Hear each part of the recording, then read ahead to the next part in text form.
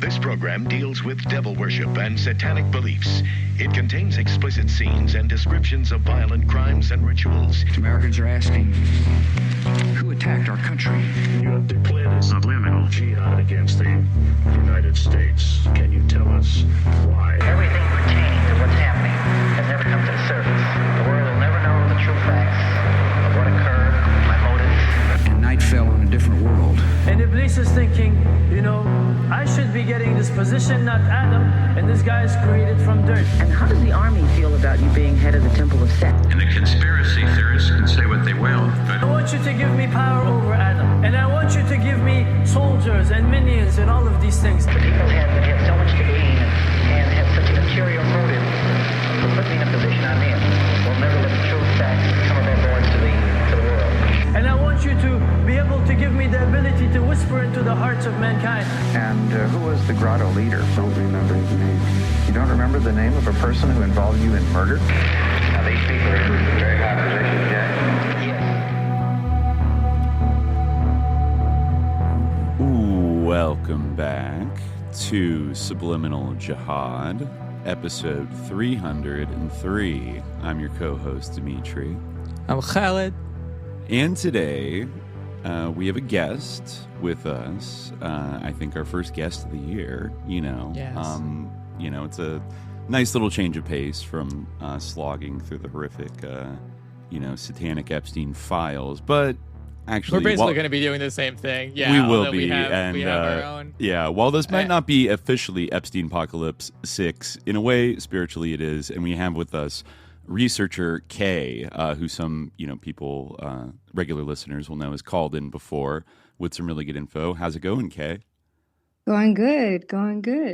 As good as it can be. It's the craziest times that we live in, but really want to try and tie some of it together with personal stuff. Just as a recovering gifted student, I've kind of been chasing this information for a while, and as you've seen in the birthday book, it's confirmed. Epstein was a gifted kid going to a gifted and talented school. That's right. Yeah, something that we'd speculated about in our early run of episodes, like with Jimmy Fallon Gong. He was the first person to kind of really shine a spotlight on that potential aspect of Jeffrey Epstein, but we still were kind of like groping in the dark to is there, even in the latest dumps at the end of last year, we're kind of looking was there some kind of connection? And actually, sure enough, even before these emails, in the birthday book, the 50-year birthday book that was released last fall, that was compiled by Ghislaine Maxwell,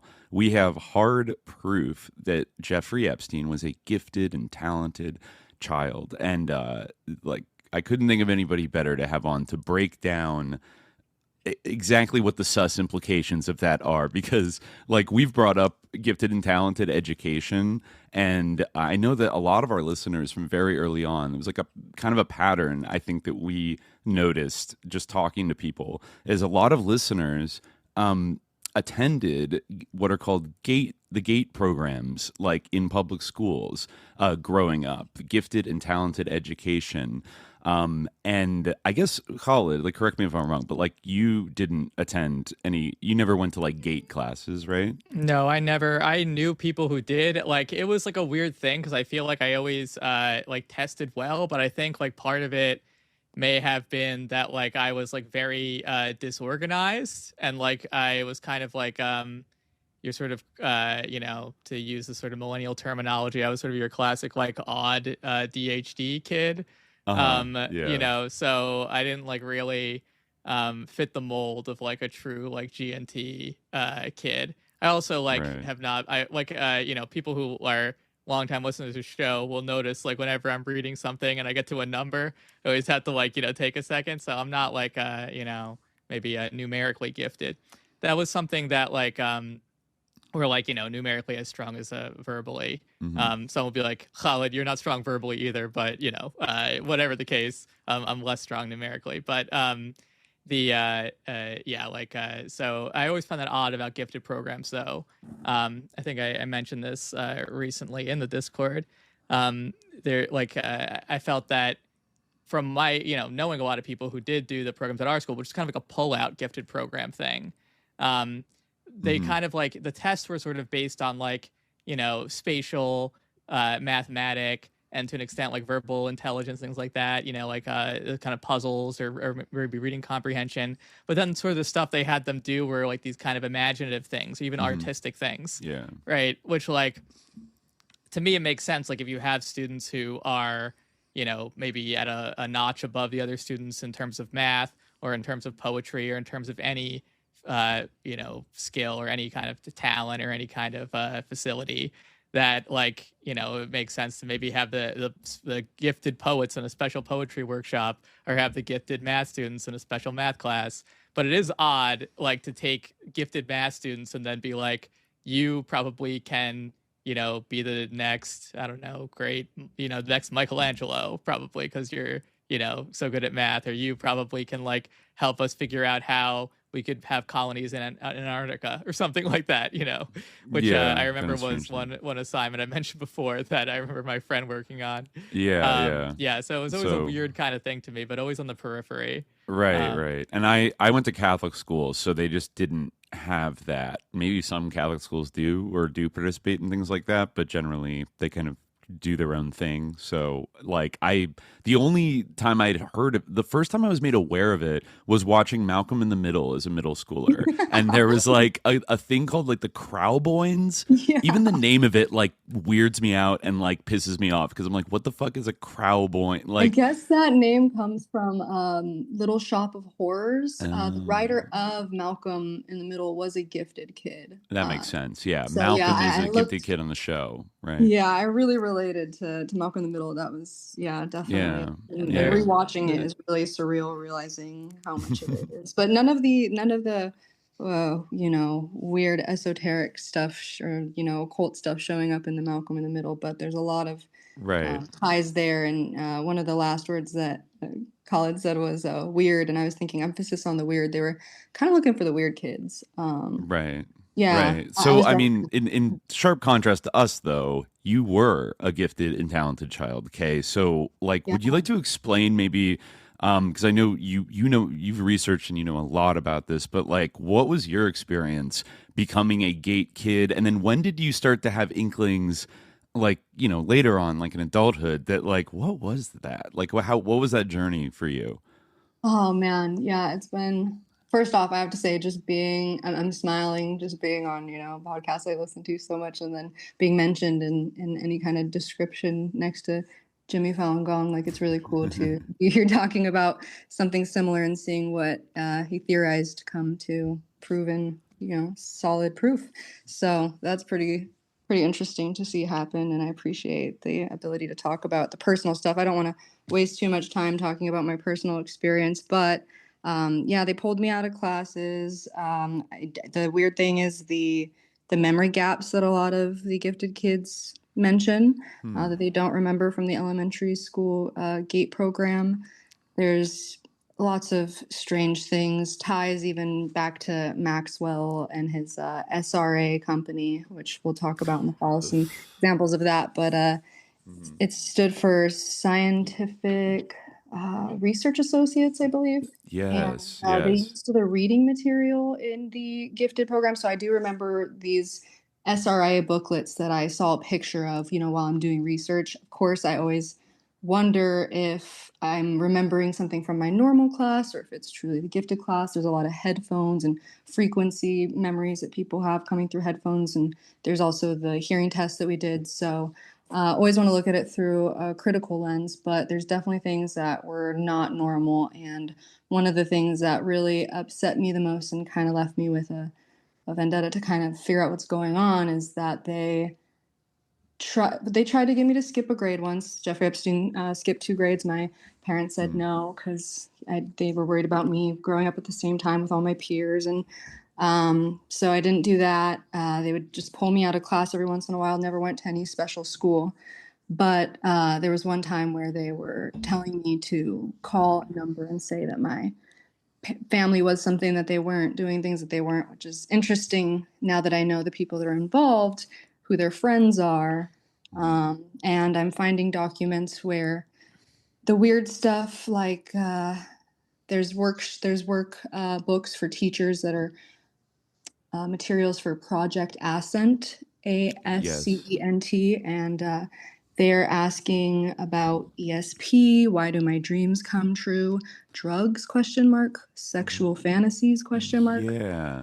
So it kind of makes you think that they're, on top of doing IQ tests, they're doing psychological things, maybe finding sexual deviance, maybe finding people with psychopathic tendencies, kind of finding pawns for some kind of transnational chess game, because there's these gifted programs all over the world and different names of different things that aren't called gifted.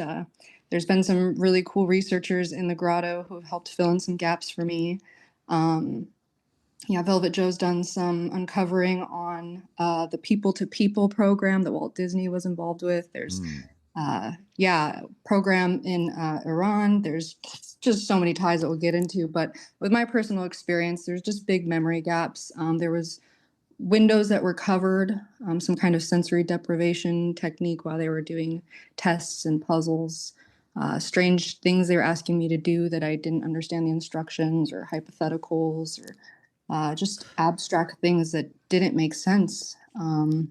So, do you remember any examples that are kind of of a puzzle that they had you do, or any kind of particular assignment, or particular activity? It's hard, really, because my memory is so... I can tell you every teacher. I could tell you the computer lab teacher. I could tell you people in the admin office's name, and me and my sister have done this with each other, because a lot of siblings are also in the gifted program. So, and for some reason, we can't remember the people that we were being pulled out of class with every day. I don't remember much, but from my research, people have some worksheets that their parents kept that they took home in their backpacks or whatnot, that it seemed like they're decoding activities. Abstract thing, lots of marine animals, makes me think of John C. Lilly. Dolphins, right? A lot of dolphins stuff. Whales. Very fitting, because John C. Lilly and the AI cult heads, it's all tied in. But and I have a parent handbook that is from my program, and we've talked about the strange stuff that's been listed in there. So I have some solid proof, but the real thing that is worrisome is the memory gaps. And from what I'm figuring out is people that are involved were working with, in the early days, I'm not saying while I was in the program, but in the early days of these experiments, using different drugs that have an effect on memory, using hypnotism that has an effect on memory, and even strange frequency weaponry, which sounds wild, but Lawrence Radiation Lab, frequencies that make you have a short-term memory that you don't remember until it's shut off. It goes by many different names, but the discombobulator is one nickname for it. I mean, Havana syndrome, that whole thing, that allegedly is proven now, right? Yeah, speaking of the Jimmy Fallon Gong, and Havana syndrome, it's a real thing. It's been proven now, just like this. One that I'm suffering from right now is prosopametamorphosia. I don't know if you've heard of that one. It's where you start to see people's faces distort into demons. Wow. No, it's a new, I don't know if you've seen this, but it's a new thing that people have been getting diagnosed with, where they're seeing people's face start to distort, and they have these animations that they've done to make it appear how these people report faces looking. Just as a very demonic. Yeah, it's like demonic, creature looking strain. Yeah, I remember reading an article about it, thinking, well, that's interesting. I wonder what's causing that. Yeah. I don't know if you saw in the Epstein emails, there's a lot of talk. I haven't had time to go look through it yet, but there's a lot of V2K, targeted individual type stuff that I don't know if it comes from FBI tips of people sending in kind of, I guess what you could call kind of targeted individual or conspiracy tomes, because that's happened a few times where, I don't know, that book about the bloodlines of the Illuminati is in the Epstein files. Somebody attached it and put it in there as part of the, I think in the post death, at post 2019 investigation. I just want to ask about the gifted thing. Yeah, I have heard of this demon face syndrome. Yeah, I think wow. this is kind of a is this a new thing that has only been described recently? Yeah, it was I don't know how many years, if it was a few years ago or what, but I remember reading that and thinking of They Live, and I just wanted to choose a Havana syndrome-esque syndrome to have as a nod to the late and great Jimmy Fallon Gong. So that's where I'm suffering from. But it's real. There's demons among us when you read these files. It's take care of yourself when you're reading through this stuff. Don't worry about all these things people are saying. They're deleting them. They might, but if there's people with tech that are pulling them, make sure you take care of yourself. This stuff is so just disturbing. So yeah, absolutely. It's that there's more, just new circles of hell to discover. One of the little question about the gifted children programs themselves is, like, it's funny. It's like we all know about it's generally known in society that, like, this is a thing. Like, it's been depicted on TV shows, and like public schools have them, whatever. But it all seems so, like, structurally nebulous. Like, who's running this? We can maybe get into that. But how did it work in your class? Like, did you get pulled out by somebody and taken to did you stay within your own school, or were you sort of like enrolled in like a different school, like taken somewhere else? Like, was it every day, or was it like a couple times a week? And you might not remember everything, but like, it was often enough to feel isolated. But yeah, I was also in a track program back when they did that. So it was like you had A through C track, and it was based on test scores and who knows what else. I don't trust schools and all the stuff they're logging. I haven't looked into the Life Touch connection with Epstein, but that just makes me think of that. So basically I would have a different time off of break than track B or track C. It was kind of staggered. Kids with certain test scores stayed with certain kids, but then on top of that, I would get pulled out by somebody who, maybe like Mr. Gino Yu, works for universities or other organizations like SAIC is one that really they've had some listings that are strange for like speech therapy, educators, school psychologists, and they're a big government contractor for military intelligence contractor. Yeah. And didn't they inherit the Stargate program from SRI when they they passed it off to SAIC like in the 90s, right? Yeah, Jessica Utsu is the statistician who went over the Stargate thing. I had heard her say in an interview, confirm that, and I've read that several places. So they also have CIA.gov documents that say anomalous phenomena with lucid dreaming. So a lot of dream experimentation is involved, which I found in the Epstein files as well. Yeah. I had some really strange experiences with my dreams that get very disturbing. There's abuse with, people in these programs. So very strange things happened, and I couldn't determine. It was very strange. A lot of people report mall dreams, which I've also had. I don't know if that's outside of the gifted program. Is that like for the false memory system? LL or MAUL? Sorry, false memory system. MALL, like the malls you go to shop. Okay. For some reason, people in the gifted program have connected on Reddit threads to try and find some similarities. Now, some of these lists are just from 4chan, ridiculous stuff. Like, 4chan is Epstein, we know. But there's people that report that they have mall dreams where it's a layout of a mall. I don't know if that's outside of gifted kids too, because I haven't really looked at it too much, but I've had that experience, and there's a lot of dream research people involved. It kind of reminds me of the loss in the mall thing, like this false memory loss in the mall thing. Like that was the memory that they would try to induce to, like, during research into the possibility of false memories. Like that was kind of the sort of pillar of the idea. Yeah. Like Elizabeth Loftus false memory syndrome? Yeah, like and that's she what they pops would up try in the to Epstein do files, would be right? to try, like she does. She's pop mentioned, up in the yeah. Epstein Like files. I think and Krippner is mentioned in that file where it's like kind of her resume of all her work. There's something that references Krippner's work, which is interesting, but he's not in the files other than that. But he does a lot of dream research, and I'm really gonna have to look into that, because that it kind of makes me wonder.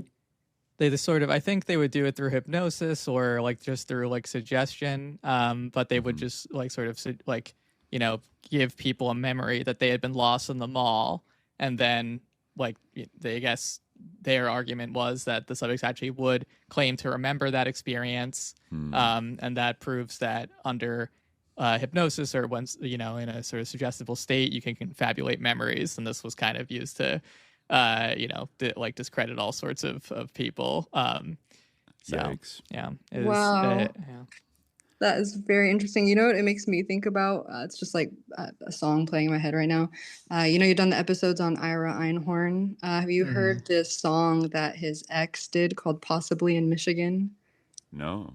Oh, it's a video where she's going around a mall and she's like wandering, kind of lost, and there's this thing chasing her. She wrote it about Ira Einhorn, and it's like some animal cannibal. It's a very catchy song from the 80s.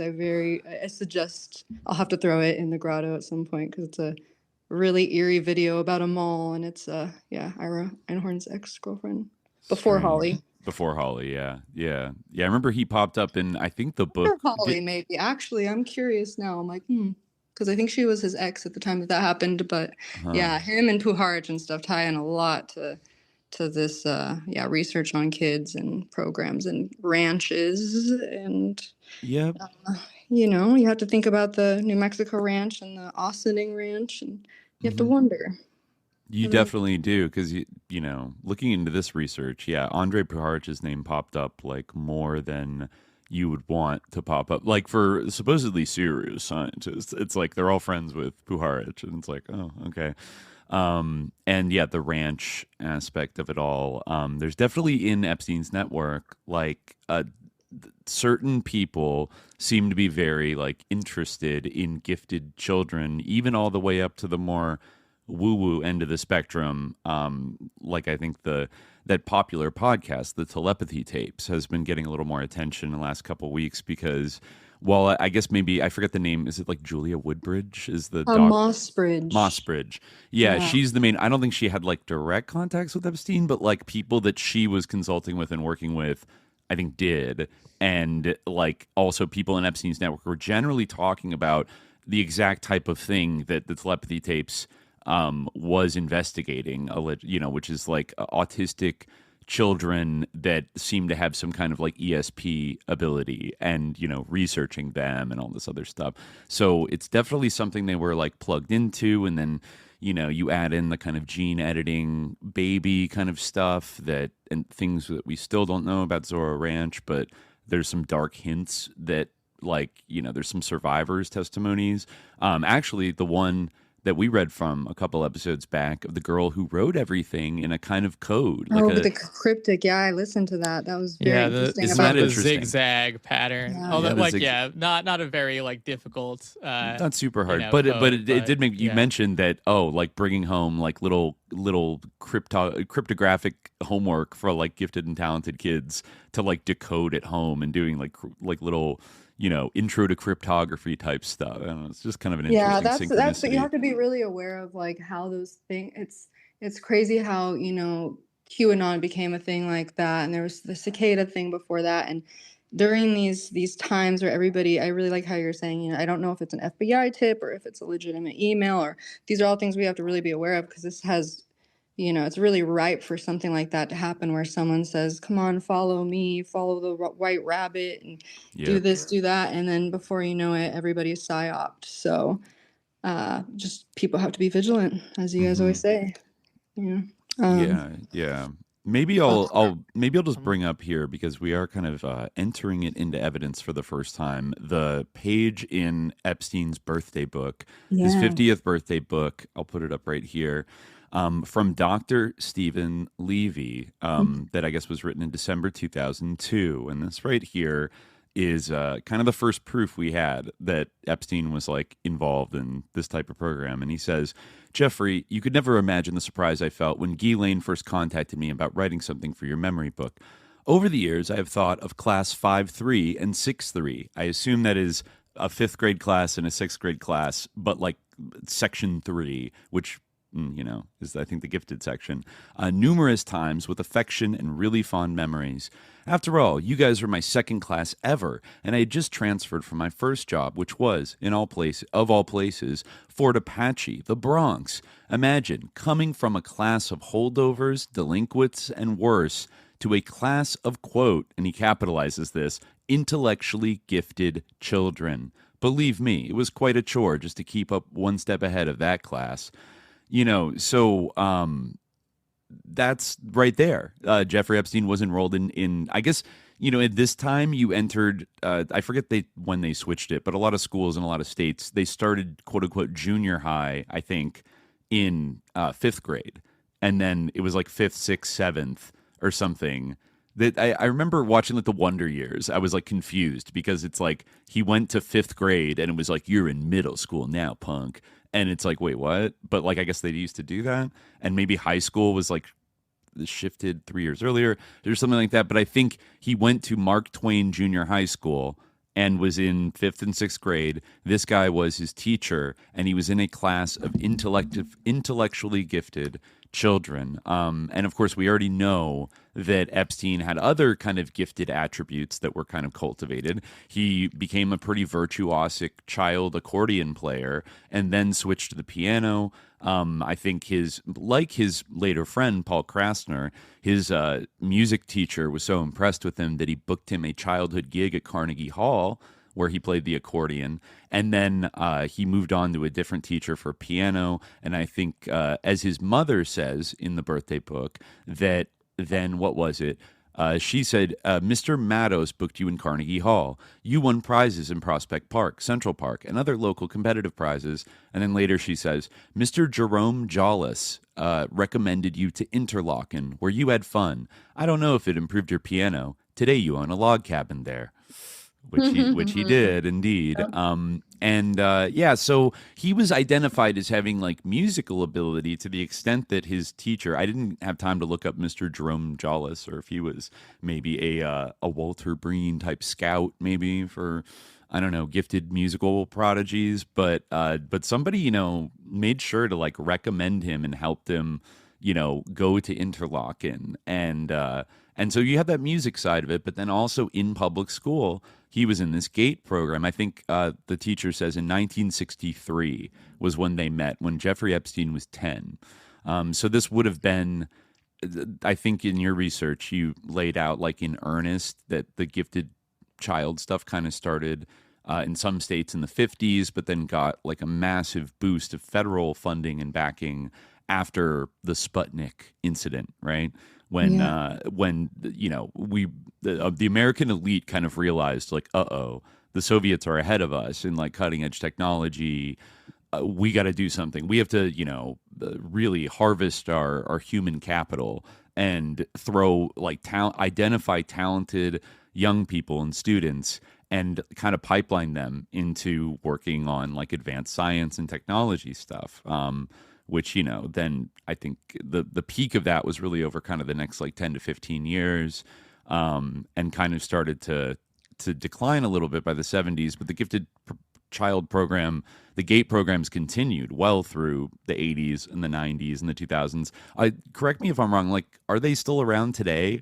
They are still around today, yeah. GATE, okay. GATE is still around. Yeah, they have a bunch of different names. There's GATE is gifted and talented education. There's talented and gifted, that's TAG. There's SAGE in California. Before GATE, it was called MGM, mentally gifted minors. Okay, wow. So they have a bunch of different names. Some don't even have the word gifted in them. Ours is called GNT. Oh yeah, GNT, yeah. Yeah, I was just looking up like all the kids I could remember being in that program in my elementary school, and two of them like became like medical. Well, one became like a PharmD, like in pharmaceuticals. Okay. Seems to have had like a pretty good career actually. It went into like sort of the pharmaceutical industry. It has like a leadership role there. The other one like is like an emergency medicine. Seems like, but still like doing, like pretty well in that field, like an assistant professor of emergency medicine at some hospital. And the other one is a like in the experimental operations unit of the United States Air Force. That sounds about right. That's what's ridiculous to me. It's like, why are you doing all this shady spy stuff when, I mean, you're worried about Sputnik, you're worried about being behind, your education in general is lacking, so why not focus on improving education in general rather than these acceleration, eugenics, elitist supremacy programs? Yeah, it also like I think it kind of like reflects like I was like, huh, I wonder like what what do they end up doing? Like it kind of reflects. I mean, like it's interesting. Like I'm trying not to give too many details about these people, but like the one of them like I think had a little bit like less money than the others, and that was kind of the one who went into emergency medicine in a way. Like it's interesting like how kind of his like kind of like class background almost like put him in the like most sort of the least like morally suspect direction, but still in STEM, like still in the sort of like sciences, like health informatics and like and then like the military side. It does kind of show like what type of intelligence like they're looking for, or like what they're what type of people like they are kind of like looking to what type of intelligence, what type of aptitudes they're kind of evaluating for these programs.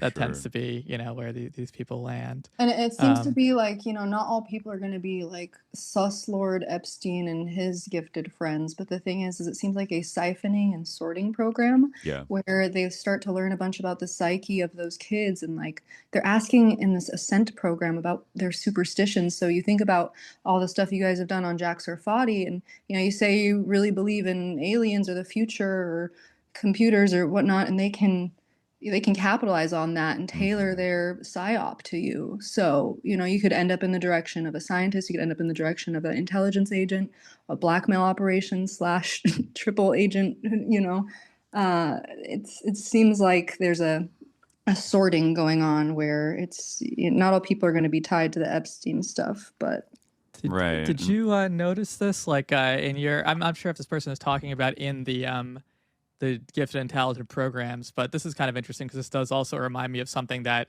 Epstein himself was like obsessed with.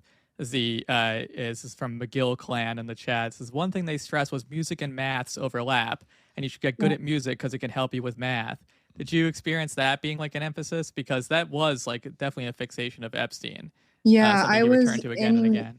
I was in music. I can't say I'm mathematically gifted in any kind of way or in any kind of subject. I was just kind of a strange kid, and I had magical beliefs. And I do see a big aspect of creativity, though, whether it's creative thinking or art is a big thing in people that are studying the gifted program. Like Stanley Krippner focuses on that a lot. And I think they're focusing a lot of that just in the AI cult area of trying to make AI be able to do human-like things and come up with creative solutions.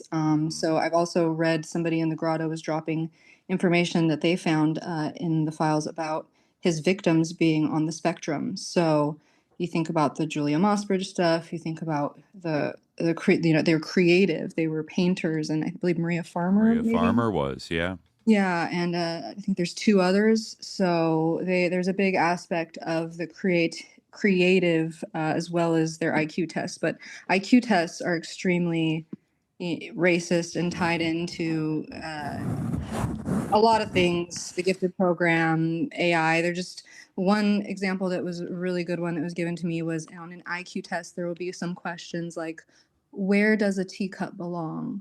On a table, on a saucer, or on a horse? And it's, okay, I'm not going to say a saucer. I didn't grow up putting teacups on saucers. Mm-hmm. So then they're going to rate me as, feeble-minded because they have this objective or subjective idea of intellectual. It's just, I don't know. What really shows that you're intellectual is if you have empathy, and these people have no empathy. Not saying all gifted kids like that. I have empathy, but I'm just saying it seems like it was a psychological testing too, where I'm finding people that were involved with providing gifted test materials. Mm-hmm. Were also doing tests on hypnotizability, suggestibility. 100%. They're using all sorts of stuff like that. So yeah, it's a complex thing, and yeah, there's more mentions of the gifted school in that birthday book. Once I found that, I thought, okay, what's this Mark Twain school? Mm-hmm. And he has another person in the section on Brooklyn that's saying, just kind of lists Mark Twain in there along with some other stuff along with his high school. So he says, "Dear Jeff, I'm supposed to write something funny. Well, I can't think of a single episode, but rather many years of great times. Seagate, Coney Island, Mark Twain, 188 Lafayette High School." I'm like, yeah, our trips to Green. So basically this person, I looked them up and they are, made me think about what you were saying about people you know in the gifted program, Khalid. It says Michael S. Buchholz with a Z in Huntington Station, New York. It says that he is a medical oncology. Yeah, he's in the birthday book. He's not redacted. So yeah, that matches up. It's New York. So yeah, there's people that are in his middle school that's specifically a gifted and talented middle school. So, they could be separating kids in that middle school based on what they want them to focus on. But it seems like the whole school is for gifted and talented students. I can't say that I know that about the high school, but this gifted friend of his in the birthday book, Michael, went to the same high school as him after going to Mark Twain. Okay. Yeah, I mean, I did find it a little bit interesting. Now, I know that at this point, like, Jeffrey Epstein was like a playboy billionaire who still had, I guess, like a positive reputation, was considered a success from coming out, where he did in Coney Island. But I still thought it was a little like interesting that his middle school teacher contributed to his 50th birthday book, even though from the way he kind of talks about it, like in that letter, he says, well, it doesn't sound like they're in like constant contact. And I looked his name up. The only other hit in the Epstein files is what looks like a FedEx involving his name that was sent in 2002. I wonder if that was him sending his contribution to the birthday book, like FedExing it to Ghislaine or something like that. Yeah, I searched up because he signed it as Steve. I searched up Steve Levy too, and there's a couple hits there. But then I looked up Steve Levy, and it looks like there's also like a journalist who's named that. It could be very, common name.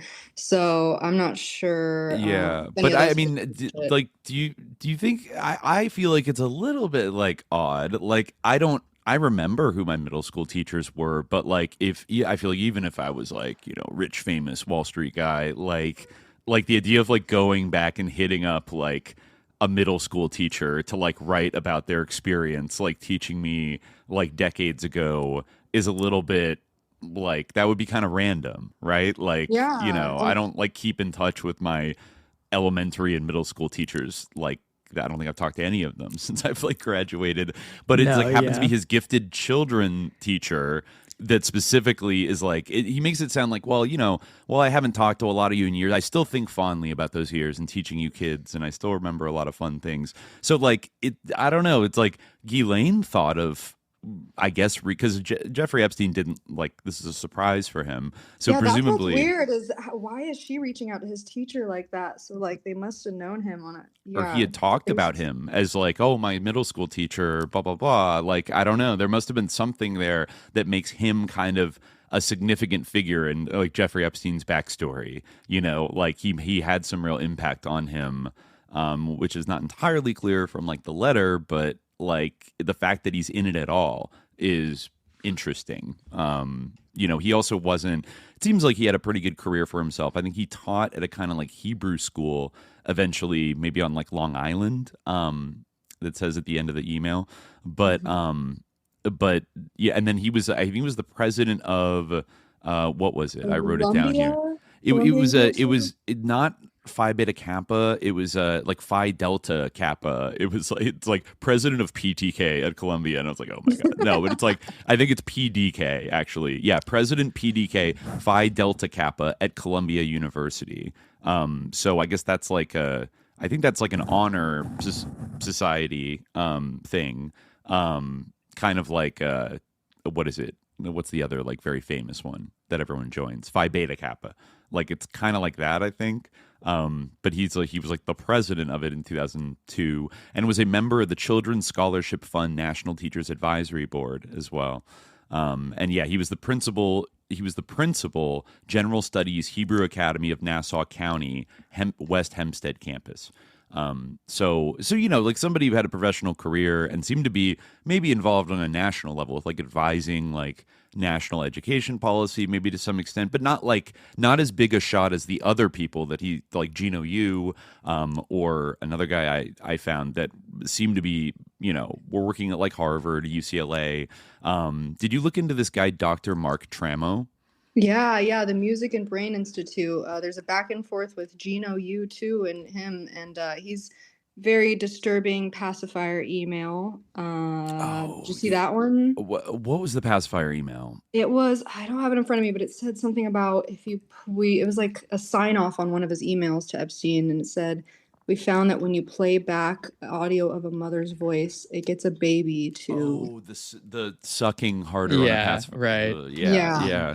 Was that Mark Tramo or Gina who's saying that? That was Mark Tramo. Okay, yeah. And I heard that people have been screaming outside of his office about it, and that he's not getting his contract renewed, and hopefully can never show his face. Well, having to face up to that. Right. Well, one of the things that is several times in the emails, you could find Mark Tremo's entire CV, and he has like a Michael Aquino level like resume of just like Ivy League, like fellowship, like really kind of high level.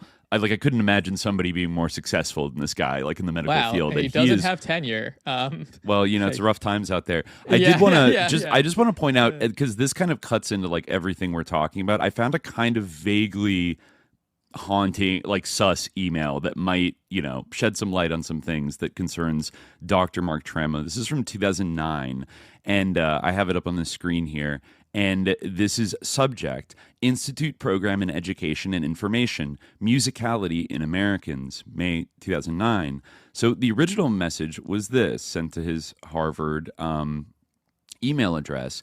Dear Mr. Tramo, hi, my name is Emily, and I am a 7th grade student at Dawson Middle School.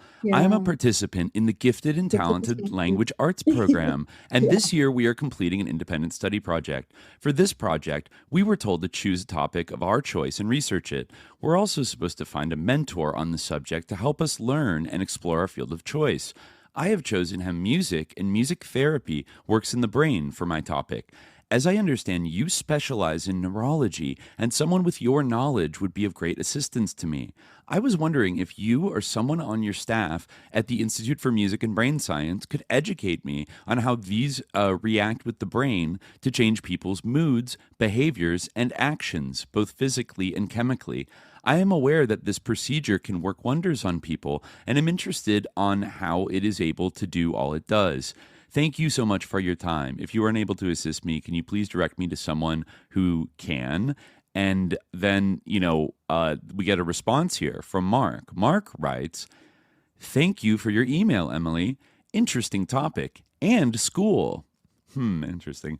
What town and state are the Dawson School located in? What instrument or dance or voice are you doing? Genre? For how many years? My colleagues and students here at the Institute for Music and Brain Science and Harvard Music Department are developing a musicality inventory this summer.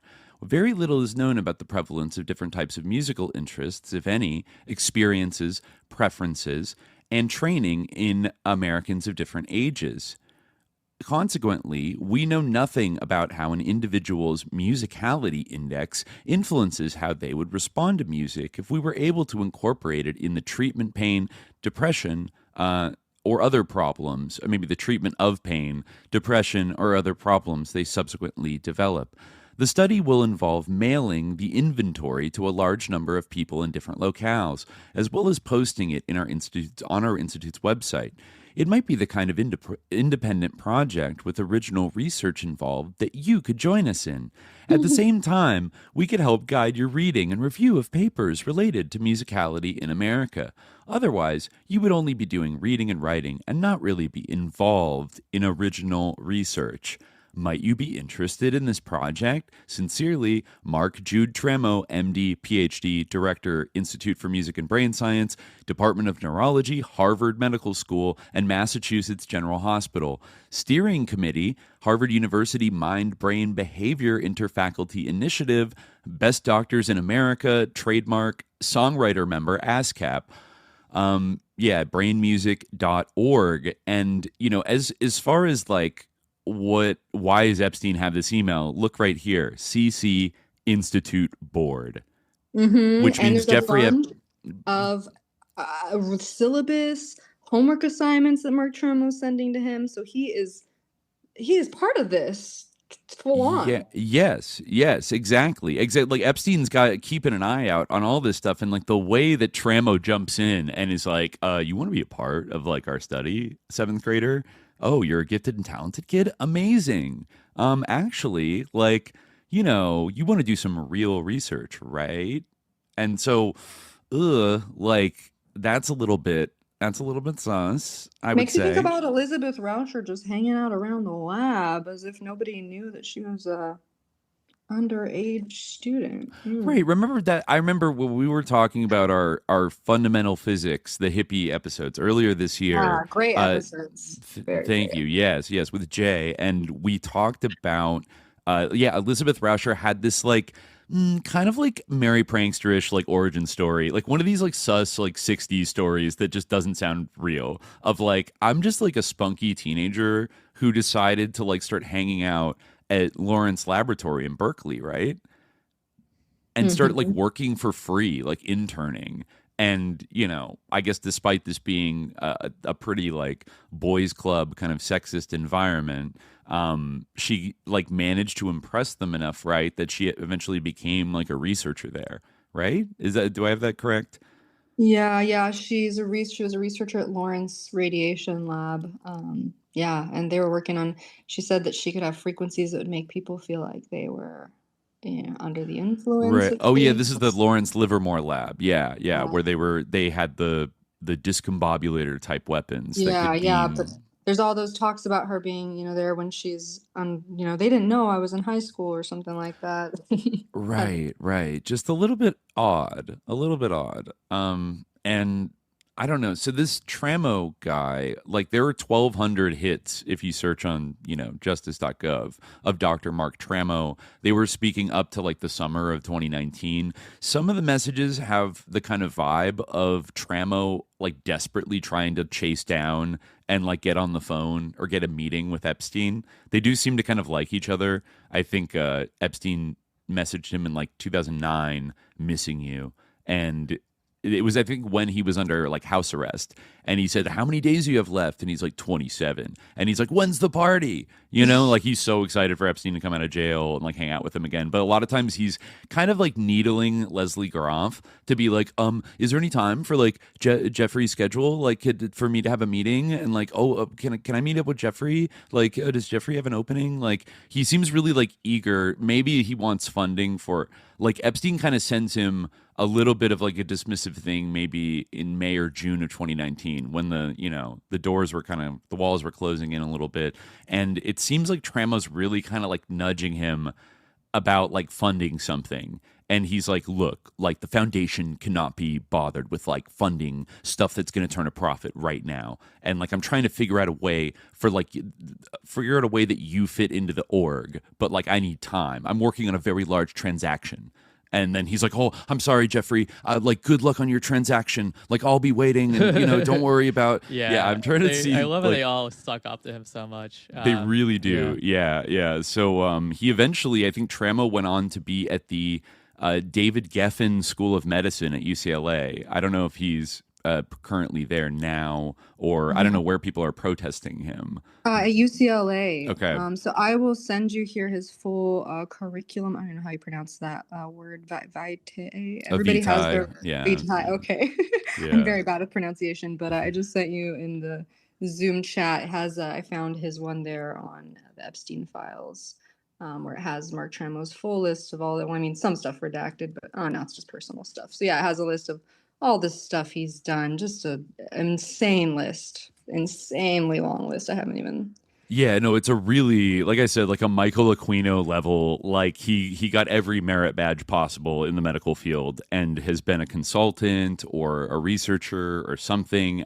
But a lot with like neurology is his specialty, but also a lot of overlap with music. Like I think he was an advisor to the Grammys. like to the Music Academy that like runs the Grammys. He's fond of saying that he's a ASCAP registered like artist. I think he made some kind of like meditation style tapes or music or something like that. It makes me think about like just like take it with a like grain of salt. Like I'm looking over this resume right now, and like they're like, obviously like some impressive accomplishments, but you're detecting some scholarly inflation. It's a standard, like a lot, like basically any academic CV, like is going to look kind of like this. Yeah. But the institutions that he's at are like pretty top notch, right? Like Harvard Medical School, Yeah. Definitely his degrees are all from Ivy Leagues. That's true. Yeah. He got a Grammy Foundation Research Award in 2009.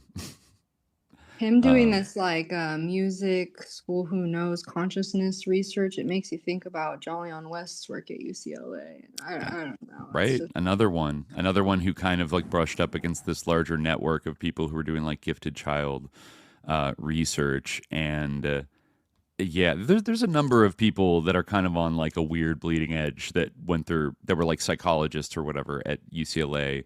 I'm trying to remember. There was a woman who wrote about her experiences doing LSD. That isn't Elizabeth Rauscher, is it? I think there's somebody else I'm thinking of. Possibly. I mean, that group's really into those things, but I can't remember if it's. I know that I read one thing that really stuck out to me is that she grew up with a family of theosophists. Yes. So that really stuck out to me because there's that angle to a lot of things. Right. She was very into like new agey parapsychological kind of psi phenomenon kind of stuff. I think she like grew up around it, and so that's kind of weird. I don't know. I'm trying to see. What about Gino Yu? You found some stuff about him. His curriculum, however you say that, has disappeared from online. So I think he knows some heat is coming to him from this, and he took it off of his website. But I screen recorded it. I took screenshots, and it says on there that he was a gate instructor. Let me find in Los Angeles County. Yes, yeah, in Culver City, I believe specifically. Really? So when I saw that, he has over 1,000 hits when you search his name, and he's talking about different stages of. You've talked about this document, the stage 3, sexually traumatized. Right. We didn't really like talk about these like in depth, like his ideas of what the stage 2s and 3s are. I guess people get it, but yeah, like I mean, a lot of like the stage 3s, it seems like, are people who like experience some kind of trauma. I feel like that must have been like Epstein was kind of interested in this type of work like in general, but like I have this sort of sense that maybe like the connection with like childhood trauma had something to do with right. sort of gifted child element, had something to do with his interest in Gino Yu, although they didn't always have like a totally like harmonious like patron versus scholar relationship. It seems like Epstein at some points was frustrated with Gino Yu's like deliverables. He said, "What initiated the Asperger's email? Question mark. Yeah, he was really upset about that too. It's like, why did you send this? Yeah, like chill out." But I just started listening to TED Talk from him. Closer to the Truth. Jeffrey Mishlov's New Thinking Aloud. There's a lot of crazy stuff in that YouTube channel. But he is on stage during his TED Talk talking about the left-hand path versus the right-hand path. This is Gino Yu.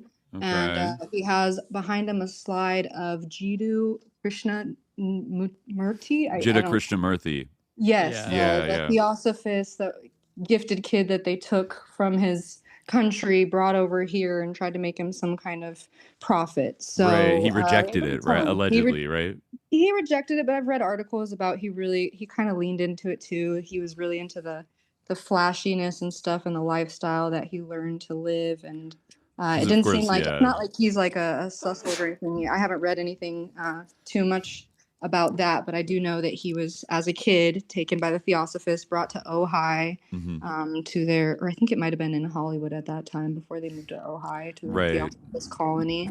So he's quoting him and he's saying, education in the his head is blocking it. But yeah, he talks about the left-hand path, the right-hand path, how his son is a great magician. He's a 6th generation professor. He just all this stuff that he's saying, where I'm like, wow, there's some crazy trails to follow here and connections to make. But on what used to be on his description of his credentials, it says here, taught science, mathematics, astronomy, physics, and chemistry to gifted elementary and high school students through the GATE program, Culver City Unified School District, 1979 to 1982. Then right after that, it says co-op intern, development of CAD layout tools and layout for filter, implemented, who cares about all that? I don't really know, can't make sense of it, but Bell Communications Research. Okay. So he worked for Bell Labs after that. Doing all this consciousness, and now he's really in, just like Mark Trimo, into a lot of media things, video games. He's doing a lot of stuff in Hong Kong around media and AI, of course. But that's no longer online anymore. But he talks in New Thinking Aloud. He talks about how one of his mentors. He talks about bringing people to enlightenment, inducing enlightenment for them, and then he brings up this guy Peter Fenwick. And then Jeffrey Mishlove goes, is that Peter Fenwick, who studied near-death experiences? So I'm just a little freaked out hearing near-death experiences, bringing people to enlightenment, somebody who's involved with Epstein. It's just red flags all over. And then I search Fenwick's name in the files, and there's just a bunch of hits of Gino introducing Fenwick to Epstein, that meeting a bunch after that, extensive ongoing communication about near-death experiences. And one even talks about microtubules in near-death experiences. Well, there's the microtubule connection again, and it makes me think about Sarfati. But there's this guy, Stuart Hammerhoff, who's in a lot of the conferences and emails between Gino Yu and this group of consciousness researchers with Epstein, and they're talking about these microtubules and consciousness again and AI, and it's he ends up getting married at one of these seminars that they do to this woman who is a scientist and a big theosophist. She's talking about how she's going to be giving speeches for them, and I don't know, it's all over her LinkedIn, so I'm thinking that she is. But they get married by Deepak Chopra at this seminar, and I'm like, well, there's all his besties, you know. I mean, there's obviously a huge connection between theosophy just through Steiner. There's a huge connection to theosophy, intellectually speaking, with childhood education, right? That was a big interest, obviously, of Steiner. Right, the Waldorf schools, right? So, I mean, Yeah, and the so biggest it kind of makes Waldorf sense that school. Yeah. Oh, sorry. No, go ahead. I was going to say the biggest Waldorf school was actually created by that Henry Dakin. Yeah. I was reminded of that. Yeah. I'd never come across his name or something. I'm so glad that you brought it up when you called in last time. Because that guy, heavily involved in the Esalen Soviet American exchange program and all this other shit, and also started a Waldorf school in San Francisco, right? Yeah, and he owned the Presidio afterwards. His family's owned thousands of acres of land, of a lake that they're rich, where I'm reading from this book of his memorial, where they're and then I had a pony from my dad got me a pony. They're rich. And Were they toy manufacturers or something? Yeah, it started with them actually selling guns. And then I guess the people that were manufacturing the guns and sending it to them used stuffed toys as packing material, or just sent it to them as samples. And they figured out that it went well. Velvet Joe made the connection that he got really big off of the Garfield copyright. I guess Dakin copyrighted Garfield and had these stuffed animals that were really big at the time. And then he bought this big Dakin building that's in San Francisco that's just housed tons of things. The, parapsychology groups, physics groups, you name it, the UN, we talked about it a little bit. But he has the Waldorf school, and in that memorial book, it says something about how public schools then started to use stuff from Dakin's Waldorf school. So I'm thinking, wait, what? Does that tie into gifted program? Can't prove it, but a lot of these people in the gifted program tie into theosophy, so it's not far of a stretch. Right. Yeah. I actually, in our last Epstein episode, I had wanted to read this email. This is an email that I flagged, involving Gino Yu, that I thought was interesting. We didn't really get to it, but I thought this was kind of an interesting exchange. It was about like it was basically a dispute between between Gino Yu and Epstein regarding Gino Yu spending some money that Epstein gave him on like some conference in Cuba with this guy Giuseppe Bersani. I'm looking at it right now. It's odd. Oh, you're okay. Yeah, from what 2016. It's from 2017. November 25th, 2017 is like when Giuseppe writes to Epstein saying, I am preparing you a complete dossier of the conference in Cuba, including pictures and other. It's taking some time to me, but I will send it to you in a few days. Sorry for delay. Thanks again for all, Giuseppe. And then Epstein writes back very cattily, not sure why photos of people drinking and smoking have any useful information re the foundation funds expended. And then Gino Yu kind of steps in to do damage control. Hi, Jeffrey. The use of your foundation funds on the event was my call. When I met you a year or so ago, you offered $100,000 to support my work. Giuseppe was looking for sponsorship for the Cuba conference. I asked you to support the conference as expenditure of the $100,000 that you granted me. It is the only monies that I have spent other than the $3,000 or so I spent on the Vive system I got for you, which still has not been installed at your place. So I guess it's like a wireless system for his they house. talk about this in some Burning Man emails where Gino's invited Vive? to Burning Man. Yeah, it's like it's a VR headset, but you also connect things to your hands and arms, so it detects your whole body, and you can be your avatar can move really realistically. I guess he was talking in this email exchange that I have. I kind of have a rundown of this Cuba thing too that was happening in the middle of it that I want to go into before I jump into that. But yeah, it's some VR thing where he's like, I have a Vive for you and your girls to play with. I just need some like room to set it up in. Whoa. Interesting. Yeah. So he says, over the past year, I've been working on a research agenda that would interest you and further the work I am developing. Over the past year, I've been developing and applying a theory of development. A lot of development going on here. I have attached the slides to this theory, and there is a short summary of it here. I also walked you through this theory via our Skype conversation a few months back when the hurricane hit. I've introduced you to a few people who have interesting abilities, including David Savage, Noah Berman, Dimitri, Paul Selig, you'll recognize that name, and Ed Edwards. I have identified Ed with two Ds, Ed Edwards. I've identified several others who I would love to introduce you to, as well as including Charlie Goldsmith. I don't know what the issue you have with Ed is. I'm also putting together a number of researchers to study people once identified. In New York, these include Ray Lee and Zoran Josipovich, who you have not met. Others I've assembled include Xin Lin, Brown Se, and I am giving talks in Taiwan and China next week to recruit more. I'm also seeing leaders of Qigong research in China on the 14 to 15 in Beijing. See, this is why like China hates the Falun Gong so much. You know, like they're sussed out by this. They know what's going on. This is kind of. Does Gino Yu have a Falun Gong connect? No, but he's like talking about doing like Qigong research. Like it's all. I guess he did Qigong research. Yeah. I think he's either from Hong Kong or Taiwan. I forget which one.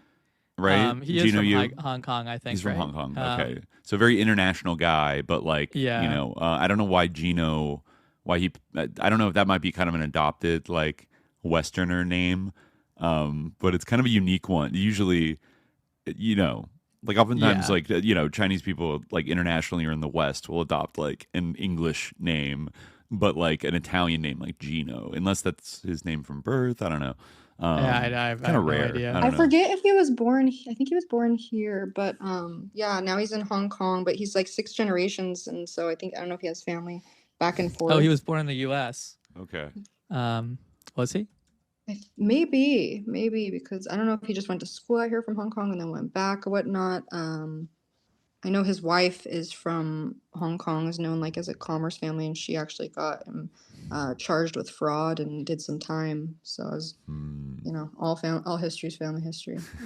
So gotta look into it. But there's this other one. There's a bunch about the Cuba stuff. This one says, "Hi Jeffrey, I haven't heard from you, and I'm not sure if you will be in Cuba or not. If you can't make it, I do feel bad and appreciate the sponsorship of the event. I was planning to organize a gathering for you in NYC around the 11th, 13th, but hadn't heard back.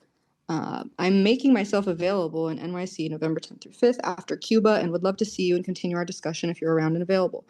Masha could make it out as well. From what I hear, may also be able to get Josha. Josha's had some very concerning. Yosha Bach, I think. Right? Yosha. Yeah, okay, Yosha. He is like supposed, according to Gino Yu, he does have like abilities or like. He says Masha. Both these people that he listed here, Masha and Josha. I've heard him say these like. Is it Masha Drukova? Not sure, but I've been wondering who this is. Isn't that so she's been talked about a lot. She is legitimately kind of interesting because she's like she's like been in the media. She was like the Putin's kiss girl, like the girl that used to run like a youth league supporting like Vladimir Putin and like kissed him once at like a public event in, I don't know, like 2011. And then came to America and got really up into like Silicon Valley and Wall Street and seems to like have worked very closely with Epstein in kind of a business capacity, but also networking. I think she even, I have to go double check this. I feel like she even went on like the Sean Ryan podcast in the last like year or two, but like not related to like any Epstein thing, being like, I think she might have even been talking about like some woo-woo shit or I don't know, like some kind of Silicon Valley spirituality. But she's a curious figure. Of course, you know, the Dave Troys are like, you know, we see what's going on here. It's all the KGB, you know, or whatever. But I'm not so sure. But I would like to know more. Yeah, but then you have the other side. You have like, you know, Ukraine with Marina Abramovich doing some child whatever. Like, you know, it's just like on both sides. Like you got to watch out. Like, I don't know. I read PTK, so I don't know. I'm always not trusting of any organization like that. Like I'm just reading stuff where it's like in PTK, like, oh yeah, this person had a wife that was a teacher, and this person was ran out of an elementary school, and it makes you think. But this whole Cuban thing he keeps talking about, he says, I'm also planning a European tour in January that will include dates in Paris, currently planning January 11th through 13th in Paris. Would love to do a salon for you there, like Ikari. I don't know what that is. The European tour will include London, Holland, Paris, Lisbon, Munich, and WEF, World Economic Forum, Davos. I will have an entourage of 8 others with different abilities. Hope you are well. Oh. And Cuba is off for me. I sent 2 emails. Pick your top 2 abilities so far. I have not seen any that stands scrutiny. Yeah, he is very. It's sort of a similar. I think this might be part of the same conversation. Like, and you know, he was trying to like kind of justify it. He says like, you know, I am also collecting new researchers and special ability subjects with tours I am planning this year. The first is in January in Europe, evolvingcaravan.com. I am planning the U.S. in May/June and Asia in October. This tour is to help stage 3 people who have had an awakening experience, but are not grounded. Many of these people end up in mental hospitals or homeless. The community of special ability subjects are particularly effective at helping to quote unquote ground these stage 3 people. We also have practices that enable them to better function in the modern world. This is how I was planning to use the remainder of the funds that you allocated. I started talking to you about it before I was cut short by Ehud. Okay. So I guess like, you know, Ehud Barak interrupted him and didn't want him to talk about how he was going to use this money to quote unquote help people out of mental and hospitals or on the streets who have quote unquote abilities. As an example of how my model and practice can be applied, Joe Pagano Jr. is one of the subjects that is a success story. When I met him, he was ungrounded. He is now grounded and has developed the ability of deep presence. He also has a community of people that he can engage. I also have, if you still recall, a proposition on the table to you regarding helping unhappy wealthy people find inner happiness. When you allocated the funds, I asked you specifically what the, quote, deliverables were, to which you left it entirely up to me. But anyway, my purchase of a Vive for you is to open you up into the world of virtual reality. With the transfer of the remaining funds, I was going to get you the music player that I showed you when we last met, filled with my music library. These and all the people I brought to see you at my expense have been quote-unquote deliverables toward introducing you to new perspectives and experiences. I really enjoy our meetings. It seemed to me that you enjoyed them as well. If you are unhappy with the results, let me know how to remedy the situation. What are the conditions for the remainder of the funds, Gino? Jeffrey Epstein replies, Giuseppe asked me for more funds as they ran short. I have never had zero feedback after a conference. I want to know where the money went and why. I have not seen any papers, only photos of people drinking. Gino Yu says to let him chase that down. The conference was able to bring greater collaborations between Europe and Cuba. It was eye-opening for me to see the developments in Cuba and tap into another community of researchers isolated from the quote-unquote mainstream that was also doing work in meditation, etc. This is like very kind of like Esalen, like Gorbachev-esque type of thing where they're connecting with the Cuban psychics. The conference was presentations and posters. If you are interested in written stuff and crazy new theories, I have a young guy here in China that I have been supporting. He wrote The Attached, never went to university, picked up quantum mechanics on his own. Please take a look at the links I sent in my previous email. Also, let me know what conditions you have on the remainder of the $100,000. I would love to have a conversation with you on the metaphysics of how and why things happen as they do. All right? Hope the passport situation in Paris turned out okay. I have a few seers I can bring over to see you that I would have to fly to NYC. Jeffrey Epstein replies, there are no deliverables. There are responsible documentation. You already know this. The machine that Ed was using was 40 years old with a fake sticker. I think that's what he meant. It's spelled S-T-K-E-E-R. Oh, no. Is that a C? Yeah, sorry. S-T-K-C-E-R. And the doctor said he worked on it and was accused of fraud. All a waste of time. So he was not happy about the Cuba psychic conference. Do we have any visibility on like what it was? Like, it was called New Psycho, N-E-U-P-S. I looked it up and it got canceled for sure. I found the event page. I also found the event page for the caravan he was talking about. Oh, I did too. Yeah, the evolvingcaravan.com. Yeah. So that got canceled. But I have this one here that was really concerning, talking about the same Cuba thing and upset. He says, I was hoping to talk to you more about all of this in our meeting together. I see them as very positive signs, not only on the research side of developing experiments, but with very practical applications that are benefiting the lives of others, people that are in stage 3 to stage 4. I just want to note the one that said that they were abused was in stage 3. That first email that you guys talked about, Gino Yu. They're not necessarily abused, but they may be. Some stage 3s are abused and like they need to be helped. But being stage 3 just means that you are you have a certain level of abilities, I think. And what does stage 4 correspond to? I guess like more powers. Elevated I don't powers. really. I know like he seems to mostly talk about stage 3s and stage 2s. Because I guess that's what most people or most special people are. Stage 4s maybe are rare, but it seems like stage 2s kind of have like intuition, and stage 3s have like more like proper like telepathy, I guess. But Interesting. I just want to maybe. I just want to read here. There definitely were a couple stage 3s he talked about that like had trauma in their background, so that wasn't like necessary to be a stage 3. It just was like just so happened that like they were helping these stage 3s who happened to be traumatized people, but like of course like the whole thing around like these you're special, you have special powers, like is kind of a recruiting strategy. I just want to read this real quick because it was it might add a little flavor to this conversation, like what he's doing with these like caravans and collecting special people. This is an email from January 2019 where it starts with Yosha Bach writing, I think to like Leslie Groff. Let me bring it up here.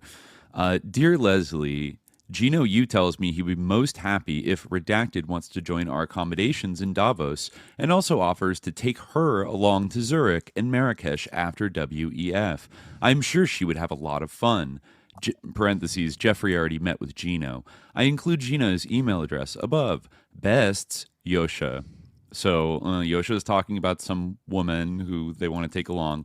And then Gino replies, I will also have a shaman with me, as well as a psychonaut that grows his own mushrooms. Gino. I remember reading. Yeah, and Leslie Groff says, thank you both. I have forwarded to Redacted. Leslie. So, like, they're doing some psychedelic, journeys at Davos.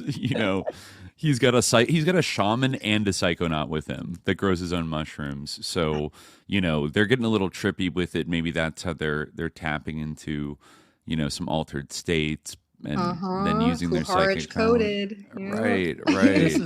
This is a breakdown of all the like stages that he gives in one email from 2018. Stage 1 is consensus reality. Stage 2 is all in on one thing. So maybe that has a connection with like kind of like Asperger's thing that he was talking about, and the connection with autism. Stage 3 is surrendering to the bigger forces at work. Stage 4 is intuition and insight. And stage 5 is special abilities in a grounded way. So, yeah, it kind of sounds like a Jedi level or something. Like real Magister, where you have powers, but like they're under control and like you can use them. Seems like very vaguely defined. Yeah, like stage 2, high energy tied to story. Yeah, he also talked about Josha before as having like intuitions and insights and some sort of special abilities, and they are supposed to be stage 2 and stage 3. So it seems like intuition isn't confined to stage 4.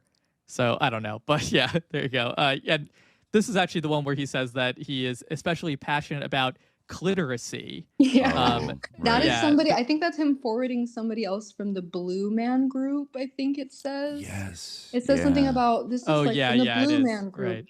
Right. So I think that's who's saying the cliteracy Chris Wink thing. of the Blue Man Group. Yeah, he co-founded it. Yeah. Wow. Right. And he says he's especially passionate about cliteracy. There is a huge orgasmic pleasure gap between men and women that needs to be fixed, and I hope my TV project will help. Here is my 3D printout of an actual size clitoris. What is going on? Like, I mean, the Blue Man Group always, like, honestly, like, I got bad vibes from them. Right. They can always hide. You never know who's in the Blue Man Group because they all look. They wear skull caps and paint themselves. So they are Jinn appearing before us. Yeah.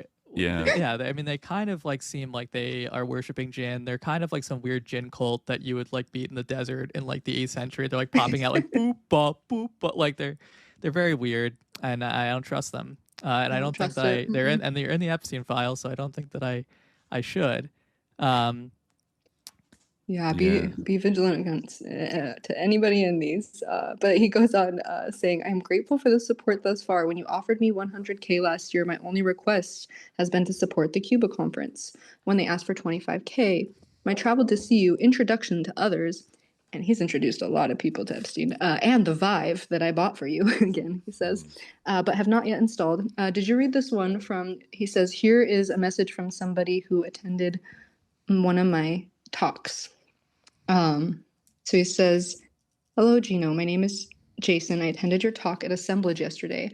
I was sitting on the floor in front of you. I don't even know what to say. I believe I've been in the process of awakening over the last couple years of my life. I quit my job, traveled. I've become the most broke I've ever been in my life. The last few months have been rough. I've really been depressed. 2 weeks ago, my girlfriend and I ate some psilocybin, and something inside me has snapped. The way you spoke of someone breaking through or popping yesterday hit me hard. The whole last week I felt in utter freefall. I don't feel like I am anything anymore. I've just spent the last 2 hours on the floor crying. It's the 4th time this week. I don't know what I'm supposed to do. I feel like I'm standing on the threshold of vast expanse and nothingness, and I don't know what I am anymore. Where do I go from here? You mentioned connecting one's depression with the innate joy of being. I know I am alive, but I don't know in what way I am supposed to live now. How does anyone live in this world? I'm sorry to reach out like this. I'm just so unsure what I'm supposed to do. It's just, I'm reading this. I'm so concerned. Like, you're forwarding this to Jeffrey Epstein for what? Yeah, why did he forward? Did he respond to that person? I guess he's saying that he like wants to help people that are in these stages, but I'm like, you're friends with this Mark Tramo guy. You're friends with these people that are, putting people on the spectrum that maybe can't verbally consent for themselves. It's a little strange. It's concerning, but I don't know if Gino's goal is just to help people, and I haven't seen anything like too incriminating from Mark Tramo. There's been some things that he said that I'm very concerned, but it's just like the fact that they're taking people that may be abused and using them for experimentation. It just seems abusive by default. And the psychedelic, like this really loops around to the kind of the critiques of the kind of like psychedelic therapy retreat kind of culture, being a space where like kind of like messed up predatory people can prey on vulnerable people in suggestive states. like I found kind of related to that. I noticed that he seemed to invite Jeffrey Epstein to an EDM festival in Costa Rica at one point, which actually is still around, the BPM festival. And I think he sent a link. It was dead. I didn't get to check it, but it was like to maybe another like electronic kind of festival. This is all very like Goa Psytrance kind of coded. And then in this other email I found, he's talking about maybe meeting up with Jeffrey in 2016. And Gino Yu asks, like Leslie Groff, does he want to go to Tulum, setting up a research lab there? Also have the people that do the Ibiza and Tulum parties there. Like, I don't know quite what he means by I have the people that do the Ibiza and Tulum parties, but those are two, like, you know, huge areas of like a very sus form of like sort of electronic music culture, I would say. The kind of like Ibiza house and like the Tulum, like fake spiritual, like expat Tulum kind of thing. Like it's all got weird, like Goa Psytrance, like colonizer scene kind of vibes. And like, here's Gino Yu saying like, I got the people that do all those parties. I mean, there's probably, I don't know if they do all the parties, but I remember Tulum kind of rose up as this like digital nomad kind of psychedelic retreat kind of a destination, you know, around this time in like the late 2010s. I feel like maybe it's a little overexposed now, but I don't know, just kind of interesting. Gino seemed, and what kind of research lab is he setting up in Tulum, you know? Yeah. Like did the psychedelic retreats maybe have something to do with it? Is that the lab? You know, you bring people down there and they're testing their psi abilities, and he's also like kind of breaking them down. Yeah, and then breaking them down to Epstein. My read on down like seems like a theory of mine, is because that email for that person. My read on the whole Gino Yu thing is like if you read it, it has like a very like kind of like teleological sort of character to it, where you like, and it does sort of like at the early stages, it seems like, you know, like basically what it's designed to do is like to detect people who are in stage 2 or stage 3, right? Who seem to often be, you know, as he talks about in some other emails, people who can't necessarily support themselves or who have been in mental institutions, who may even like, you know, be, like who have trouble supporting themselves, might even be like kind of on the streets, or like, you know, not necessarily like, your stereotypical like homeless person, like on the street corner, but like someone who, you know, is maybe transient in some way, right? So it like it seems like kind of like targeting people based on like a perception that like they are like special in some way, or even, you know, people who might be neurodivergent, who, you know, kind of are sort of susceptible to like, you know, or might be susceptible to manipulation in various ways. Maybe they're less susceptible to manipulation than others, but like still there's certainly a targeting that happens. And then there's like an end state, right? There's like an end goal in mind. So the idea is that like you are this kind of special person who has like these special skills like innately in you based on like your your neurodivergence, right? Your thinking difference or whatever, and like you are meant to get to stage 5 based on like my system, which like has like no real basis to it, or no real like nothing to like, there's no real reason or grounding sort of for up the to idea the guru that or like the expert. People who have like who are really focused on one thing or whatever like will become psychics if they just go through like Gino Yu's somewhat cult-esque program that is funded by Jeffrey Epstein, you know, like that is like inherently exploitative, I think. He keeps calling Epstein, my benefactor, as he introduces him to Dean Radin, a bunch of people. Just like, here's my benefactor, Jeffrey Epstein, introductions. But another sus rave connection, he invites, if you go on the gifted program files doc that I have and you keyword search Burning Man, there's like a rundown of him inviting, his message is Leslie Groff, and says, I plan to get the house the Vive. That's where he first says, and we'll need a room at least 1/2 day to set it up for the robot heart party. The website is this. The password is this. I used the password and it worked to let me in. So I got to see. There's some other files that part's redacted, but I found one where it wasn't redacted because they're sloppy. And he says, I won't be there on Friday night, but will be there Saturday night. I've asked James Tagg to help chaperone. Signed off, Gino. So I said, who is that chaperone? James Tagg. He is a serial entrepreneur and award-winning author. He was one of the original inventors of the touchscreen. He founded TruePhone, the world's first global mobile operator, made the first mobile phone call over the internet, and developed the eSIM. He holds over 200 patents. Wow. And he was there's an email of him from going to the Robot Heart party. This is Halloween 2016. Hi, Jeffrey and Leslie. I'm at the Robot Heart party tonight. I also have VIP passes I can give to Jeffrey's people if they're here tonight. This is actually from Gino. To coordinate, try messaging James Tagg. It's from James Tagg for some reason, but maybe CC'd him in, so if they message him for the VIP I think so. So what was the deal with this party exactly? So the Robot Heart, they're a Burning Man camp. They have the big purple heart and like the big stage that's on a bus that drives around. So I looked up some stuff about the founder of that camp and everything. This here was an event for a party that's like, it's not like the regular Burning Man. I guess they do stuff outside of that. It seemed like some kind of fundraiser or something, but they've created a whole 501c, and I have some really strange stuff in there. So he keeps talking a bunch about, the girls and, this code isn't working, Gino. Leslie's going back and forth with him getting different codes. So he ends up introducing him to a George Mueller here, who is in New York at the moment. He's a cultural leader and the founder of Robot Heart and furtherfuture.com, and a successful investor and entrepreneur. Perhaps you guys could meet up sometimes. Just Gino. So I think this is before the party, or he's introducing him to like the camp creator of Robot Heart. It says George Mueller is a founder of Color Kinetics Inc. and Mueller Ventures, and co-founder of Internet Securities Incorporated. George Mueller co-founded Color Kinetics in 1997, serving as chairman CEO for 8 years, was instrumental in spearheading the company's technical innovation. It says that he did like LED lights for the World Trade Center. The new one? Yeah, he's had some big contracts. I have to read the part where it says that, but so he created this camp, and they have like this 501c where they have a building that they have where they're doing these DJ classes for minors, and I'm like, like children's DJ classes. Yeah, there's some pictures of it where I'm like, is that Gino hovering over the kids, or maybe not? I even found the tickets that they did buy for the Robot Heart Halloween party.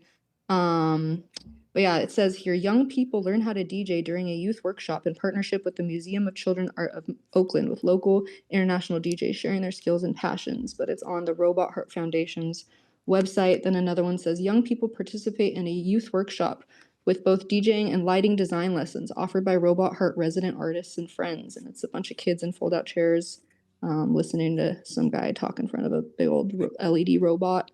Ooh. And interesting. Yeah, Sam Altman has spoken there. Here's a picture of him, Sam Altman, CEO of OpenAI, in conversation with Android Jones during one of the many conversations hosted during the residency.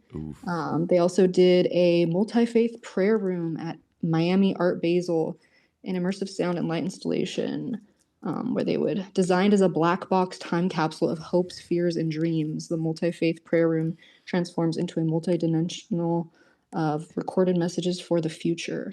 So, in other words, not a multi-faith prayer room, but just like a transhumanist prayer room, because that's not how any religion prays, other than like their religion, like being bombarded by like MK Ultra stimuli. It's like beams of light coming down from the ceiling that I guess when you step into them, they play. I don't know. Yeah. There's a lot of hits about it. There's almost 90 references to Jupiter Probe and Robot Heart Party. They were really excited about going to this party. They were, I don't know. Cerebellum Capital also. That's one of the, and furtherfuture.com. That's very Merry Pranksterish. Oh yeah, George Mueller. Yeah, that's his thing. Cerebellum Capital and founder of Robot Heart and furtherfuture.com. Color Karina ends up saying like, oh, we can't make it, me and Jeff can't make it, but like the girls can go. The girls one can thing go. Did you see the connection of Karina was put through dental school by Epstein? Yes, she was a dentist. Stuff dentist vibes. Yeah, and then there's a dentist office on the island with that all dental those chair with all the masks around it. Yeah. Exactly.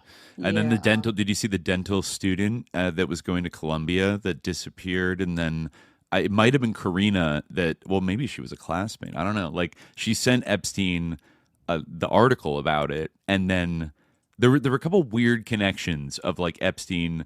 Like he might have even like donated to like a GoFundMe for like the family, and then like her body was found, I think, in the Hudson River. She'd been maybe killed or murdered, but it's kind of like been unsolved. So it's like, okay, maybe because she was involved in dentistry, somehow that was like she thought she would send that.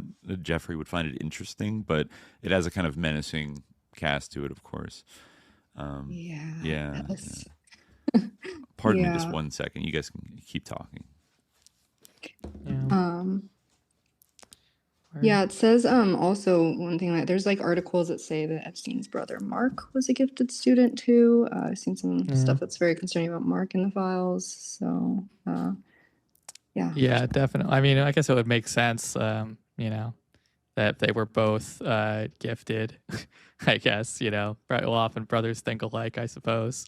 Yeah, also just the eugenics project part of it. I think they're trying to follow like, generational lines, all these 23andMe orders too. Who knows what they were looking for? Or I mean, like it is interesting. Like he obviously had a fixation with that. It makes me think of how like Aziza Al-Ahmadi was like constantly mentioning her like 1% Ashkenazi genetics to try to like persuade Epstein to give her some advice or some money in some area. He like it almost seemed like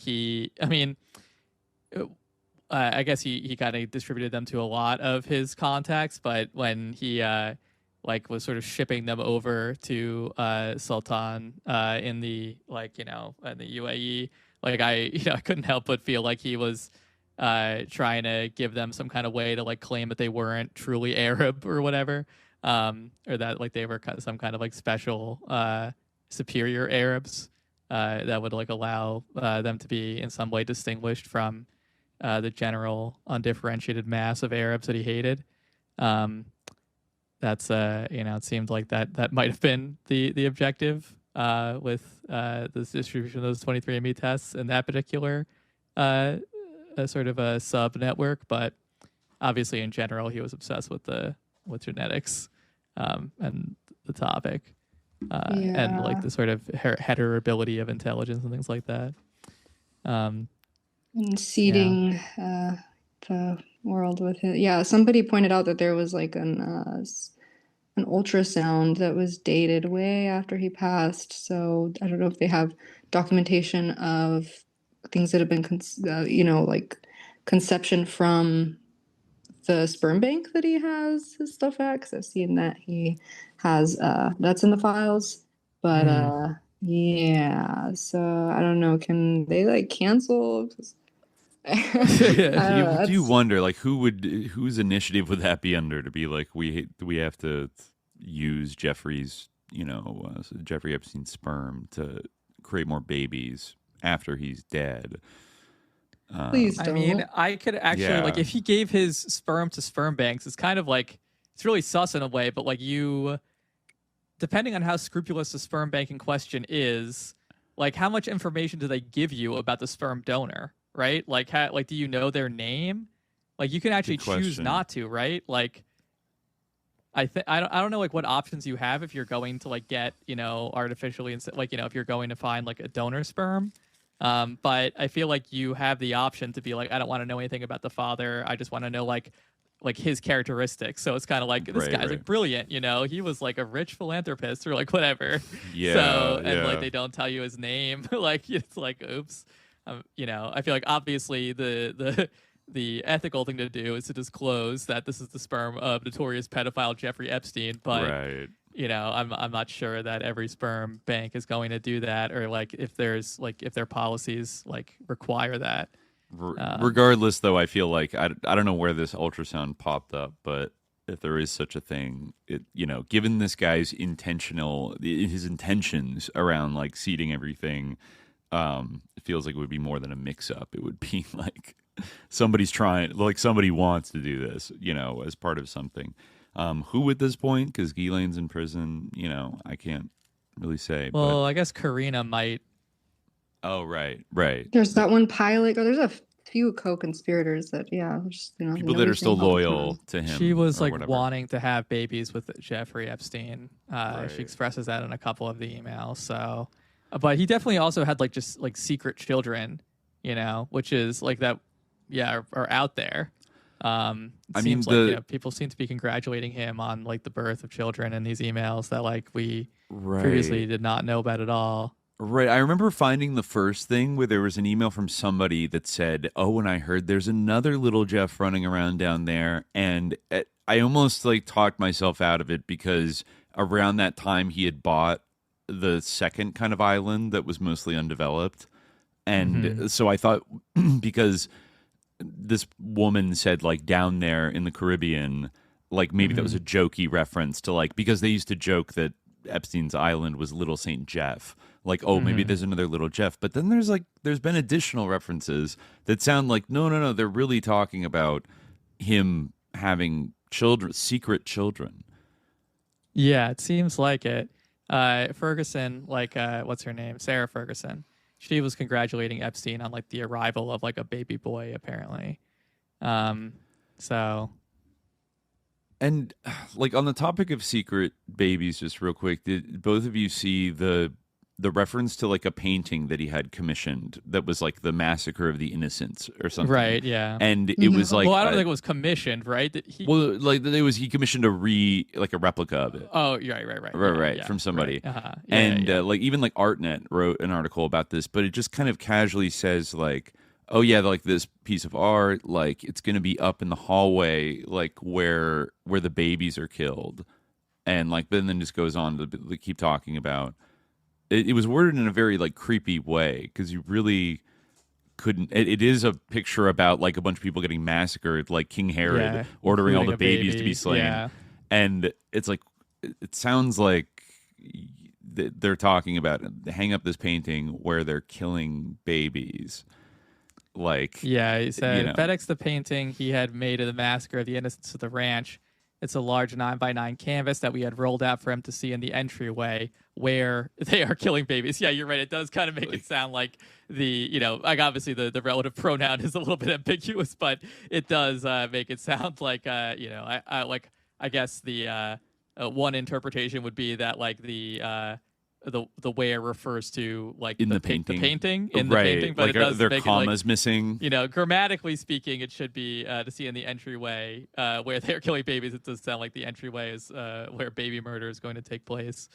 Right, it sounds like that. Yeah, and also like there are like there's a lot of different versions of the Massacre of the Innocents. Is it I think von Haarlem's they found version? Yeah, I think it was that one, like from the 1500s. There was an ArtNet article about it that I had posted on Twitter that discusses like that. They figured out like the specific artist. I think they're in New Mexico who like was commissioned by Epstein and paid like a few $1,000s to do like a replica of this. And then hang it up at the ranch. Yeah, right. It was von Haarlem, the Dutch Golden Age painter. Yeah. Yikes. Dutch master. Like, how can you just relax in your house with Right. And then, crazy. We still don't know about. If you're Epstein and you like love it, like this is a horrific painting. Right. Very upsetting. Even if, that's the only sort of like baby killing going on is in the painting. That's kind of creepy enough. Yeah, there's a fair amount of baby killing. I can just like glancing at it, I can see like 2-3 instances of baby killing just like, at a glance. So actually I just saw a fourth. It's odd that this was a subject that guy decided to paint, but it's unclear if Epstein approached him to be like, paint this for me, or if he just decided to do a replica. Well, I mean the original guy. The original guy. Oh yeah. Why did you do that? Like, aren't there better biblical scenes you could do? Probably. But anyways, well, we don't know for sure for now, but let's see.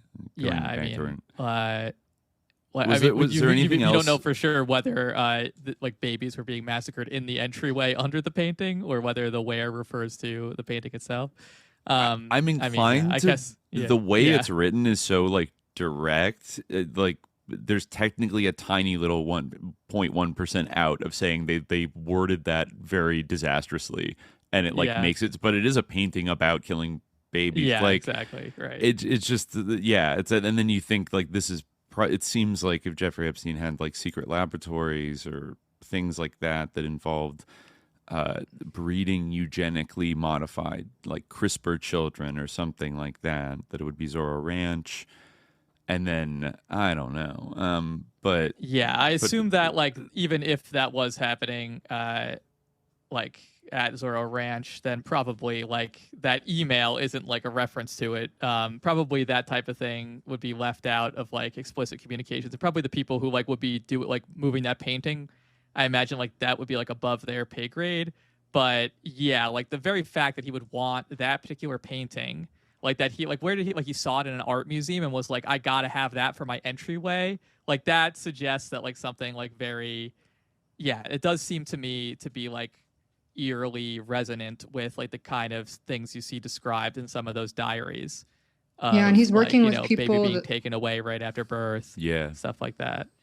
Yeah, and he's working with people that are studying how trauma affects people, and like who knows, trying to maybe breed savants or whatever they think is an enlightened being, a mixture of IQ and a creative quality. It's very strange stuff. And right. One thing that stuck out to me when I was searching connections to the gifted program for him was it says Jeffrey Epstein's this is an article, former business associate. I want to assist victims. His name is Steven Hoffenberg. Yes, Steven Hoffenberg. A quote from Hoffenberg in this article says, it says here, Hoffenberg says he was introduced to Epstein by a British business acquaintance in the 1980s, and they quickly became friends. Quote, he appeared to be brilliant, extraordinarily gifted and talented in convincing people to buy from him, and a criminal mastermind, Hoffenberg says.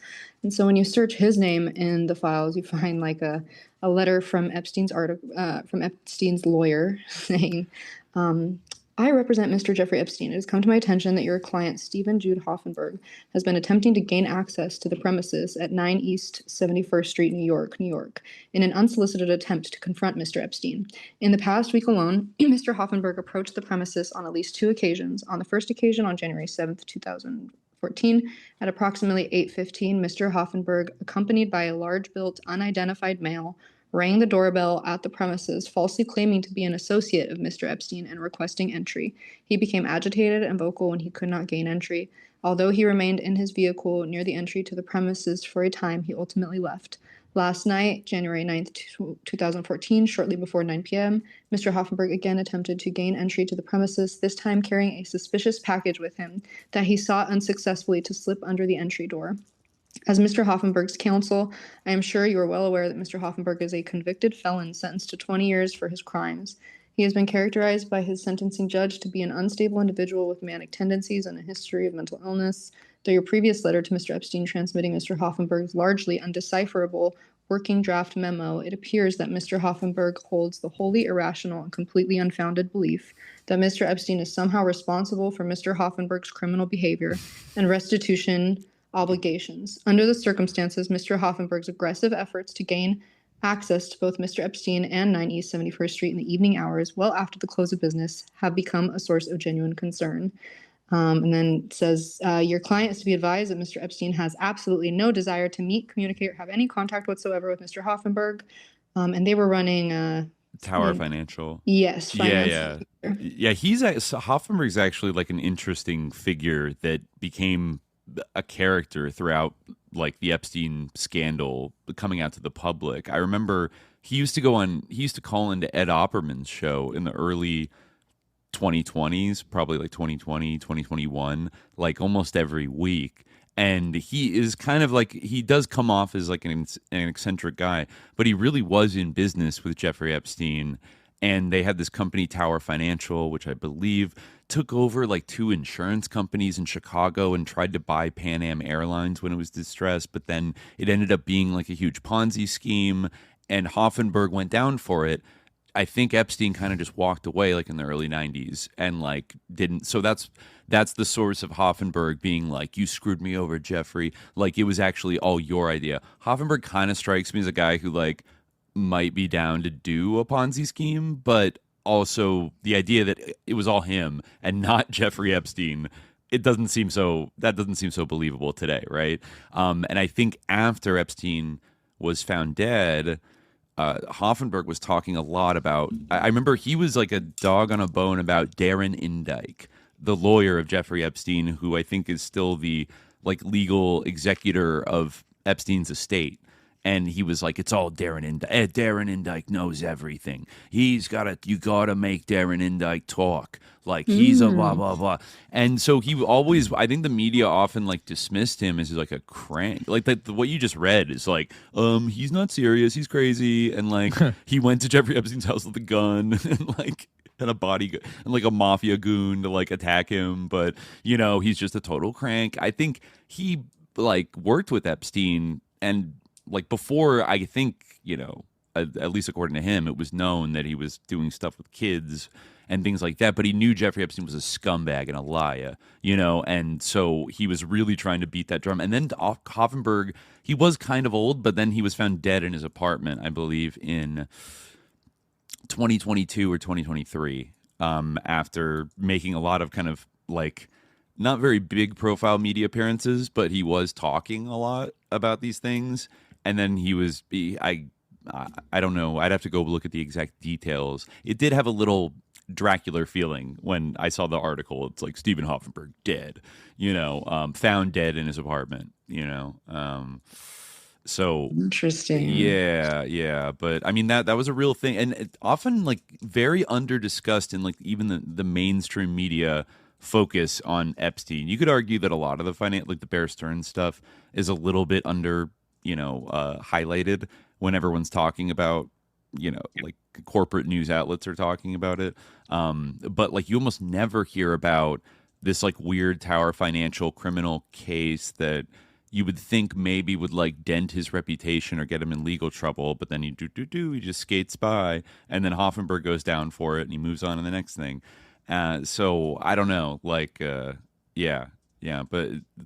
it's interesting. He called him a gifted and talented. That too. I mean, he's somebody that knew him in relatively like when he was still younger, and that is a loaded way to describe him. He still was this like whiz kid back then, and maybe, you know, people were wondering like, yeah, why is this like 32-year-old guy rocketing to the top of Wall Street, and everyone acts like he's a genius and all this stuff.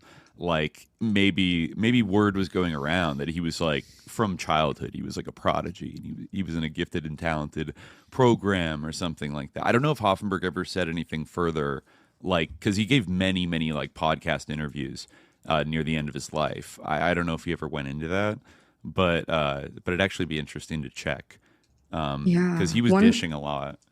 One person that for sure had a untimely end, or I don't know if it was timely. I mean, Al Seckel, found dead at the end of a cliff, married to Isabel Maxwell. We've talked about him a little bit, but there's a part here in the files where it's mentioning Al Seckel, formerly of the California Institute of Technology, internationally recognized one of the world's leading authorities on visual and other types of sensory illusions.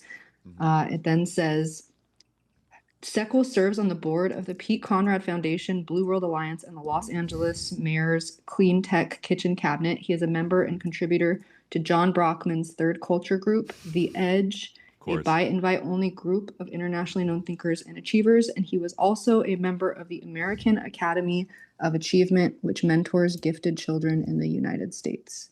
Oh, well, there we go again. So that's the guy who in the Epstein files. The guy who allegedly introduced Al Seckel is allegedly who first made the entree between Brock Pierce and Jeffrey Epstein, because he already knew Brock Pierce somehow. Another person that you might classify in a dark sense as like a gifted child that was selected as a Disney child actor from a young age, and then thrust into like the business world for like for some reason. Like, he's a 16-year-old tech entrepreneur. You know, like Al Seckel knew him very well in the late 2000s, you know, even before kind of the real Bitcoin thing even took off. Yeah, Al Seckel is very strange. Like, the fact that he was like basically, I don't know if he was literally married to Isabel Maxwell, but they were like partners, right? Yeah, up until his death, they were like partners, but I don't know if they actually officially got married, actually. Yeah.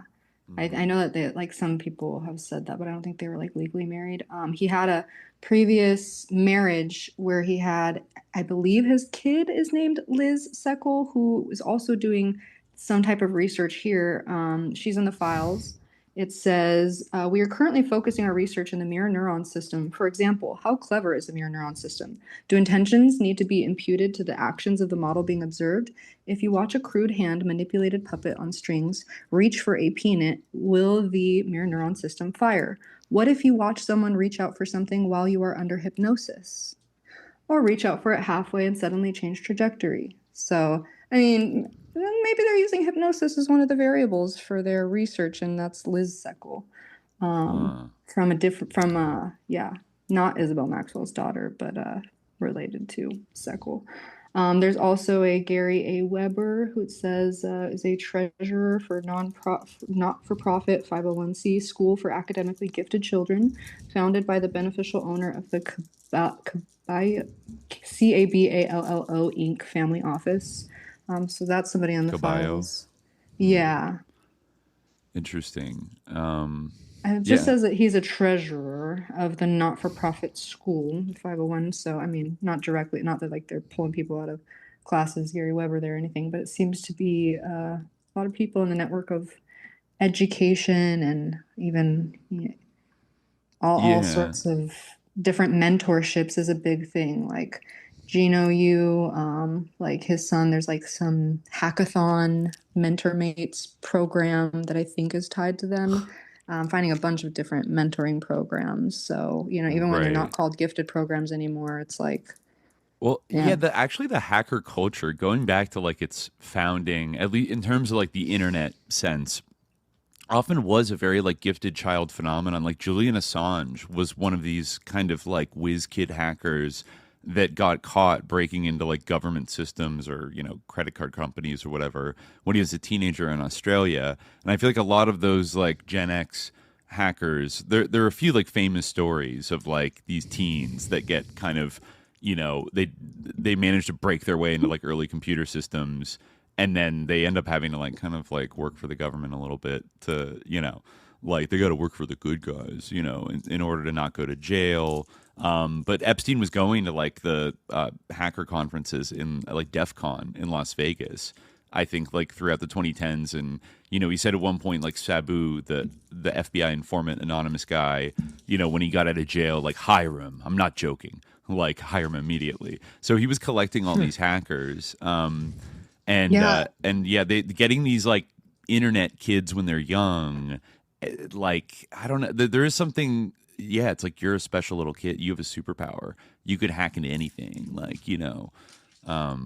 There's actually some really good work done by one of the Grotto heads, Velvet Joe, in some work on the Alpha Omega Research Foundation, and some ties into the QAnon origins and Julian Assange's history and childhood, and actually found a really solid link with an old newspaper that seems to be a program that Assange went to called Children of High Intellectual Potential, CHIP.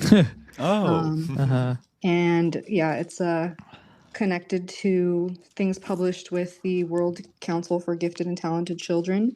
And in here, it says the CHIP Foundation Certificate, Children of High Intellectual Potential. Course context, identification, appropriate learning environments, political issues. It says it's Friday, 6 to 9 p.m. CHIP Foundations has an address here, West Melbourne. And then it says mathematics, a crypt analysis, group theory, chaos, achievement level required, grade 6, I believe it says.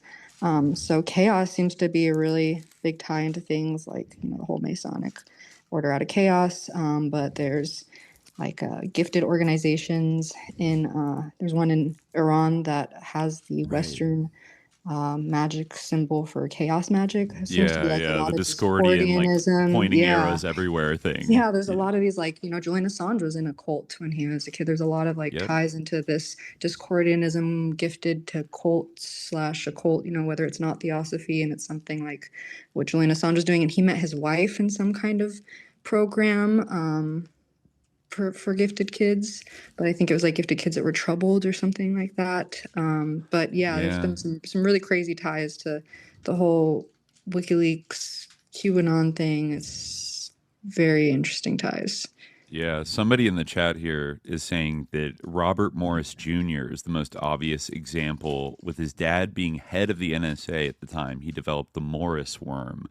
I think I've heard of that. It was like an early, like, maybe one of the first computer viruses, you know, that wreaked havoc on everything. I guess the son of, I'd have to look that up, but I guess one of the top people at the NSA was a bit of a computer whiz and just unleashed this you know, Beto O'Rourke was in the Cult of the Dead Cow, another early like hacker collective. I think when he was a teenager under the username Psychedelic Warlord, which I think some of those people ended up going on to become kind of like one of the like a proto WikiLeaks group that specifically targeted like the Great Firewall in China and were like helping Chinese dissidents evade tracking and like in censorship and stuff like that.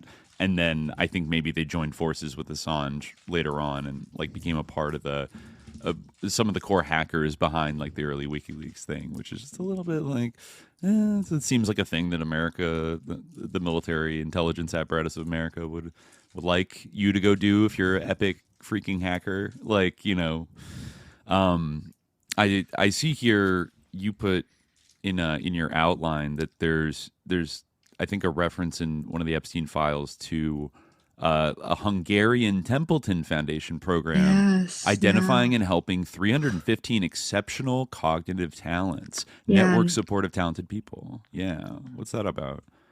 Yeah, it seems to me like so there's like, speaking of Assange, there's like one that we were talking about that's like called People to People, but there seems to be like, these kinds of like, they're like kind of like how they took Betty Ford Aquino across, you know, the border it seems like they're doing some kind of programs like that. But yeah, I saw that and thought about the Templeton Foundation and how it's tied into studies like this. And I was like, okay, I have to include that because you've touched on that decently.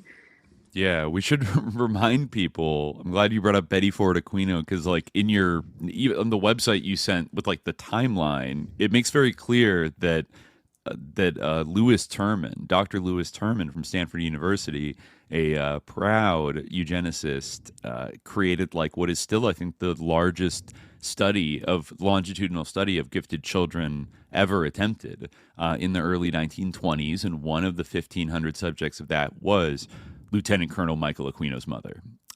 Was one of the original studied gifted children at Stanford University, you know, according to these very, you know, kind of racist IQ tests that they had developed, like the Stanford Binet IQ test and everything. And their children were studied as well, right? Like there's a generational thing. So Michael Aquino himself would have almost been grandfathered in to being a gifted child. Because even after Terman passed away, he gave it to people that were his gifted kid subjects, became then the researchers of the rest of his project, like Robert Sears and I forget the name of the other one that's documented, but yeah, he follows them all the way through. I have this really old book where he wrote an article on what they became, what their job professions were, and it's quite telling. Right. I know that some people have been able to fill in those blanks about you know, who his gifted students were. The Betty Ford Aquino one is huge to me, with Michael Aquino being Temple of Set creator. Right. One of the founders of Pacifica Radio and KPFA. Yes. So I was about to say that Jeffrey Mishlev character I talked about, he actually got his start with Puharich. He was the first, he sponsored Uri Geller's first appearance in the U.S. Wow. He was brought over by Puharich. Yeah, that's all right. So he worked for KPFA as well. Now he has his own little YouTube channel. Right, Mishlev. Yeah, Mishlev. What years did he work for KPFA?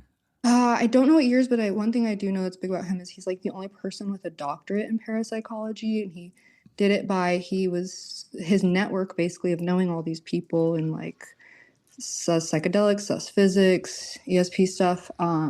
He basically, there was no program for it. So if you get a certain amount of letters of recommendation, you can create your own program. And that's how he did it, I guess. But yeah, he's connected to everyone. Like Dakin was at his wedding. He does a video talking about it on New Thinking Aloud. Sarag was dating Barbara Onager, I guess, at the time, who was on the Reagan administration. She was the there. author of October Surprise. Yes, yes. Yeah, so there's a bunch of people that are tied into him, and Gino Yu goes on his New Thinking Aloud and goes, you're a legend. You were at my alma mater, Stanford, and everybody knows you as a legend there in your book Roots of Consciousness. And like Jeffrey Mishlove has done like an extensive writing on the history of parapsychology and whatnot. But he's a very interesting character. He's gotten he's sued for libel. I'm not saying anything that's not public record, and he said it was very difficult to do. And then he brings up, this is just to remind you of my friend Reza Giorgiani. What's his last name? Reza Jason. Jason? Yeah, Jason Giorgiani. Yes. Oh my God, that guy. He's like, my friend, everybody's saying he's a Nazi, but he's not a Nazi. And I'm like, he actively says he's a Nazi and a Satanist, but okay. Major sus lord. Like all the stuff that about was that in your outline that was about like the jellyfish like mercenaries that tried to recruit him to like overthrow the Iranian government? And like he's a weird guy. Like he's been around for a while. Insane. Yeah, he's been around for a while. Mm-hmm. I remember him like having a little bit of a presence, like really like back when people first like started talking about like the alt-right, like in the very, very early days of like the first Trump administration, when it was like, oh man, like we gotta like now pay attention to like these dapper white, like Richard Spencer when he was like a major entity, like that was the same, like, but it's like this guy is like a much weirder like strain of white nationalist. He's kind of a new age, like an Esalen Institute, like new age, but like but still like fascist, like he's his own like brand of mystical fascist. Kind of Aryanism that like only the Iranian diaspora could produce, I think. Like it's it's. I just want to say, Jeffrey Mishlove, you're right. Like he's in tight with all of these people. I guess check another one in the box for SJ Vindication for asking questions about KPFA. Mm-hmm. I think so. At Stanford University, there is an archival collection that I think this is under New Dimensions Media Records, 1968 to 2016. There was indeed a program that Jeffrey Mishlove hosted on KPFA called Mind's Ear, like Mind's Ear / Mind Space. Jeffrey Mishlove, KPFA. So. I don't know if you can get any episodes of this, but here's some of like the titles. All right. Are you ready for, so this is the subject matter Jeffrey Mishlove was pumping out in the 70s, throughout the entire 1970s on KPFA radio. So Mind Ear, Doug Vokes discusses psychic surgery. Mind's Ear, Flying Saucers and Psychic Phenomena. Jacques Vallée, Alan Boyd. Mind's Ear, June Carey. Next one, Charles Tart on out-of-body experiences. Mm-hmm. Taped at KPFA Parapsychology Symposium, March 4th, 1973. Don't get me started on Charles Tart. He came up in our Monroe Institute. Yeah, he's on the advisory board with Stanley Krippner for Monroe. And that's right. They work together very closely, right? Yeah. Stanley Krippner wrote his obituary and wrote stuff about doing drugs and then having his kids get in the tub in with his morning bath. I don't know if he was under the influence of the drugs when they were in the bath, but then like the next sentence is like about being in the bath with his kids. I'm like, who writes that in an obituary? Right. And he says that his wife and his kids don't talk to him anymore, and rightfully so. They went no contact. Yeah, he's like, unlike my family, who's like, my wife, probably for good reasons, like divorced me, and now like my children will have nothing to do with me. And it's like, who says that in an obituary? That's why. I don't know. It's kind of like how Paul Krasner, another person who knows all these people and thinks they're generally cool, like he profiled a Stanley Krippner talk at a nudist, like kind of a Wiccan, like nudist festival. I think I read that a few episodes back, where he's like, yeah, Stanley Krippner is just doing some cool stuff. But he has like so many references into like when he was raising his daughter, like there's just like creepy passages that are like, and like, oh yeah, for like when she was like 11, like her and her friend dressed up like hookers for Halloween. I thought it was cool. And it's like, I don't know, man. Like, yeah, it's a little bit, but anyways here, another episode of Mind's Ear, Andrea Puharich talks about Uri Geller, April 1973. Let's see, Meditation and Mental Health, Harold Bloomfield, Institute for the Study of Consciousness, 1974. Psychics and Psychic Phenomena, David Phillips, PhD, Esalen Institute Symposium on Psychic Phenomena, May 1974. Dr. Andrea Puharich on Brazilian healer Arrigo, Oakland, California, 73. Edgar Mitchell of future Institute of Noetic Sciences. Carl Schleicher, Warren Kleinmeyer, Bill Brown. First broadcast October 1974. Then another Jacques Vallée, Part 2. Parapsychology Symposium, Reel number 6. Johnson Metzner, is that Ralph Metzner, maybe? Let's see, Malsby Kimball, A Human Biocomputer, 1972. Cool. San Francisco Yoga Society, 1972 to 1979. Peruvian Whistle Pots and Tibetan Bells. Psychic Experimentation, ESP and Anthropology, 72 to 79. Don Juan, ... The Sorcerer. Same thing. Carlos Castaneda stuff. Of course. Charlie He ran a cult I Spider. recently read. I'm like, oh, there's a Carlos Castaneda cult. Right. I was reading some sus shit about him recently, or maybe it was in your outline where he was like, his followers were like psyoping people or like playing little games with people or something. Some of them went missing and in the desert, and they're like, they found some remains, I think, and then didn't find some remains of other. They called them his witches. They were like females that were in his cult. Oh my god! Super interesting, weird stuff. He totally lied in all his books. Yeah, it's completely made up. I bet he did. Yeah. Let's see. On UFOs and Wilhelm Reich. Joseph Campbell on the yoga chakras. Parapsychology Symposium. Oh, look, Paul Krasner, 1972 to 79. And I want to note, that's Paul Krasner who was hanging out with Squeaky Fran before she made the attempt on Reagan doing LSD with her. So yeah, didn't he? The rumor was that he had kind of had a romantic thing with Squeaky Fran. Something like that. I remember reading that they were tripping together, and then I know she's like, it didn't go off, or it wasn't loaded. I'm like, what were they I don't know. Maybe I'm just theorizing here. Yeah. He really got accepted by the Manson family when he went to like write an article about them. How about this? Life in a Kundalini yoga ashram.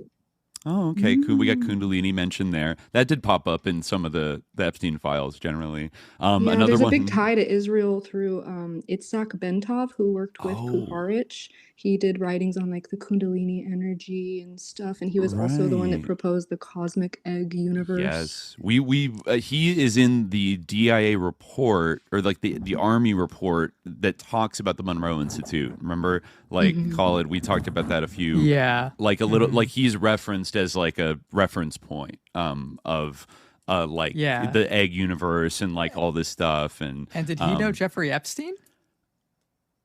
Yeah, Kay, what is the connection between Bentov and Epstein?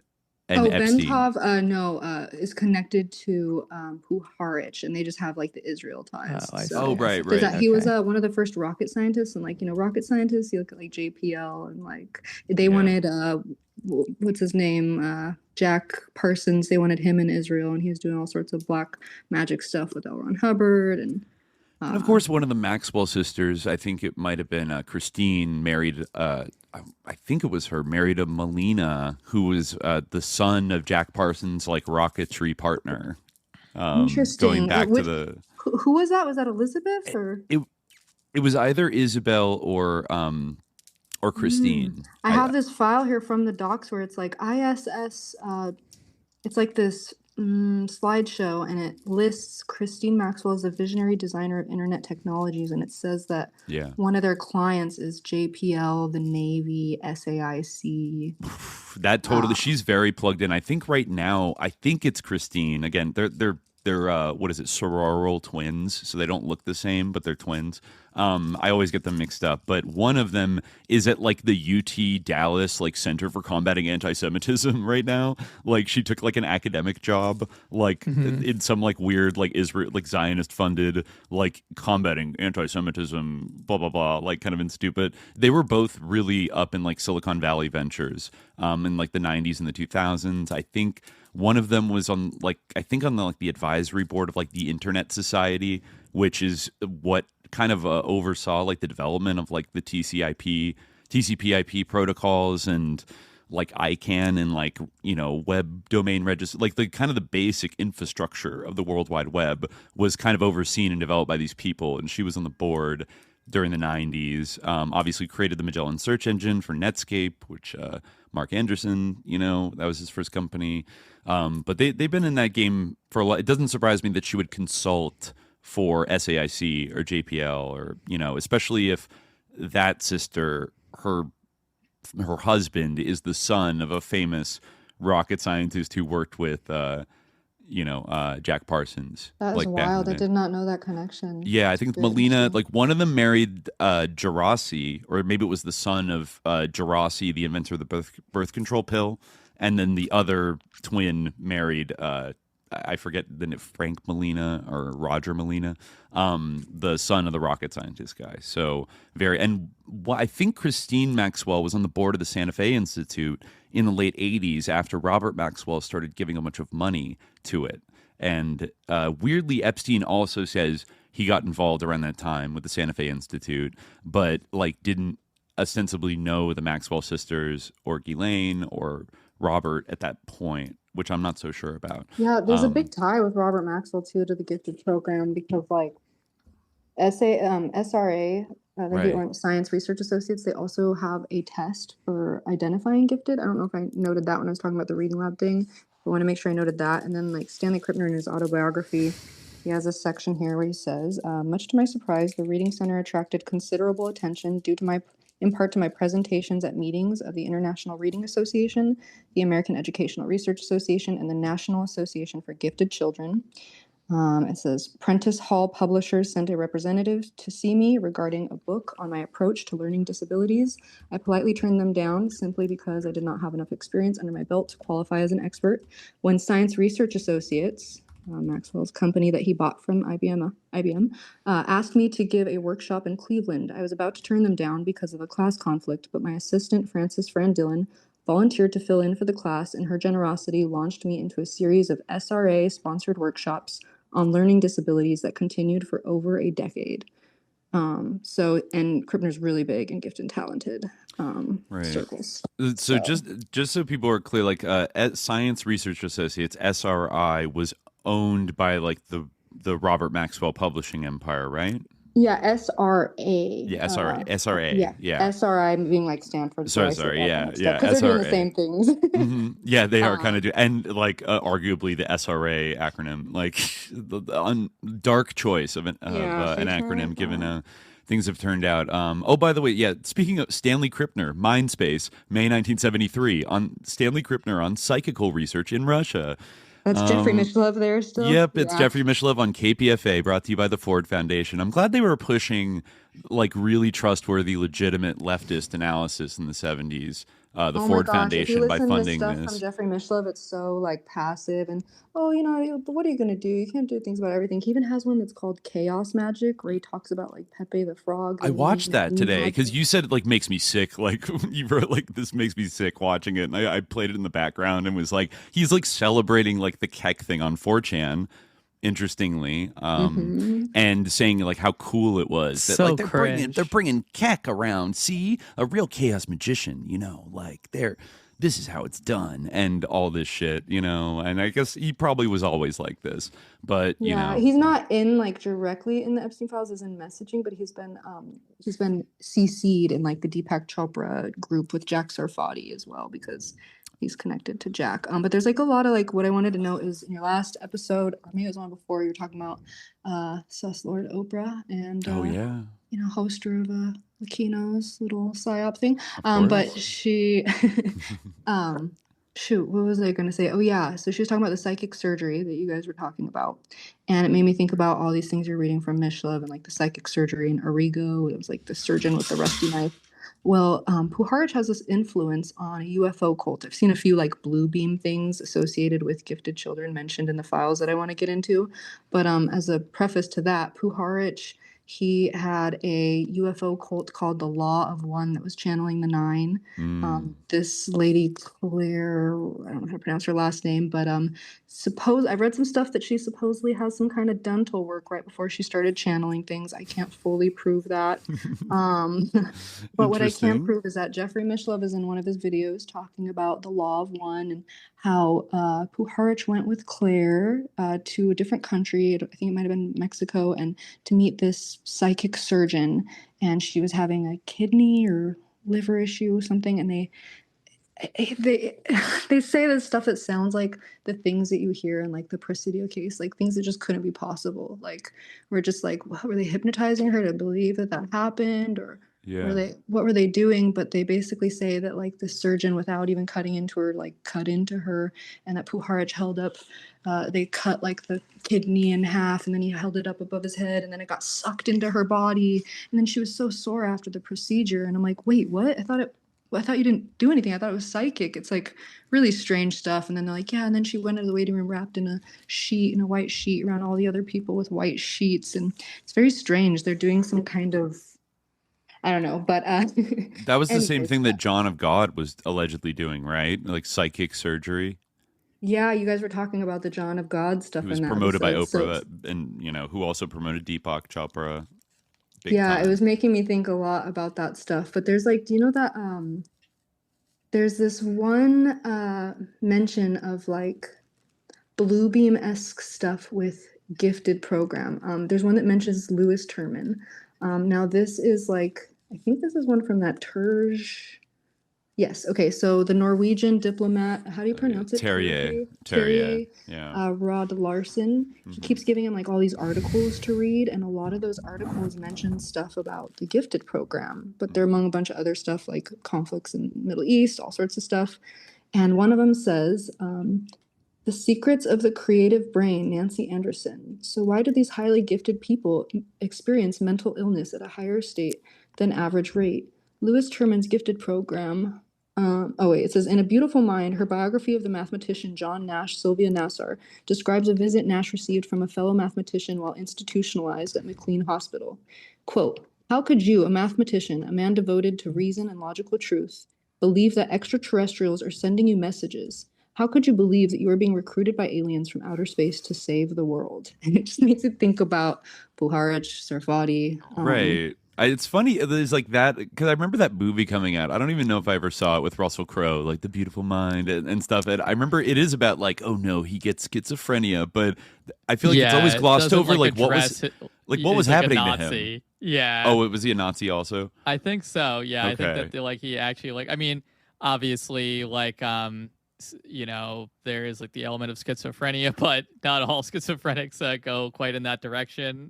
So I mean, you might cut someone a little bit of slack, but I think it kind of went in sort of a strange a political ideological direction. But I am curious about what was the nature of his supposed delusions. Was it that 12-foot tall Aryan aliens were coming down and telling him that it's a kind of did he start getting the God phone call? All men who wore red ties were part of a crypto-communist party. Oh. He mailed letters to embassies in Washington, D.C. declaring he was establishing a government.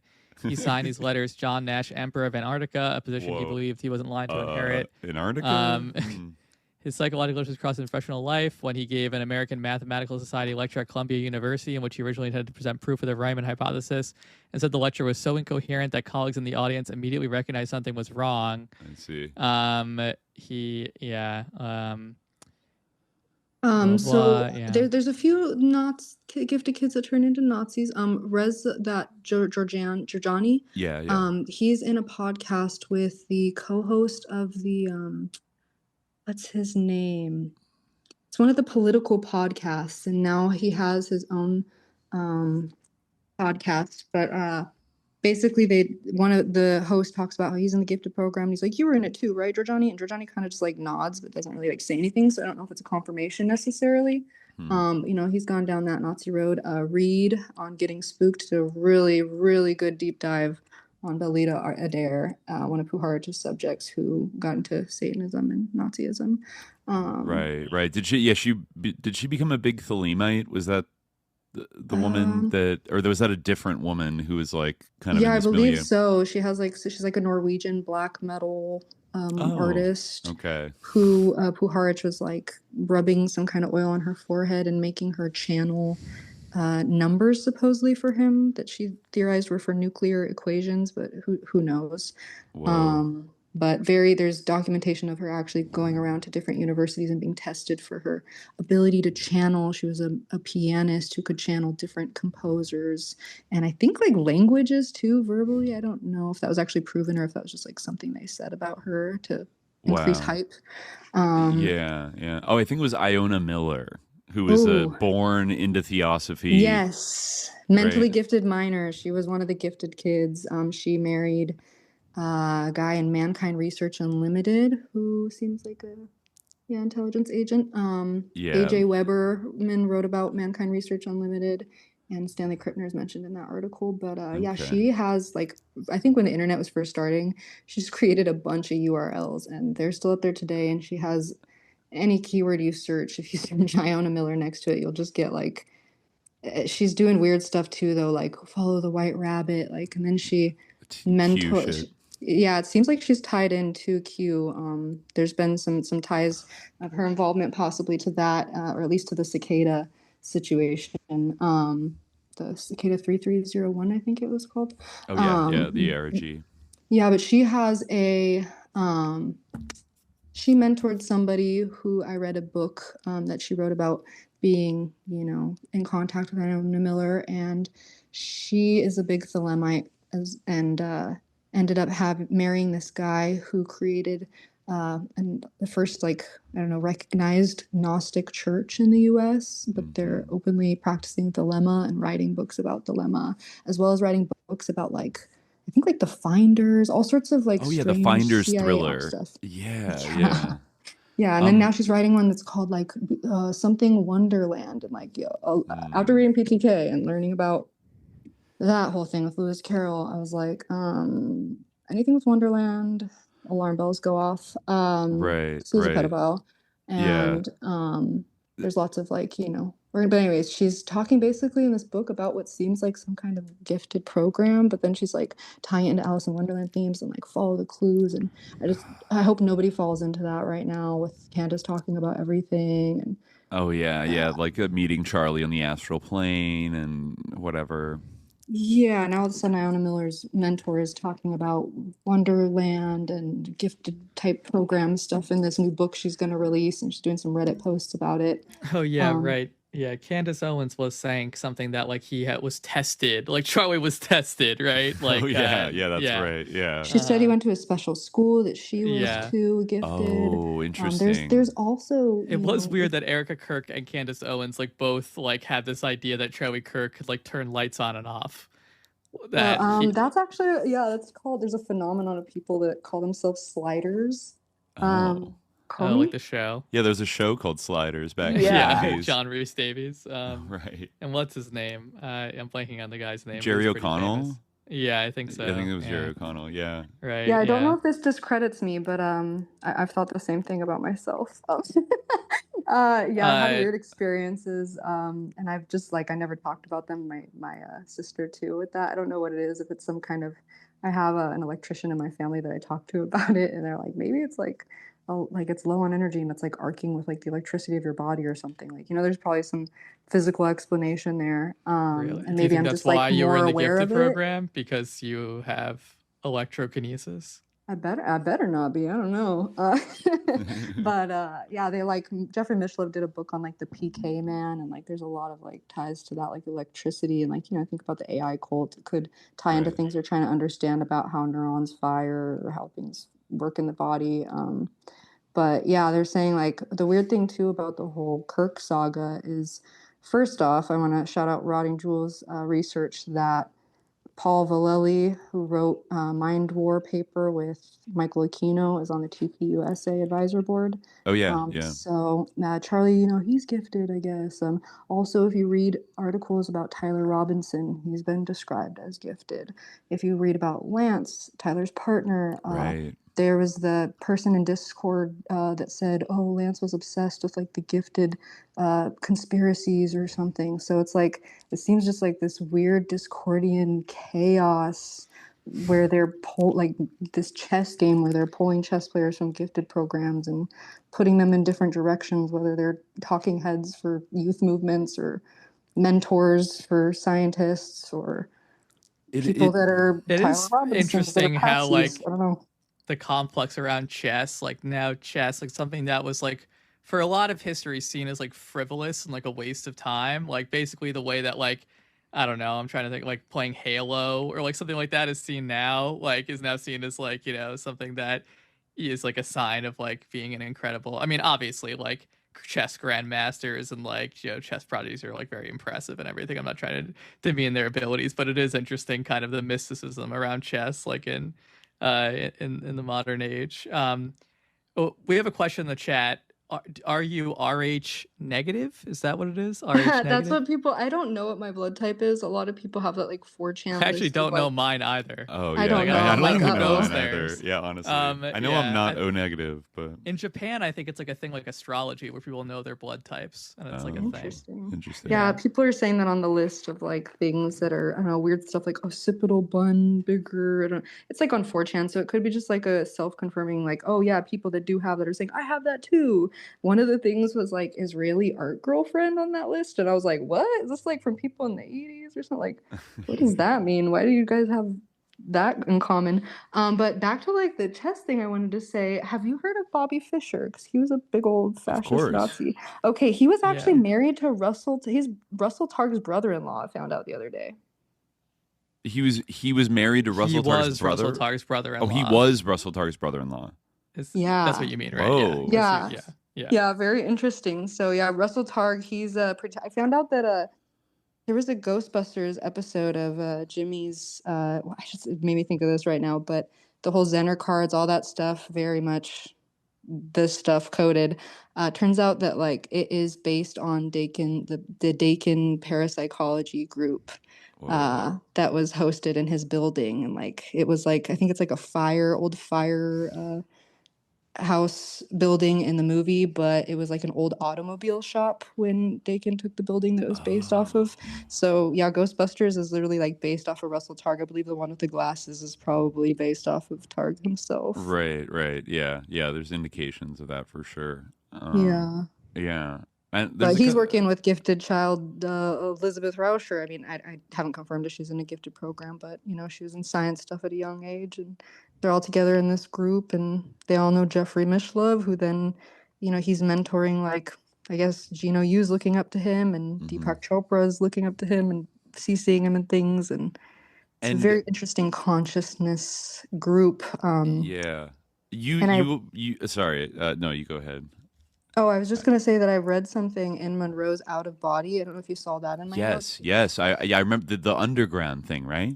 Yeah, that made me think about, when I know all these consciousness studies, and then he's saying that about the underground, I'm like, what is this? And doesn't he mention Charles Tart, Andrea Puharich, and like a couple other people that are, prominent? Yeah. He says, it was at this point that I discovered the existence of an underground in the United States. The only factor missing is that no laws exist against its function, nor is there official persecution or prosecution involved. This underground only occasionally intermingles in part with the worlds of business, science, politics, academia, and the so-called arts. Oh. Furthermore, it definitely is not limited to the United States, but infiltrates all of Western civilization. Many people have heard of it vaguely or casually, have come into contact with it, and passed it off as just people with queer ideas. For one thing is usually certain, members of this underground who are respected in their communities don't talk about the interests or beliefs that qualify them for membership unless they know you two are in the club. They have learned from experience that to be outspoken brings censure from their ministers, customers, employers, or even friends. I suspect the membership may run into the millions, if all would admit to their qualification. They're found in all walks of life: scientists, psychiatrists, physicians, housewives, college students, businessmen, teenagers, and at least a few ministers in formal religions. This group meets all the qualifications of an underground movement. They gather in small groups quietly and often semi-secretly. The events are often publicly announced, but you have to be with it before you can understand the notice. The participants usually discuss affairs of the underground only with other members, other than family or close friends who are probably also members. The community doesn't know of this secret interest in life of the underground member. If you asked him, he would deny such membership because often he doesn't realize he really is so associated. All are to some degree emotionally and intellectually dedicated to a cause. Finally, the underground has its...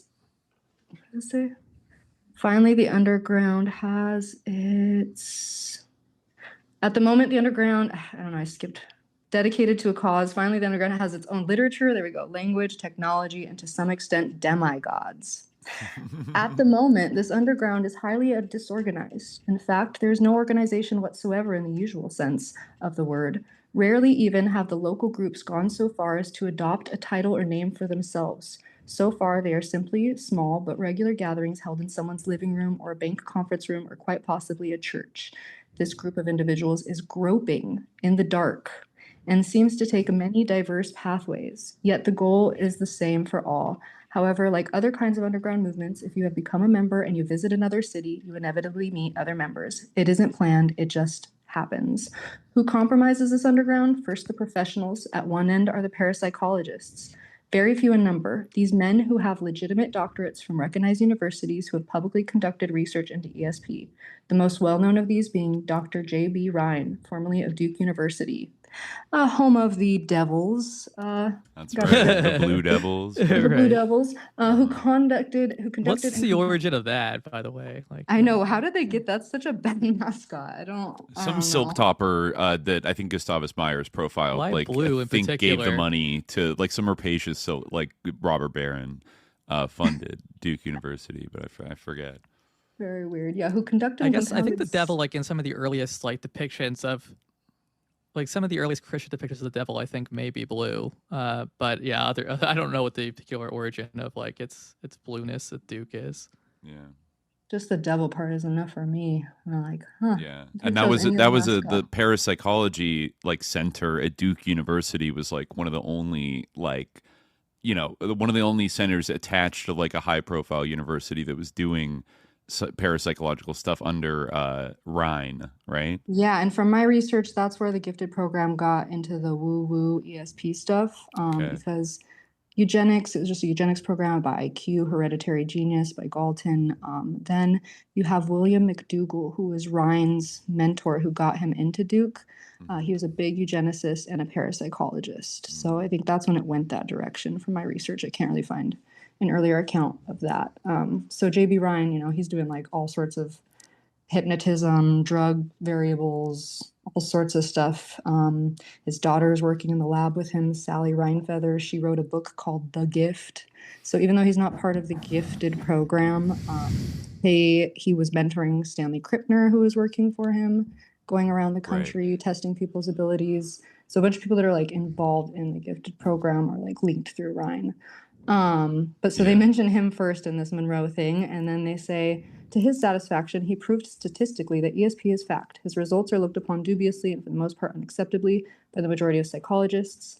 There are others in the same category: Andrea Puharich, J.G. Pratt, Robert Cookall, Hornell Hart, Gardner Murphy, who was Krickner's mentor, all come under this classification. If you are a member, these are familiar names.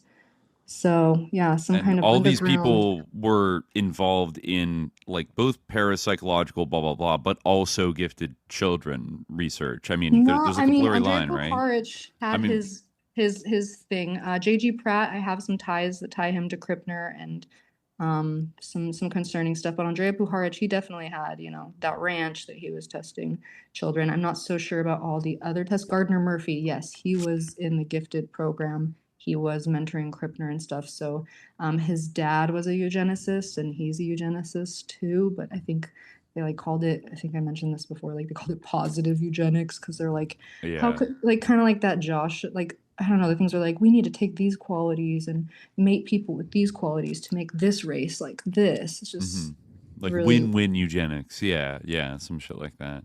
Yeah, like, yeah, it's negative still. But Stanley Krippner, though, like he's a really huge figure. Like he ended up. Can you give just a quick rundown of like where his career kind of like snaked through in terms of like he was doing both? Like was he involved with gifted child stuff directly? Yes. Okay. Yes, directly. He has like a full chapter in his autobiography called "Gifted Children," and one called Order Out of Chaos, if that says anything. But yeah, he was involved in like all sorts of like the worldwide gifted and talented council. He's like close to a bunch of people that are tied into doing like even like EEG tests at public schools. The Monroe Institute, I have some documentation showing that they were using the hemisync technology actually in public schools. So on first graders, right? Yeah. Like 200 something. I don't know if it was 200 pupils or classes. So I was like, oh, that's significant. And so Krippner, he's written endless papers on gifted child stuff, on hypnotizing to help reading. He started out, I believe, at University of Wisconsin. And then he went to Northwestern, which is Puharich's alma mater. He ended up being asked to investigate, like, I think it was like a psychic horse or something. Like, yeah. And he debunked it, right? Yeah, he's known to be even like Randy, the amazing Randy likes him. He's like, everybody likes me because I like have a critical perspective on this stuff, but like he believes it all. He's gone to like Brazil and like looked at spiritism stuff and like possessions. He's done work on multiple personality disorder, dissociative identity disorder. He's done work on the out of body experiences, near death experiences. Right. He ended up doing like summer. So he went to the Kent State University. He was there, I believe, during when the shootings happened, I believe. He has like a chapter on that. I forget how deep he goes into it.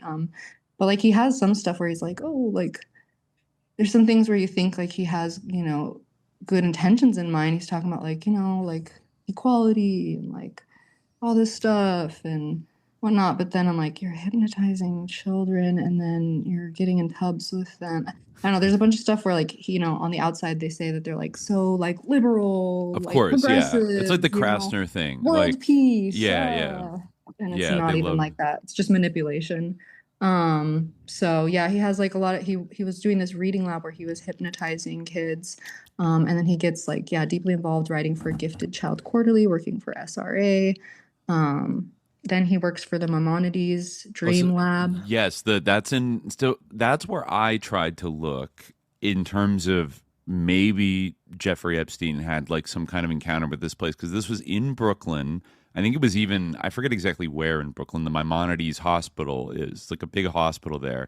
And then the Maimonides Dream Research Lab was this, thing that was set up in the hospital, like not that far from where Jeffrey Epstein was growing up, that was doing research into ESP and like dream research, often like involving children, right?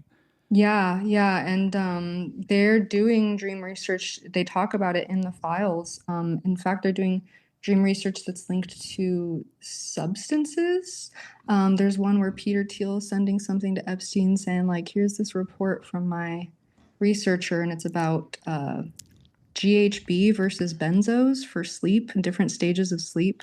So I don't know if you ever went to Maimonides, but I know that they are doing some kind of dream research that they're looking into and funding.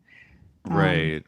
And along the way, I noticed that you clocked a lot of good like little things he was involved in. Like in 1977, he published something that was called Programming the Experimental Induction of Psychotronic Effects in Altered States of Consciousness. And is then, that Krippner? Yeah, he's done like yeah. psychotronics conferences and stuff. And, right. Like, he also he wrote like a summary of the proceedings of the Third International Congress of Cybernetics and Systems in Bucharest, Romania, in 1975. So, like Dakin and others, he was crossing the Iron Curtain to go to conferences with like people in communist countries, like in Bucharest. Yeah, he actually and Hungary. introduced like the guy who started that Esalen program, like the citizen diplomacy. It says that Krippner introduced that guy to Dakin and seemed to be tying people in. He seems connected to a lot of people. He's like, everybody likes me, but he goes and he like goes to indigenous cultures and does a bunch of research on them, and then he's like involved with this Rolling Thunder medicine man that people have said that he's not really a medicine man. His name is John Pope, and it's a white dude. A pretendian kind of guy. Yeah, just who knows, like some kind of weird. See how they can. Krippner always talks about how like shamans are tricksters, and like the reason why this is like the funniest thing to me is like the reason why like the placebo effect works and like shamanism works is because like if a shaman were to tell indigenous people back in the day that like they would get better if they did this and that, and they had the power of belief to make them feel better that way, that like then they would go on to have children. And like if you don't have that ability, you would let the sickness get to you. And I don't know, it's like a bunch of weird like evolutionary psychology stuff that he's trying to tie into it. But yeah, he's done like exorcism stuff. He actually, one that really stuck out to me as like, is this tied to the gifted program? The Grotto was like talking about some of the Exorcist movies, and I wanted to pipe in, but I was busy. He said that he got approached by who was creating or writing or directing the Exorcist movie, and he goes up to Stanley Krippner and he's like, hey, like we want to do this movie about this, like what way should we go about it, which way should we approach it, I see you've studied this kind of stuff, and can you get me in contact with like a kid who has like special abilities or something? And Krippner's like, yeah, I have the perfect person. They're something about they're just about to be out of high school. This isn't an interview with Jeffrey Mishlove, so I don't have it written out. But he's like, yeah, here's this girl that, you know, has abilities and she'll be in your movie. And then he says, yeah, but then the mom read the script and, you know, it's saying all these really messed up things. Yeah, it's really messed up stuff. And just like, I'm not having my kids say that. No way. They're not going to be in the movie. I'm like, why are you scouting out kids in school for movies? And he also had a bunch of people, like not a bunch of people, I should say, but instances of a few troubled teens that were living with him that then ended up harming themselves and like harmed their mother or something. All this strange stuff in his autobiography where it's like, why were there kids that were living with you? And then you're like, yeah. And then he thought his mom was calling to him into the ocean, and then he just like walked into the ocean. I'm like, what is going on? So there's very strange ties. Krippner did that? Krippner, yeah, had some kids living with him. I think they were teens at the time, and they ended up not working out to help him out. I'm just like, what is this? Some kind of rehoming program that you're? But like the of? Kids were the ones that wandered in the ocean because they saw like the ghost of their mother. Yeah. Oh, okay, yeah. okay, weird. Yeah, very strange stuff. Doesn't seem very professional, or it's something else. I don't know. Yeah, he also like will like prop up like, oh, there was this hypnotist or this psychologist who's doing this really cool work where they would like give people psychedelics and they'd play like a violent film on one side of the room and like a positive film on the other side of the room, and see people. I'm like, what in the MK is that? Yeah, that's literally like parallax view shit. Like, yeah, like blending these two things together until it just becomes one or something. I see that you also noted that Krippner did he wrote a paper called "An Experiment in Dream Telepathy with the Grateful Dead" in 1983. Didn't he also like use some kind of like hypnosis to get the two drummers of the Grateful Dead to like drum in sync with each other psychically? The weird thing about that is I've had some weird experiences when I was in the program about what I thought could be described as Alice in Wonderland syndrome that people have called, where like your perception of time. Oh, you see yourself as being big or small? Yeah, your perception of like spaces and then also time, like things will seem like they're moving fast around you or slow around you. I used to get that as a kid. So I'm like, and I remember being in the car when I'd get it too. So I'm like, was I going back from school?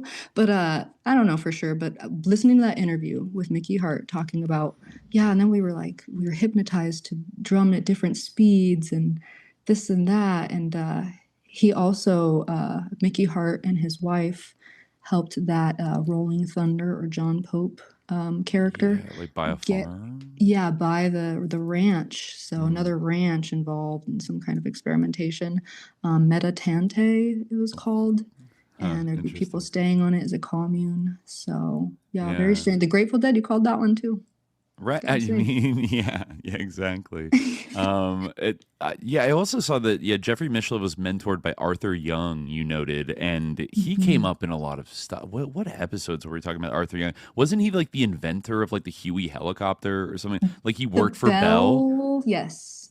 And he made a bunch of money and then he felt bad, so he started the Institute for the Study of Consciousness, and he was married to a Forbes, like an old WASP Forbes, who was related to the Ruth Payne, or either Ruth Payne or her husband, like remember, like in the JFK thing, who like the people who knew Lee Harvey Oswald. I remember we found like a bizarre connection between Arthur Young, married to a wife, like a Forbes Young, and maybe it was like her son from her first marriage was like Ruth Payne's husband. I forget, but it was something weird like that. And Arthur Young played a big role, like bankrolling a lot of this like woo stuff in the Bay Area. I think he was based in Berkeley, and he like kind of felt bad that his like helicopter invention was being used to like, you know, rain fire and death upon Vietnam or whatever. But then he started, you know, I don't know, like, you know, military industrial inventor is struck with pangs of conscience, like maybe,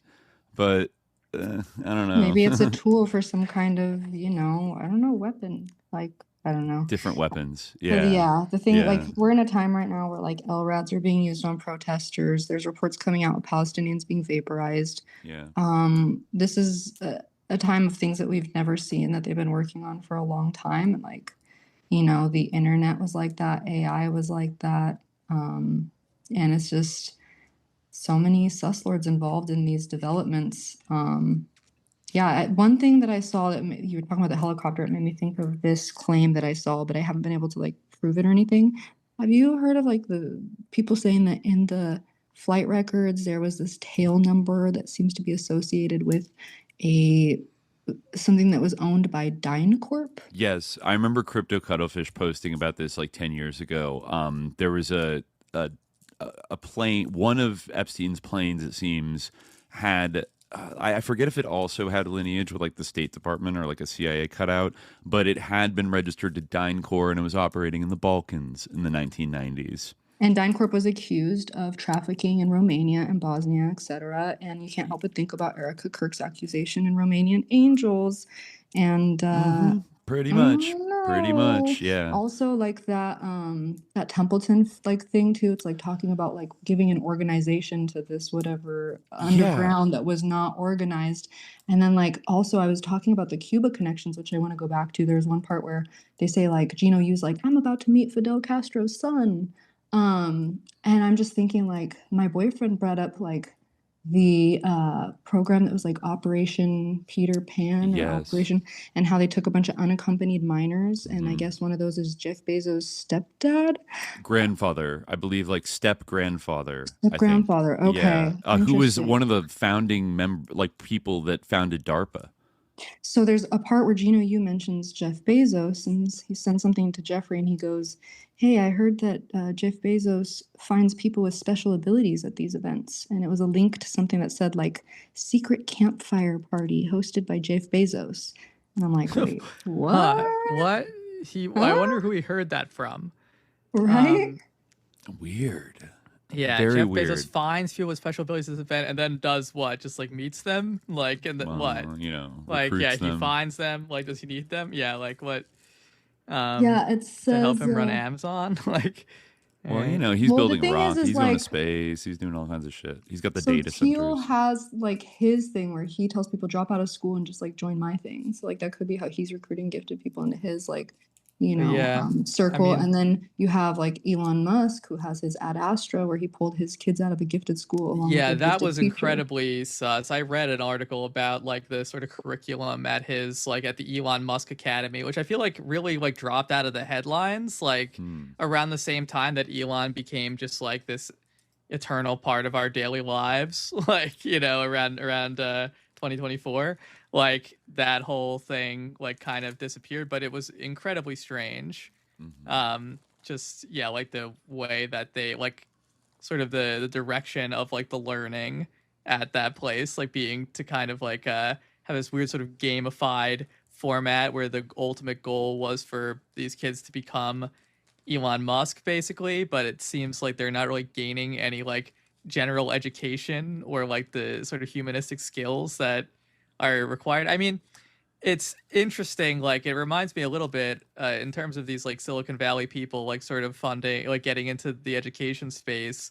Like, it reminds me of the University of like the what do they call it? Is it University of Austin? It's not like, you know, UT Austin. Yeah, it's University of Austin. Yeah. Like UATX or whatever, which recently seems to have been like kind of having like sort of an internal coup or something where like they were like a little bit too like classically liberal or whatever, and sort of the more dogmatic right-wing people sort of took over. But that's like a similar thing where like they had these sort of like, did they have like a Teal connection? Oh yeah, yeah. Kind? I mean, Barry Weiss was involved in it heavily, and well, yeah, she was like one of the founders. But I know Teal or Palantir does their thing where like I think it is kind of they like hire people out of like high school. It's like if you have like these scores, like we'll hire you. Like don't bother and going pay to for like, your college, your tuition. And I know at least like their sort of marketing was similar. So it made me wonder, like, are they just kind of like picking up on like what Peter Thiel is putting down, or is Peter Thiel like a silent backer? Because it seems very much up his alley, but I'm not sure if there's any. I think there's a lot of confirmation of that. Schools like that. Remember Kanye had like a strange school for a while that Donda like got shut Academy. down. Yeah, Donda Academy. Yeah, and, I feel like the Will and Jada Smith, kids. That when they gave interviews when they were like teenagers, were just talking about like the weirdest like cosmic woo-woo kind of slop, and it didn't seem like, I don't know. I remember like the things they were talking about in their interviews. Of course they have affiliations with Scientology. They're maybe not they're like the most hardcore Scientologists, but they are like affiliated something, and I feel like they got sent to some kind of like strange academy for rich kids in LA that just teaches like very odd stuff. I mean, I guess that they don't necessarily need, it's not like they need the life skills to like work a regular job, so maybe they're trying to cultivate them into like having that star power, like indigo child star power or something like that. I think there's a lot of like little rich enclave kind of private schools, I think, that are in like the biggest city in like kind of New York or LA. Yeah. Peter Thiel is a funder of UATX, reportedly, right? It's not like technically public, but it seems to be. And he also like gave like lectures there and stuff. So yeah, one that Epstein and Bill Gates funded, but it isn't called a gifted school I was seeing in the files, was the Bard School. The like person from the school wrote in like, I almost fell off my chair when I saw what you donated. And you mean Bard wait, college? They're talking about Bard College or a different Yeah, school? it's like this high school program where you can graduate from high school and also get a diploma from a college or something. Yeah, I've seen actually job postings for that. They have some kind of school in New York City that's like for high school students, but it seemed kind of like sus to me. So like I was like, yeah, I'm not going near this. But yeah, like it. I mean, obviously Bard in general is sus, and like I've heard, like even beyond like the fact that Leon Bossi is connected to Epstein, I've heard like awful things about him as a person, and like the entire administration at Bard. Like I've heard terrible things, but like it's weird situation. Yeah. I see somebody in the chat says like, give this girl a third mic. Does that mean that my sound is bad? No, it means they love you. They love you. That you're, they want you to be the new host on a co-host. Sign me up. I was like, oh no, they can't hear me. Cool. No.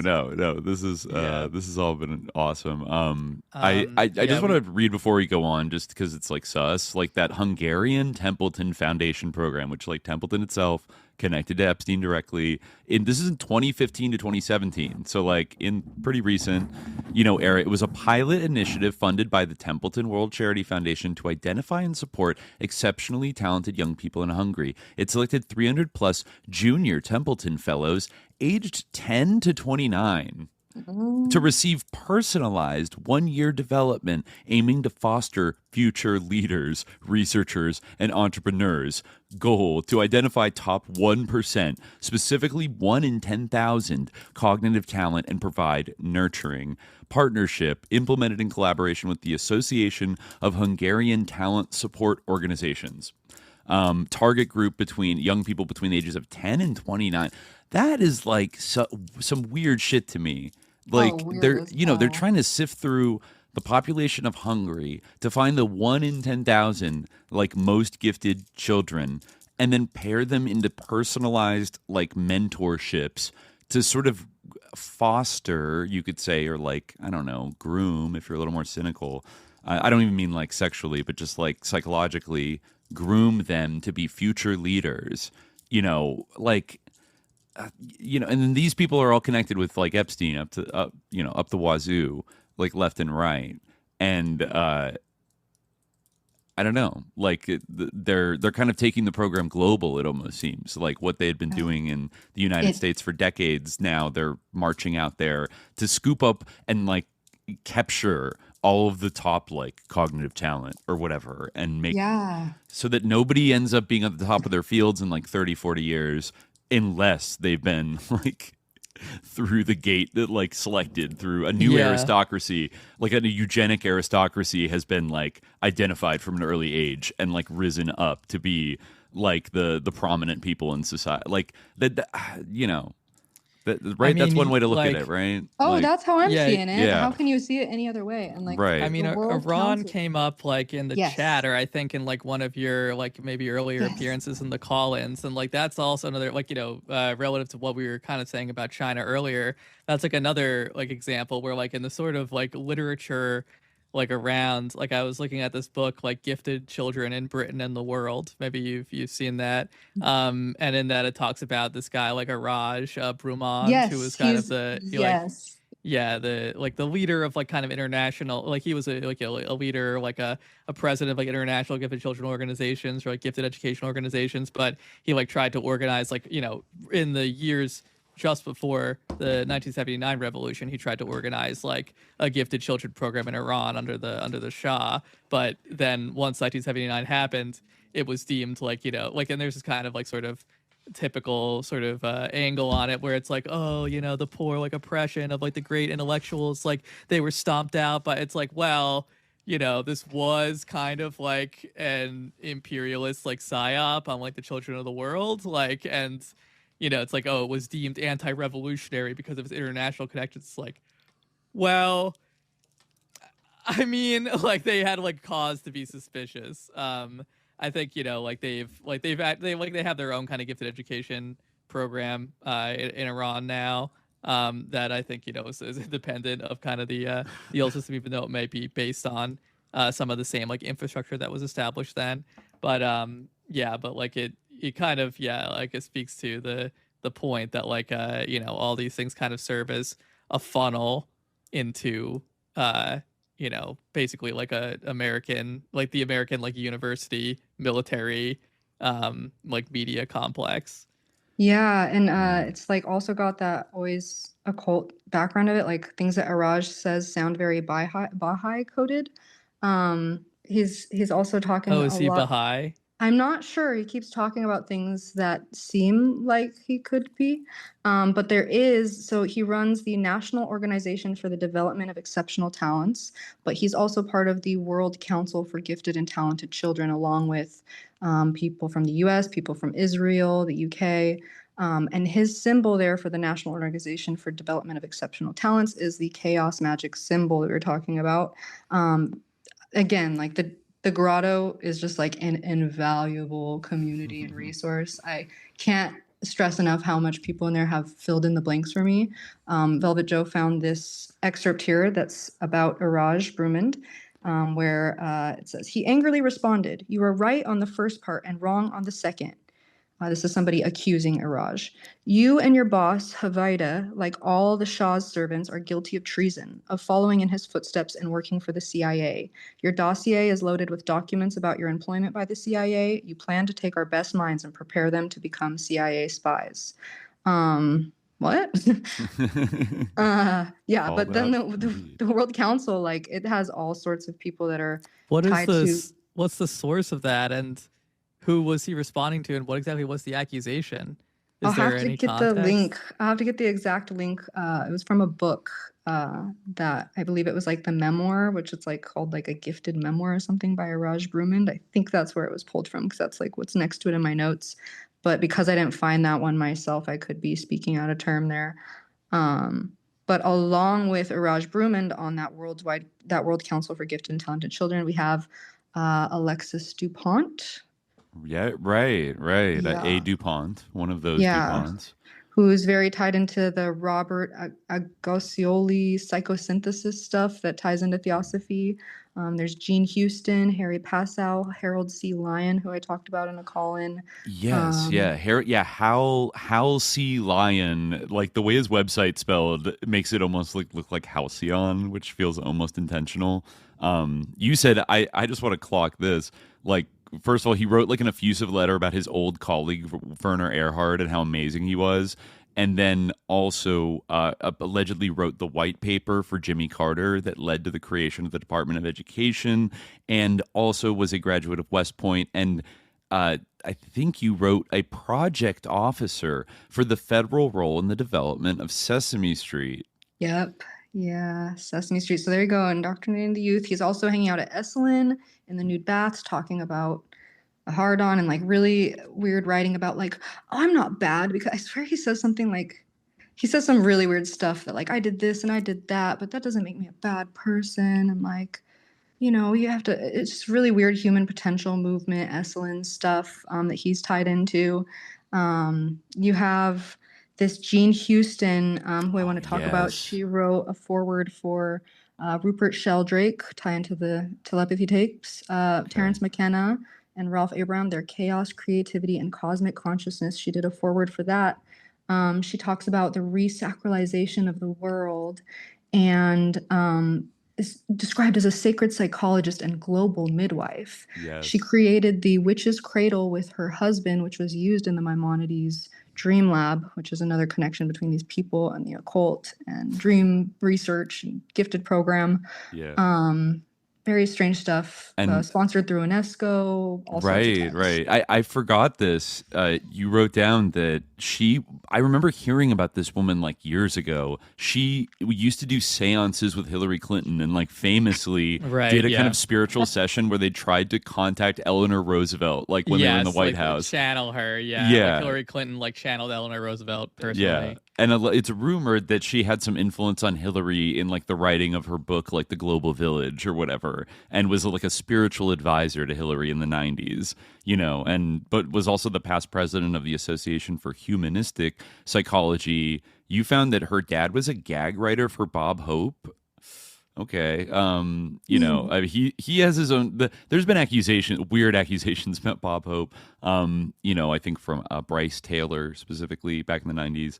I mean, it's like, well, I don't know. It's a complicated thing, but, you know, Bob Hope was always tied in with like the government. Anyways, but yeah, she was like doing seances and shit with Hillary Clinton back in the 90s. And I guess claims when she was younger that she was disciplined by a Catholic nun in school, and then that like led to a kind of a spiritual epiphany that of an Eastern nature. And then she was eventually visited by her future self, 20 years older, who said her future would be extraordinary. Now, this like jogged my memory. She married Robert E.L. Masters. Yeah, I have that in my notes, the sexologist. I remember getting tripped up by this guy when we stumbled on him. Maybe it was like in a George Estabrooks episode or something, but it jogged something in my memory where like I used to know somebody who told me like years ago, like in LA, like I grew up in a cult and like my mom joined it, and like I grew up in this cult, and it was like up in Oregon, and there's a guy called Bob Masters, and he was like a therapist guy, but like it literally was like a mind control cult and blah, blah, blah. And so I thought when I saw Robert E.L. Masters, like Esalen associated psychotherapist, sexologist, blah, blah, blah, who's like married to this like seance woman, blah, blah. I'm like, oh, well, this is obviously the Rob Masters. Turns out there are two like sus new age Rob Masters gurus. There is this guy, and then there's Robert Augustus Masters. If you look up his name, there's a bunch of stuff about how he was running a cult in Oregon, and like he wouldn't let kids listen to like music because it was satanic. Like it's a weird mix of like evangelical shit and then like new age woo woo kind of humanistic psychology, whatever. But pretty, both of them I would say sus in like their own ways. Which one's linked to Estabrooks?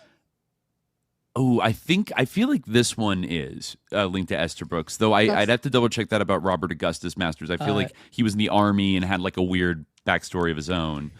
But yeah, that's the hypnotist, right? That I'm thinking that's mentioned in PTK, George Estabrooks. Right? Yeah, he was the Canadian, like 32nd degree Mason that wrote, did the multiple personality stuff and talked about like I did it. I've made a back to World War II. Yeah, he had programmed soldiers to like attack each other, basically, you know, and stuff like that way back in the day. And said he actually published stuff saying I've been able to do this. Like, you know who cited his work in like Gifted Child Quarterly stuff?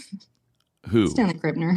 Of course, yeah. So I'm reading this Gifted, a memoir that I guess it seems like is a translation from Persian, possibly. But yeah, that's and this is like a book by Iraj Brumand, and like so that quote is like that was directed by his like captors, like he was in in prison after so he was being interrogated after the Islamic Revolution, according to this this book, and so they were accusing him of that, like, having worked for this, basically worked for the CIA, exactly. Yeah. So again, it seems plausible, but I mean, like something that sticks out at me in this book, it's very like I mean I don't know like if this is like if he's Baha'i or anything. I mean, like, I have nothing against people who are Baha'i, like they're it's a different religion, but it's but it is interesting that he has this very sort of interesting kind of like hatred of Arabs, like it's a I mean, first of all, like he makes this weird point that like in prison, like his guards, like they had a very thick Arabic accent, and that they were, these ethnic Arabs that he was familiar with from when he lived in the southern part of Iran during his teenage years. But just like an example like of the kind of prose that you have here. Let me see where to start. Despite several generations of occupation and domination by many different ethnic forces from outside, particularly centuries of Arab domination, the tradition of Nowruz has stubbornly endured, has become a part of every Iranian's socially inherited DNA. The excitement starts with a ritual of almost mass obsession of deep cleaning, and the virtual cleansing of your mind and heart, as well as the cleaning of your domicile from top to bottom. This tradition begins 50 days and nights before Nowruz and is called Sada. It involves a thorough house cleaning called Khana Takani or Kuna Takuni, which literally means shaking the house from top to bottom. Blah, blah. He goes on about Nowruz a bit more. Without knowing why, like, and then he talks about after the Islamic Revolution, and says, without knowing why, children intuitively refrain from demonstrating their Nowruz excitement, and depression became an epidemic disease. The customary new and colorful New Year clothes seem to have lost their luster. Unlike all the years past, when colorful clothing of women and children rivaled the legendary Persian gardens right in the middle of paved streets, those symbols of celebration of spring were mostly replaced with drab clothing and black covers. Everywhere you looked, there was abundance of women clad in black chador, a sign that a culture of mourning and perpetual depression was waiting to descend upon the soul of a fun-loving nation and crush every vestige of happiness under its weight. Happiness had become a sin if it was not for the victory of revolution, and even as such, people participating in mass lectures were not supposed to show their approval by clapping, and so they were told to collectively yell, Allahu Akbar, God is the greatest, in unison, mixed in public places with groups of women complying with the edicts of the new religious government, were some brave women who not only defied the weather, which was inhumanly cold, and the harsh beatings for the decency squad, but courageously threw away any pretense of modesty by wearing short-sleeved blouses in spite of the cold and obviously heavy makeup and no head covering, a sign of opposition to the cleric's edicts. Even many of the Revolutionary Guards at the early stages of their triumphant revolution displayed a deeply troubled appearance of disdain. This was worse than anything that history had recorded about the savagery of invading armies of the Greeks, Mongols, Turks, save that of desert inhabitants, the savages of Arabia. Wow. They had forced their religion with their swords upon an advanced civilization 14 centuries before, but our nation was just beginning to gradually shake it off and unburden itself from its hold in every aspect of their lives before the disaster struck again. The weapon of initial Islamic Arab armies had been replaced with firearms stolen from the armed forces' supplies. The Arabs are coming back to complete what they had started 1,400 years ago. A woman in her late 20s shouted when a bearded man with his semi-automatic rifle ominously trained it on her approached her to shut her up.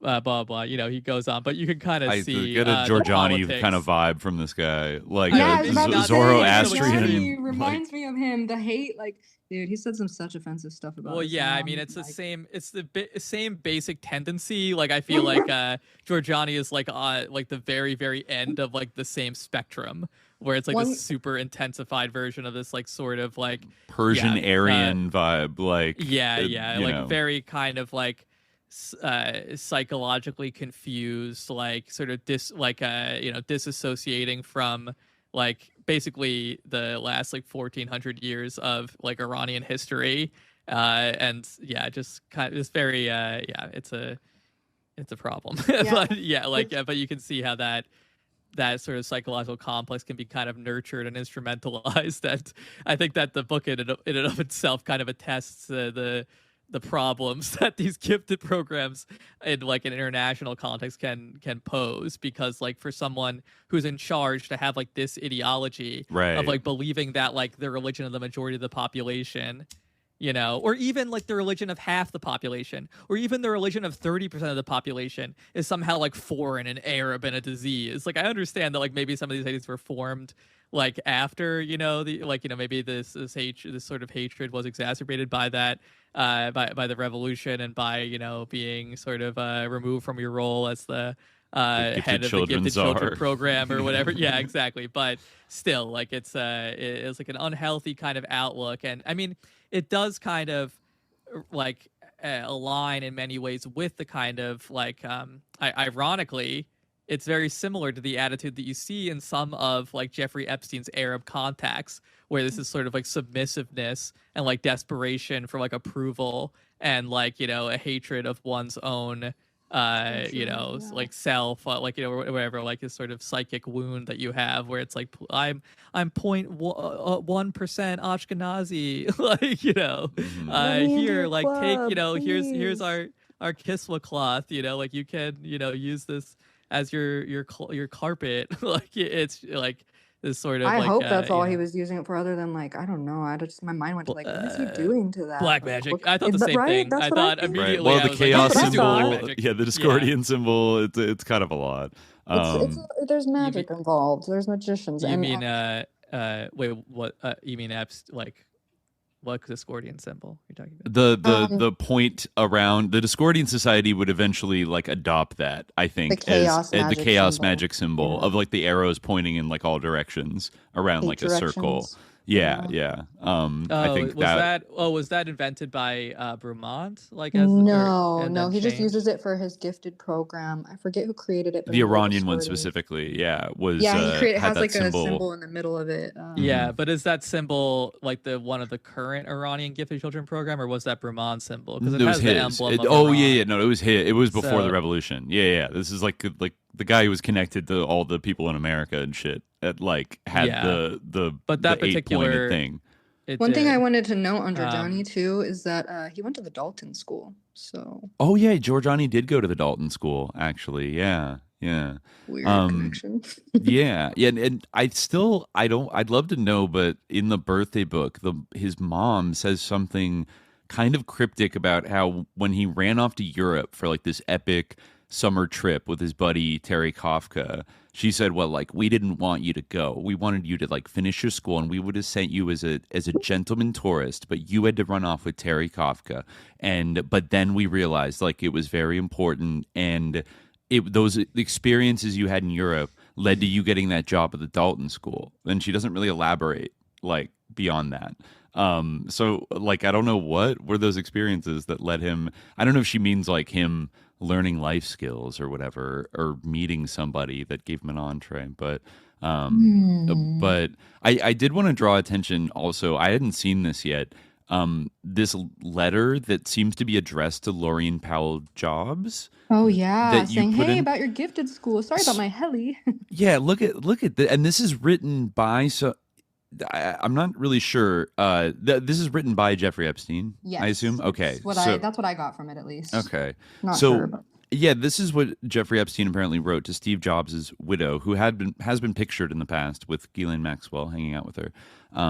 He says, Laureen, sorry if my noisy heli arrival yesterday disturbed your otherwise serene afternoon.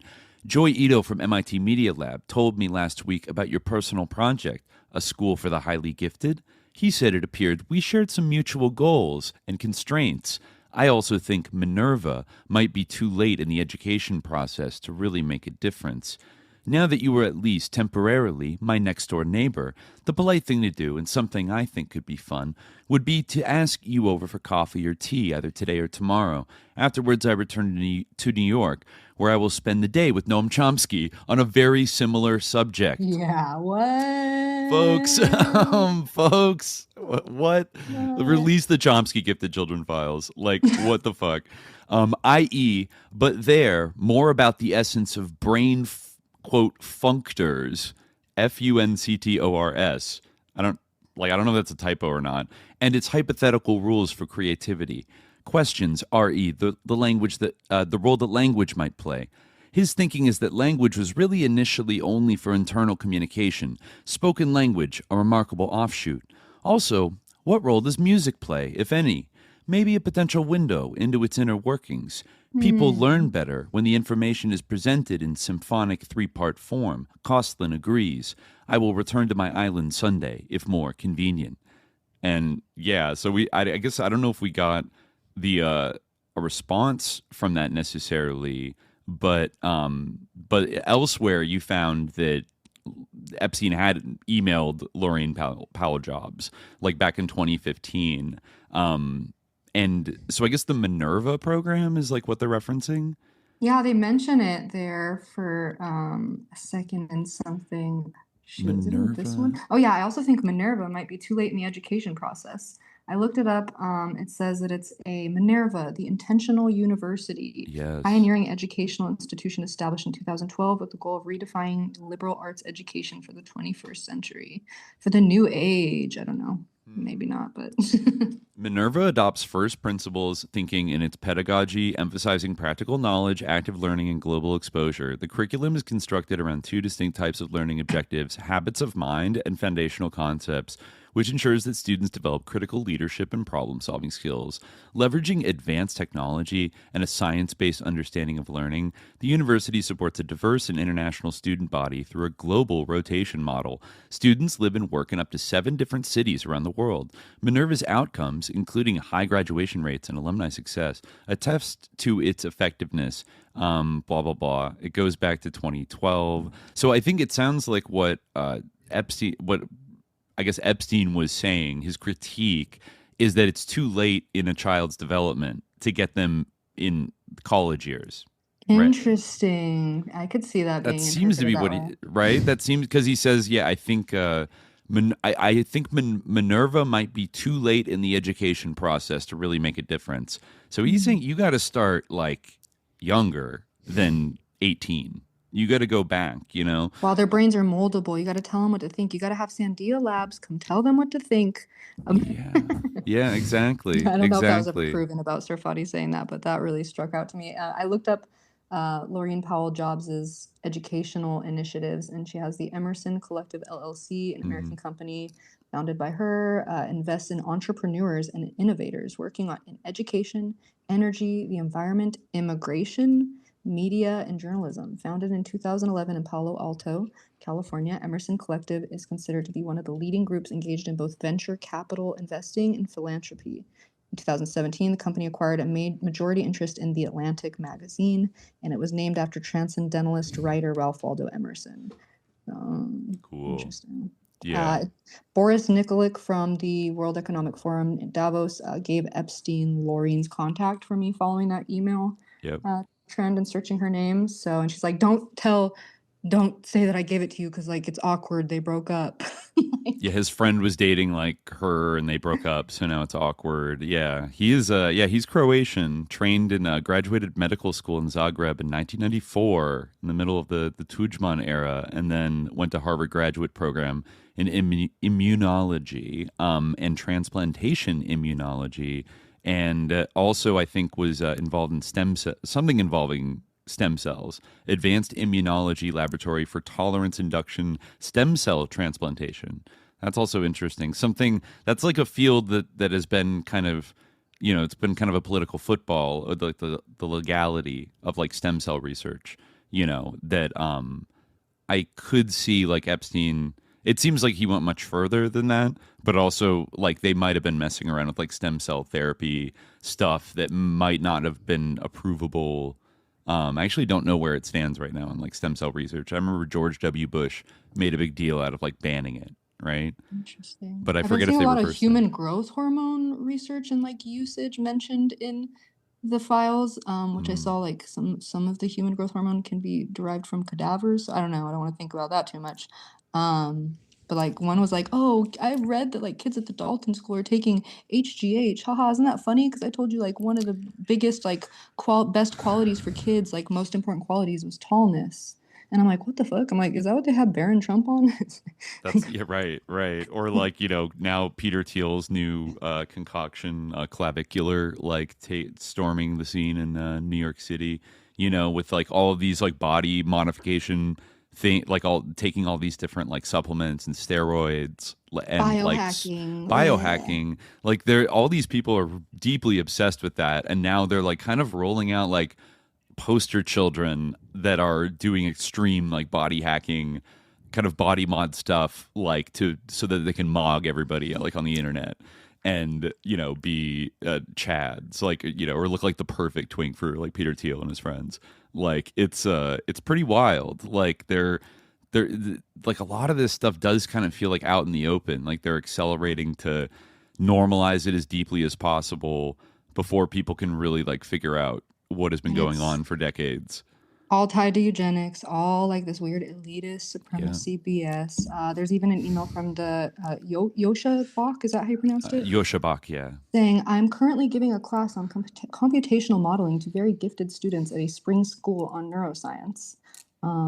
There's also documents of, they're now saying like, oh, these could be archived when I click on the link, but they were like court documents, and it was interviews with parents of the children that were groomed by Epstein, it seems. One of them was like, oh yeah, he came up to me while I was on a bench at Interlochen, and he asked me information about my family and asked for my mom's phone number. And then he called and sent his chauffeur to pick me up, and it started from there. But I was living in a pool house at the time with my mom in someone's backyard because they were facing homelessness. They're facing houselessness at the time. So it's like, whoa, you're preying on people that are down and out. And at this Interlochen music school, there's also this one that says, Annie Farmer, described as academically gifted.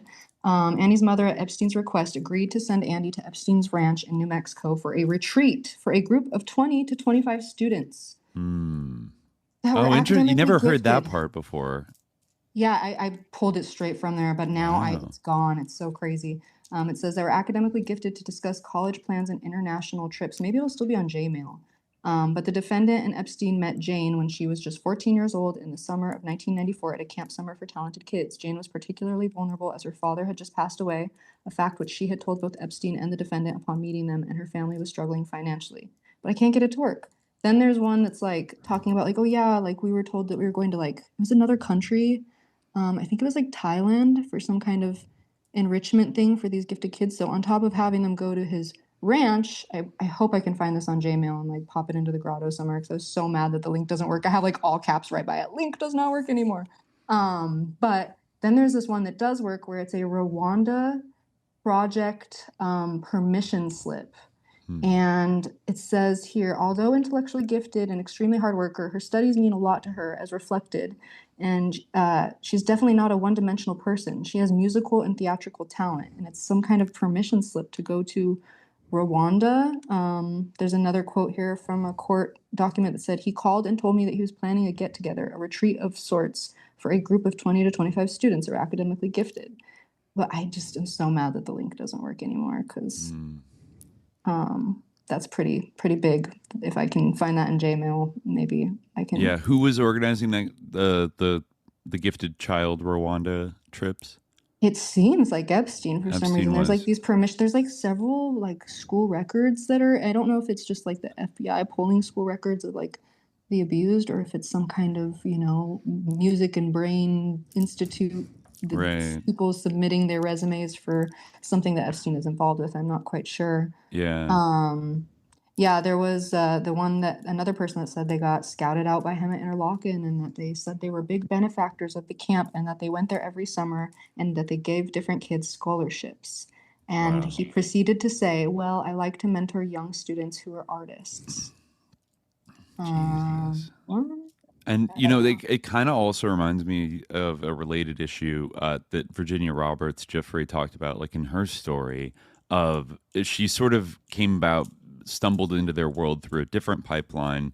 But like the way she tells it in the book, it all started when she got kidnapped and taken to like one of those wilderness schools for like troubled teens in Florida that was like a deeply corrupt and abusive kind of place, and she was like stuck there for months. And I just remember she mentioned kind of in passing rather darkly that like to this day, like this is a very expensive facility to like send kids to, and my parents like didn't really have a lot of money, like they were not like really that well off or didn't have a lot of cash. And like to this day I still don't know who like paid the bill for me to be sent to this place. And then she escaped from there, was immediately like assaulted and trafficked by a guy, like she hitchhiked, got picked up, and then like later that night ended up getting picked up in a limousine by Ron Eppinger, another sex trafficker, and was with him for a while. And then at some point then I think she kind of broke away from him,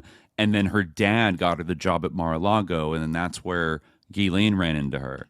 Like, and that's it's so disturbing to think like how can parents like possibly be involved, but like we all know the story too well of people just being like, yeah, sign my kid up for Hollywood even though I know how abusive it is. So like, right. I mean, we should not neglect to mention that like also the book opens with her recounting like she was being sexually abused by her father, and I think even one of her father's friends, like as a child, and that's what started her quote unquote behavioral problems and like kind of acting out. I think that's like many such cases like that where kids are abused, and like her mother, she claims, was pretty much like turned a blind eye to it, and like if anything like kind of resented her in this like very toxic dynamic kind of thing. And then I don't know, maybe it was the parents, I don't know, but like they didn't seem to have the money to do that.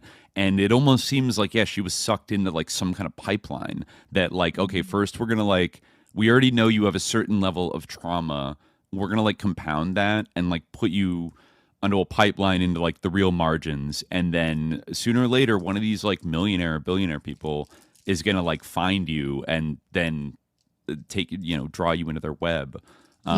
You have like, you have Walter Breen and Miriam Zimmer Bradley, who they're just together because they think that they're like going to make the perfect, whatever, gifted kid or whatever.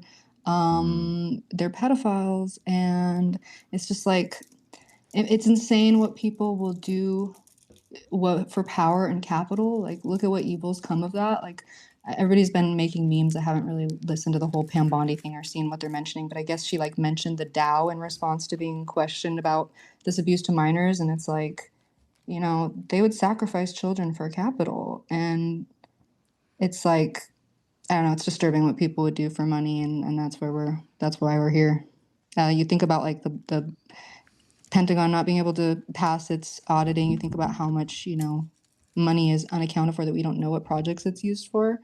It's like there's a big lucrative business based on these abuses and exchanging films, all sorts of stuff. It's hard to fathom, but it's real. Like, those films exist, and there's a big whole, I mean, the whole part of like the leadership, like lifting up certain people to be leaders. Like, there's this email here from Dr. E. Maxwell, which seems like it's Ghislaine's mom. Yeah. It says, Elizabeth. "My darling, I was speaking to Kevin last night at the very time when Chloe had arrived safely. I'm sure you will have given her a great time. She is one of my favorites, simply because she is totally different from all the others. A real Maxwell, and everyone find faults with her. There was a time when even Kevin told me she was stupid, until once she had been on holidays with me. I discovered that she was slightly dyslexic and very far from stupid. She just played stupid to get attention from her mother. In fact, when she was taken to get an IQ test, she was discovered to have the highest IQ of the lot. At the time when Pandora was raving about her, I told her that if she was less intellectually gifted, then she should be pushed in sports, with the result that she is now a good swimmer. She also plays the battery very well. Anyway, I am longing to know what you think of her yourself." Now, I'm going to make here, this is just theorizing, I have no proof of this, but Robert Maxwell has some markers of a gifted child. He was learning several languages at a young age that people were astonished how he could quickly learn them, and how he could speak them with no apparent accent. Seems like a perfect person to prop up into some kind of triple, quadruple agent position. And he like read a book a day and then ends up doing like, publishing and whatnot. But I mean, can't prove it that he was in a gifted program, but you have his wife talking about like their kids being gifted and IQ tests, and asking Ghislaine what she thinks of her, and you'll give her a great time. She's one of my favorites because she's totally different from all the others. It's very strange stuff. Yeah, Chloe Maxwell, it almost seems like when she's like a child that she's emailing Ghislaine Maxwell. There's a email from 2002. I forget I had clocked it from a couple episodes back in our notes. Let me see. Okay, no, that's not what it was. But yeah, it says forward, click on the Teddy's heart. More than one cell, more than once, like cell high. It's like very, and for some reason, yeah, it says Chloe Maxwell to blank. Here's my address. If you want Tilly's or Ted's, there's R, and it's it's the same with Mum. Ella's is thanks very much for having me. I had an amazing time. It was so fun and cool. Thank you. Lots of love, Chloe. It kind of seems like maybe she's emailing Ghislaine. And then there's just like a bunch of emails like Leon Craig to blank, Taljit Shembi, Steamy Chick 84 at hotmail.com to blank, like Chinu Hunjan to blank. Like that's, I mean, I got to look at the amazing, the original, like thing here, but, and then actually on the original, it's like redacted. Some aspect of it is redacted. I don't know if there's a link to this, like it's a joke website or something, like click on Teddy's heart. I guess people used to do that in the early 2000s. It was like a joke website maybe that her child niece like sent to Ghislaine, and Ghislaine forwarded it. I don't know. I'm not really sure what to make of it. Should we answer this question? This person paid $5 to boost it. I feel like we should air it. Yeah, we should. Yeah, I just saw that. Sorry. That intro is so good. All right, yeah. They ask, hello, three Susketeers. Any chance Massey has connections to Epstein because he graduated from MIT in the late 90s? That's Thomas Massey? Yeah, I think so. That's actually very interesting. I didn't know that about Thomas Massey. Huh. I did not know. Yeah, he went to MIT, but he doesn't pop up in the files. I searched it. The only thing that pop up are in like FBI briefings from like 2025 that were like, like obviously after the fact, that are probably talking about him as a congressman. Yeah, you have Joy Ito from the Media Lab, who's also in the same message with Powell Jobs, one of those. Oh, right. But I think he's with the MIT Media Lab, Joy Ito. Oh, yeah. I mean, yeah, definitely. I mean, you got Chomsky, you got Joy Ito, you have Marvin Minsky, Martin Novak, the Stuart Brand, like going back to the 80s, Nicholas Negroponte, the guy that like founded the Media Lab in the 80s, and he wrote the book with Stuart Brand, and which is how the Edge people tie into MIT. And then Epstein goes up there. Like the MIT things are deep. I just literally did not know that Thomas Massey like went there. It shows me I shouldn't judge a book by its cover. He just seemed like kind of a Kentucky man. But it seems like he didn't go through the Media Lab at all. No, not necessarily. That I know of. Yeah. Well, let's see. Yeah, I'm trying to find out right now. So I wonder how much of him like putting up a fight is legit. I hope so. I mean, like, I really hope there's somebody fighting for accountability here, but I don't know. Yeah, I don't trust anyone anymore. it is an odd thing because I mean I feel a little bit that way about like Ro Khanna. It's like interesting. I know he does do the kind of populist like Bernie like gesturing kind of thing. He's a little alt left, you could say, but it's like also he is the congressman of Silicon Valley, so it's like.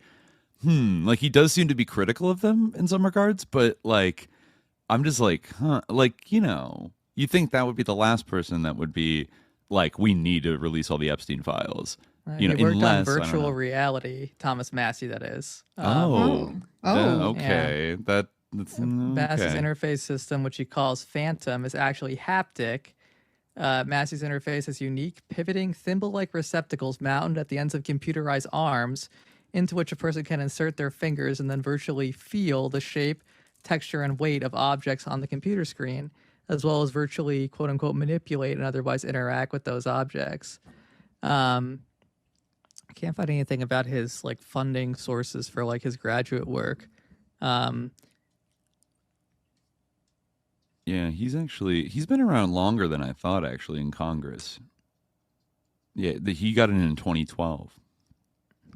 So, and yeah, he's been kind of an ally or like collabed with Ro Khanna, Rand Paul, and Bernie Sanders at various points.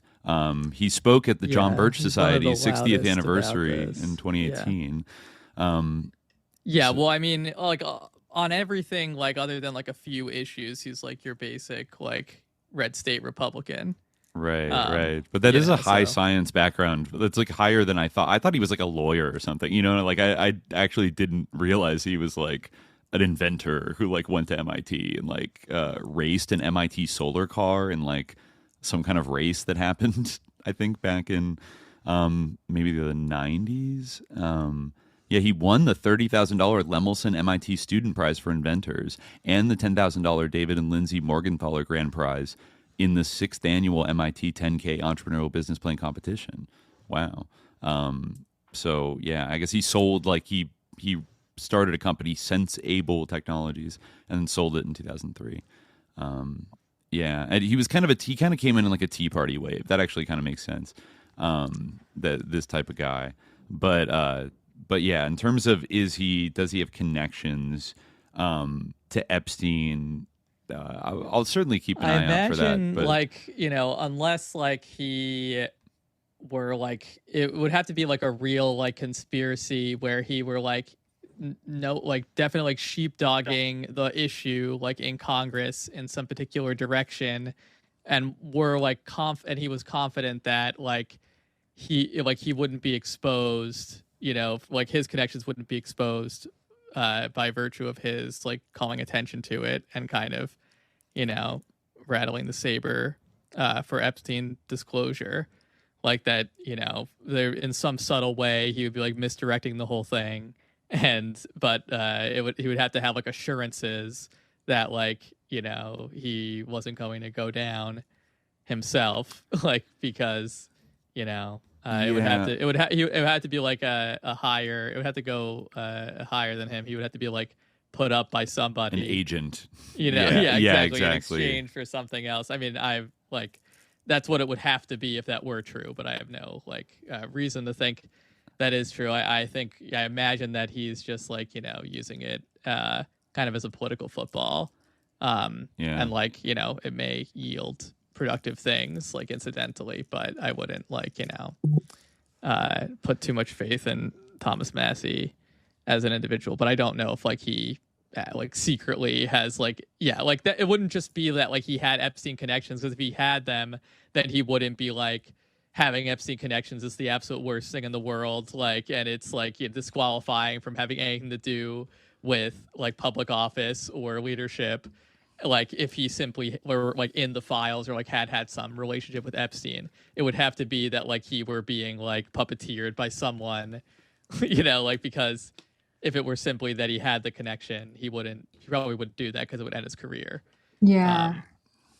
He would have to be backed by somebody. Exactly. He would have to be like doing, like he would have to have some kind of assurance that like his connection wouldn't come out and he would be doing it for some other reason, because otherwise, like, it would be, you know, well, it would be like the people career ending. The people funding his career would be the ones that would be at risk of being implicated, and so exactly. If he were to be like, support the release in certain way, but I mean, this is kind of a big data dump. I feel like if you had contacts with Epstein, you're kind of getting exposed right now, at least a little bit.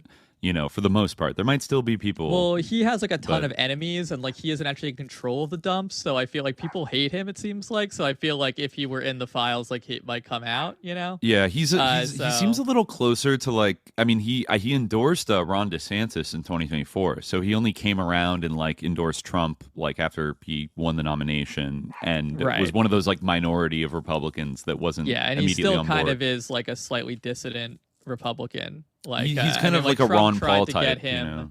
Yeah, exactly. He's kind of like a Ron Paul type. Yeah, so I don't know. Yeah, just like any of these people that are out there being like the main figureheads. I mean, I think, it's good that we had the files out, that they passed a law to like force it. It's just a lot of bullshit. But there's a lot of power games being played right now. So speaking of, what was the connection with like you heard like throwing out a lot of names like about like Frank Molina and stuff like pretty quick, like, and his like family relationship pretty quickly. What was the connection to UT Dallas, and like was it their Holocaust Center? I believe. Let me look it up. UT Dallas, Christine Max. I believe it is Christine Maxwell right now. Institute for the Study of Global Anti-Semitism and Policy, ISGAP. ISGAP. Okay. At Christine. This is on her LinkedIn. Christine Maxwell, PhD, at the University of Dallas in Texas. So she's married to Roger Molina since 1986. Right. Roger Molina's father, Frank Molina, was an American aeronautical engineer and painter, and was a partner in early rocketry with Jack Parsons and like that crew of like JPL guys. Interesting. Yeah. So he's let me see. Yeah, he was at Caltech, and Molina and 5 associates, including Jack Parsons and Qian Zhuisen, a Chinese aerospace engineer and cyberneticist. I've actually never heard of him. Sorry if I mangled that name. They became known at Caltech as the Suicide Squad because of their dangerous experiments. They were forced to move their operations away from Caltech and to the facility at Arroyo Seco, and the tests were moved to White Sands Missile Range in New Mexico. So the project's WAC Corporal sounding rocket was the first U.S. rocket to break the 50-mile altitude mark, becoming the first sounding rocket to reach space. He did have an interest in the Communist Party, Caltech's Unit 122, and was engaged in labor activism when he was a graduate student in the 30s. But, I see, that was in the 30s, and that had attracted the attention of the FBI. But there's no evidence that they ever passed on rocket information to the Soviet Union. But get this, he moved to France after that and joined the fledgling UN as Secretariat of UNESCO under Julian Huxley. And then he became the head of it's always UNESCO. It always goes back to UNESCO, folks. So eugenicist Julian Huxley, Aldous Huxley's brother, he worked, I guess, as like kind of like his assistant. And then in 1951, Molina became head of UNESCO's Division of Scientific Research. Years later, he left to pursue an interest in kinetic art.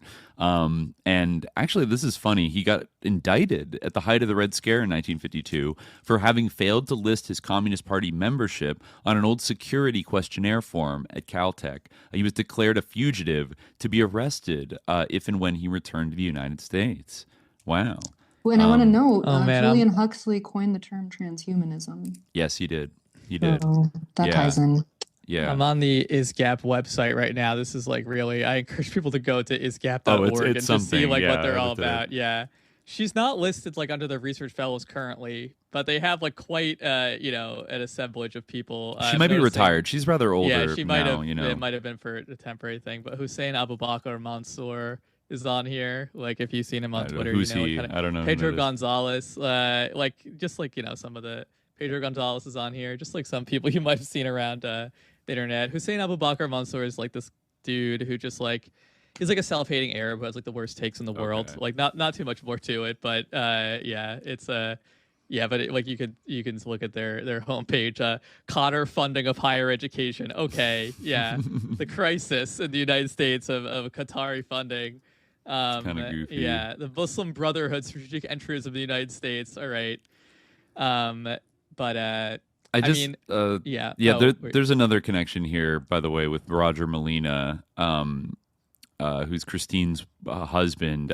He launched something in 1968. He launched the journal Leonardo in Paris, and then eventually moved the operations for it to the Bay Area. I assume when he moved with the Maxwell sisters to the San Francisco Bay Area, like in the 80s. But it's published by the MIT Press, and it covers the application of contemporary science and technology to the arts and music. So I don't know what that they have the MIT cosign at the very least, but I don't know if we've heard about that before in like the sort of milieu of like Whole Earth Catalog and other like sus magazines, but just thought I'd note that. Yeah. One thing I wanted to ask about the Martin Novak connection in the Templeton. I was wondering, the one where he says, you play Civilization, right, Khalid? Yes. Okay. In fact, I was recently in the what's it called? The workshop for new features in Civ 7, but I don't know if we'll have to disclose that. Yeah. Okay. What's the relevance here? Martin Novak, do you remember that email where it's like, oh, did you torture her? Our spy was captured after completing her mission. So somebody tweeted, I asked Martin Novak about his email communication. This is what he replied this morning. It says, Dear Mr. Rohn, our spy was captured after completing her mission is a line from a computer game called Civilization 2. This is what I sometimes say to myself after solving a mathematical problem after completing a mission. Nothing else was meant in my email. His reply made no sense at all. Best regards. I never played Civ 2. I didn't realize that espionage was a feature in Civ 2. Maybe it was. I never played it. I started playing Civ in Civ 5, so I can't comment on whether espionage is a feature. But yeah, like I don't know why. Like it seems odd anyway. Like maybe the language wasn't. But I'd be curious to know like what it was referring to though.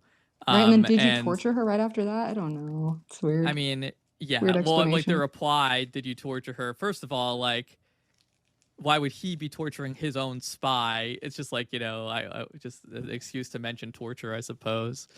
Yeah, it's weird. I remembered like seeing that he was tied into the Templeton Foundation now. It's like, oh, I thought of that exchange I saw on Twitter. Was he the also the one that was like, I'm sorry, Glenn, like, thank you for an amazing night. I'm sorry I almost ruined it. Thank God I didn't kill anybody. That was Martin Novak, yeah, that was right? Also him. Yeah. What is wrong with this guy?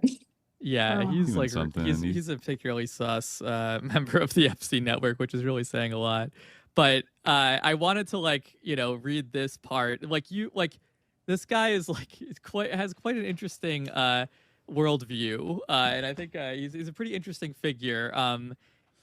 Which guy? In a way, Iraj Brumand. In a way, he's kind of like a someone who like really falls in the at the intersection of like several SJ antagonisms. In that he's come to the conclusion that the Islamic Revolution in Iran was in fact like communist in some way. Okay. And here we go. he considers them to be communist somehow, and that they actually were using the Soviet system. And he thinks that these things are connected. But I'll just read this last part because I think it gets into kind of like an interesting kind of like American like imperialist like eugenic like civilizational like eugenics kind of. It's very interesting. I was not able to discern whether he was the one, by the way, who like came up with that logo that you see like for the current like Iran. I mean, they must have changed it because like the emblem like that was like, you know, post-revolution, the emblem that you see in the middle, but like of that sort of chaos star type shape. But I wasn't able to figure that out. So it's possible that he did. It's possible that they made it up afterwards. But anyway, this is what he has to say. As the title of a recent political book decrees, and I take the liberty of slightly modifying it, these are unpleasant truths. The fact remains that the vast majority of Americans cherish the principles upon which this incredible country was founded. They may not have read the Constitution or the Bill of Rights, but they believe in the fundamental values of life, liberty, and the pursuit of happiness. Equality for all in the eyes of the law is the byproduct of these principles that humans, in their infinite wisdom, I don't know if we have infinite wisdom, determined to be worthy of its practice. These are the values. Yeah, it's like, you know, you're really confused, dude. These are the values that made me choose to be an American. While many of those values may be somewhat diluted in recent decades, at the end of the day, even some of those who do not believe so deeply will return to them when the chips are down. Let us admit it.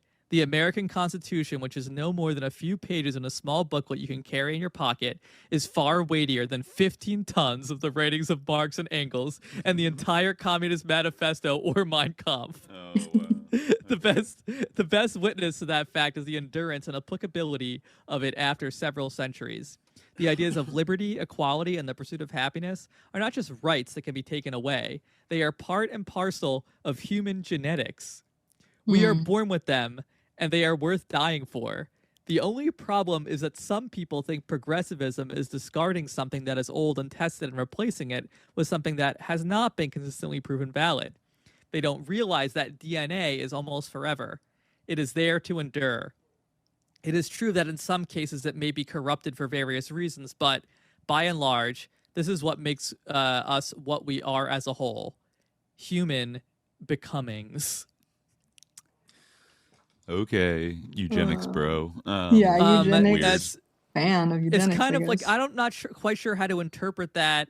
I mean, it could just be like an incoherent thought, but like the way that I take it is that he's almost saying like people think that these values are like new modern liberal values, and the problem is that like they think that they're replacing tried and true tested like traditional values. What they don't realize is that like American values are actually part of our DNA, but some people's DNA can be corrupted. But like, you know, generally speaking, like DNA so it's almost like he's saying that, like, I'm reading this in the light of like his other sort of comments and like the rest of his worldview. It's almost like he's kind of saying that like there are like genetic Americans. Like it's again like it strikes me as like a very kind of like Iranian diaspora type of thing, where it's like, you know, actually I've always genetically been an American, and like there are those with corrupted DNA out there, but like I'm not one of them, and actually like. Yeah, I don't like, but it's interesting in light of like the sort of international dimension of like these gifted children programs, where like you do actually see that like, and even like in the appendix of this book, he has like letters from the people who were in his GATE program, who then went on to have like academic jobs or to become doctors or to work like in Europe and the US, like a lot of them, right? Like it's kind of like the sort of brain drain effect that you see. And like, you know, I'm not saying that like, this is just like that there's not, you know, any internal problems like in Iran. Like, you know, I was reading Behram Pasai's like kind of a poem recently that, you know, he wrote a couple years before his death. And like you can see like how, you know, someone who, you know, was like an intellectual who like, you know, could be like gradually kind of turned off by some of the decisions that were made and things like that. But at the same time, like you can kind of see like the sort of convergence of all these different things, like the kind of like imperial, like a like a post-colonial component, where it's about like, you know, the sort of what I was saying before, like the sort of a Homi Bhabha-esque invitation of the colonizer. You know, like you're different, you're a student, you're a doctor, like you're an artist, like you're not like them, like you're like us. But then it has like this sort of like eugenics dimension as well, where like somehow we've like identified you as genetically American. Yeah, exactly. Like, you know, genetically superior, like genetically gifted, which is like, you know, you actually belong to the United States, not to wherever you were born. I guess that would be a way to make sense of like what he's saying, is that like that's their dream, at least, is that like to be a genetic American means to be a eugenically like optimized and selected like member of the global gene pool that gets plucked out. Ubermensch? Kind of like, yeah, basically. You know, yeah, you even think about like, I mean, there's levels to it, but even like that CIA sponsored program that brought like talented students from African countries that Barack Obama's father was brought over on, right? And even Zoran Mamdani's father, I think, was maybe a later iteration of that same program. Now that could be more for like kind of, you know, like you want to inculcate them with like, you know, pro-American kind of ideas and teach them pro-American frameworks for how to approach politics and hope they go back there and are like influential people and serve your interests. But like also the idea of like finding like or like in Hungary, like finding the quote unquote best and then like grooming them for like global leadership, you know, is like that's to them, you know, that's what they would like American to mean. And in that sense, that is like, you know, eugenics elite. I can't help but think about like, okay, Nazi Germany being inspired by the California eugenics program, and then Jimmy's work on Hitler's hypnotism, and you're special, you're this, you're the ideal German, we need you, all this whatever, and the fallout from that. It's just, I don't know, I'm not saying that he was part of that or anything, but like the hypnotism aspects, the mind control aspects, like on leaders, and I don't know. I mean, he wasn't a leader at the time, of course, but I don't know who gave him the idea to do the beer hall thing, or like, right. Who knows? But he does seem to have like people coming in and kind of like helping him along, mentors of a certain type that come along and kind of guide him in his earlier years, like Hitler, and kind of guide his path in a way. And I think you see that with some of these other maybe figures, maybe with Epstein himself. I don't know. Maybe, yeah. One thing I see in the comments here, someone saying like, what do we do about this like lawsuits? Hello. I thought the same thing, being the gift for myself, finding, people that are associated like Epstein, Breen. I want to read something from the greatest of all time. I was planning on putting all my research out in a book because I'm shy and I'd never fancied myself a public speaker. But I feel like David McGowan really started this off. And about the lawsuit aspect, he starts off the book with the Dutroux case. And one thing that really stuck out to me is that the wife, who was obviously aware of these several dungeons and happenings going on, was a school teacher. So that's alarming. But once the public knows about this Dutroux case, on page 7 of Program to Kill, Dave McGowan says, Connerett's removal from the Dutroux case fanned the smoldering flames of public outrage. As the Times reported, hundreds of thousands of people had petitioned the High Court to retain the judge. Adding yet more fuel to the fire, prosecutor Michael Bartlett was claiming that the evidence indicated a pedophile ring composed of the wealthy and powerful had been protected for 25 years, with the families of Dutroux's victims calling for a general strike. Men and women all across the country walked away from their jobs in protest as railway workers and bus drivers shut down public transportation, bringing some cities to a virtual standstill. The Telegraph reported that in Liege, firemen turned their hoses on the city's court building to symbolize the massive cleanup that was in order. On October 20th, 1996, 350,000 citizens of the tiny nation of Belgium took to the streets of Brussels dressed all in white, demanding the reform of a system so corrupt that it would protect the abusers, rapists, torturers, and killers of children. The political fallout from the case ultimately brought about the resignation of Belgium's state police chief, interior minister, and justice minister, who became as sacrificial lambs tossed to outraged masses to avoid what could easily have exploded into a full-scale insurrection by the people, particularly after police incompetence allowed Dutroux to escape and remain at large for a brief time until April 1998. In April 1988, there were in fact calls from the people for the entire coalition government to step down. So it's going to take us not shutting up about this. It's going to take us just not letting these people get away with things. I mean, I would hope that the masses would want that. And then one thing I also want to note in this Program to Kill book, he starts out in the beginning with a quote that is by an Arlene Tyner writing in Probe magazine, July-August 2000. Quote, in the early 1950s, the CIA was looking for specially gifted subjects to study dissociative states, which could be induced and controlled to some extent with hypnosis and drugs. Later on, towards the end, he says, this quote by Aleister Crowley, Program to Do What Thou Will, says, in Magic, in Theory and Practice, he quotes, for the highest spiritual working, one must accordingly choose that victim which contains the greatest and purest force. A male child of perfect innocence and high intelligence is the most satisfactory and suitable victim. So it makes you wonder how much of these programs and stuff and, people being Thelemites and Theosophists, and there's the Lucifer Publishing, Lucius Trust. Yeah, Lucy's Trust, the UN. Yeah. Alice Bailey, there's all sorts of ties to that stuff and strange beliefs there. Absolutely. Yeah.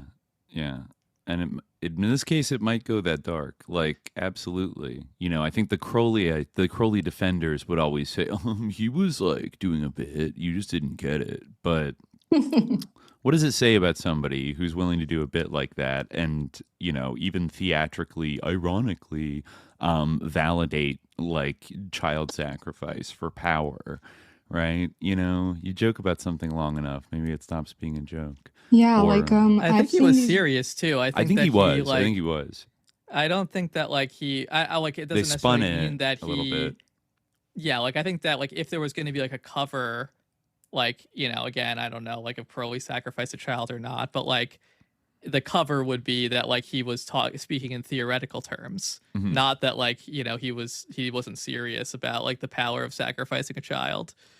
Right, like I would never do this, but I'm just telling you. Yeah, kind of thing. Yeah. Yeah, it's like saying like the best way to like, you know, commit a genocide would be this, you know. Yeah, like that. Like, but I wouldn't do that, you know. But given the, you know, even short of death, like the idea of inflicting trauma upon children to unlock some kind of like psychic or spiritual or intellectual capability, but also to open up avenues to like kind of hypnotically influence them or control them and groom them, you know what I mean? Like that's evil enough even without child sacrifice. And like these people were pursuing like a lot of the people connected to the Gifted Children programs were like pursuing a very systematic, like scientific approach to like figuring out the best ways to do this. Like they knew there was something there, and like in MK Ultra's case, like it required experiments that were so ethically like reprehensible and dubious, they had to lie about it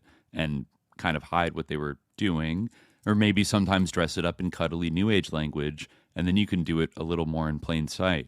And then like people don't see what it actually is. All these Esalen retreats and transpersonal psychology shit. Like, and I think for some, like the idea like, oh, you know, they were like traumatizing them on purpose in order to like get them to have like, it kind of sounds like, oh, you know, like crazy. But like, it's really like, if you think about it in terms of like, for most of like history, like well into the present day, the idea that like children like need like discipline and they need to be like, you know, treated toughly in order to learn, right, is like probably one of the most like conventional and like not far-fetched like, I mean, I'm not saying that it is actually a good way to teach children or that like, you know, but it is certainly something that has like a lot of cultural currency and something that like is basically like the hegemonic approach to education for most of human history, is like the idea that like you like, you know, they might not put it in those terms, right, because like trauma has like a negative connotation. It literally means wound, so it's not something that like you want to be, you know, like you know, nowadays you wouldn't say like we need to traumatize these children, but like the idea that we need to like, you know, like roughly discipline children in order to make them like flourish, you know, or that like even like children prosper through like bullying and things like that, right? Like the idea that like bullying is bad is a relatively new idea, and you continually even see like backlash to that like people saying like we need to bring back bullying, lol, like these nerds are out of control, like whatever, you know. Like, so this idea like really is like not so like like, you know, you're right, we're not that far back from that. It's not so surprising that someone would be like, well, you know, they wouldn't see it as like like necessarily like like we're doing Satanism necessarily, you know. I'm like I don't want people to go the other way, be upset that I'm foreclosing that possibility. But on the other, like, but I you know, I'm just saying that like it doesn't have to be that. It can simply be, you know, oh, like we need to do this program, we need to push them to achieve like the greatest, because like our children are our greatest resource. Our children are our future, right? Our children are how we're going to like continue our domination of the world. Right. So, you know, like what's, you know, they need to be pushed in order to do that, in order to be great, right? So that's, you know, it's not like this kind of it doesn't have to be this whole like elaborate thing, you know, necessarily. Yeah, in Project Ascent, I have this from eric.gov. So it's definitely an official curriculum. It says a program in which early childhood gifted and talented children are provided with differentiated curricula while remaining in the mainstream setting, I'm assuming of a class. It made me think of what you're saying with like, you have to make sure they're, you know, Ted Kaczynski type stuff, like, you know, challenge their beliefs and like whatever, yell some stuff at them. There's this part of this curriculum book where it says, Station 1, have student listen to a tape of someone giving him a harsh, violent command. Have him circle those adjectives on the answer sheet that best describe how he feels. Have the student listen to a tape of someone giving him a gentle, positive reinforcement. Have him circle adjectives on answer sheet. Like what? Yeah, they are kind of gauging, like, what's, I don't know, but what does it do to people when you use different methods? And, yeah. Yeah. Yeah, it's crazy. It's, but there has been this attitude for a very long time of, like you said, Khalid, of, like the stories of like my parents' generation going to like Catholic schools and stuff like are horrifying by today's standards. And that was like in the 50s. It's like not even that long ago. Like when Jeffrey Epstein was in school, there was still like, yeah, you could just like beat kids if they like misbehave in class. Like that's like the parents are like down. Like that's just what you do. I mean, even in some states, like, I'd say more like southern states, maybe like the spanking your kids when they do bad things is like very normal. And like, I feel like in other places, maybe in like California or whatever, that's seen as like child abuse. Like what the fuck? Like, I remember that like profile of that couple, which they're like kind of like influencers. They're like kind of like the nerd eugenics, like weirdo pronatalist. They are couple. they're like hyper pronatalist, like kind of like in the like sort of that orbit. Like they're very like pronatalist and like kind of like autistic supremacists almost like that. It was kind of like I would describe their ideology, but like there's that profile of them and they like not only like hit their children but like defended it. Right, like they like, so that attitude, like even in like outside of like like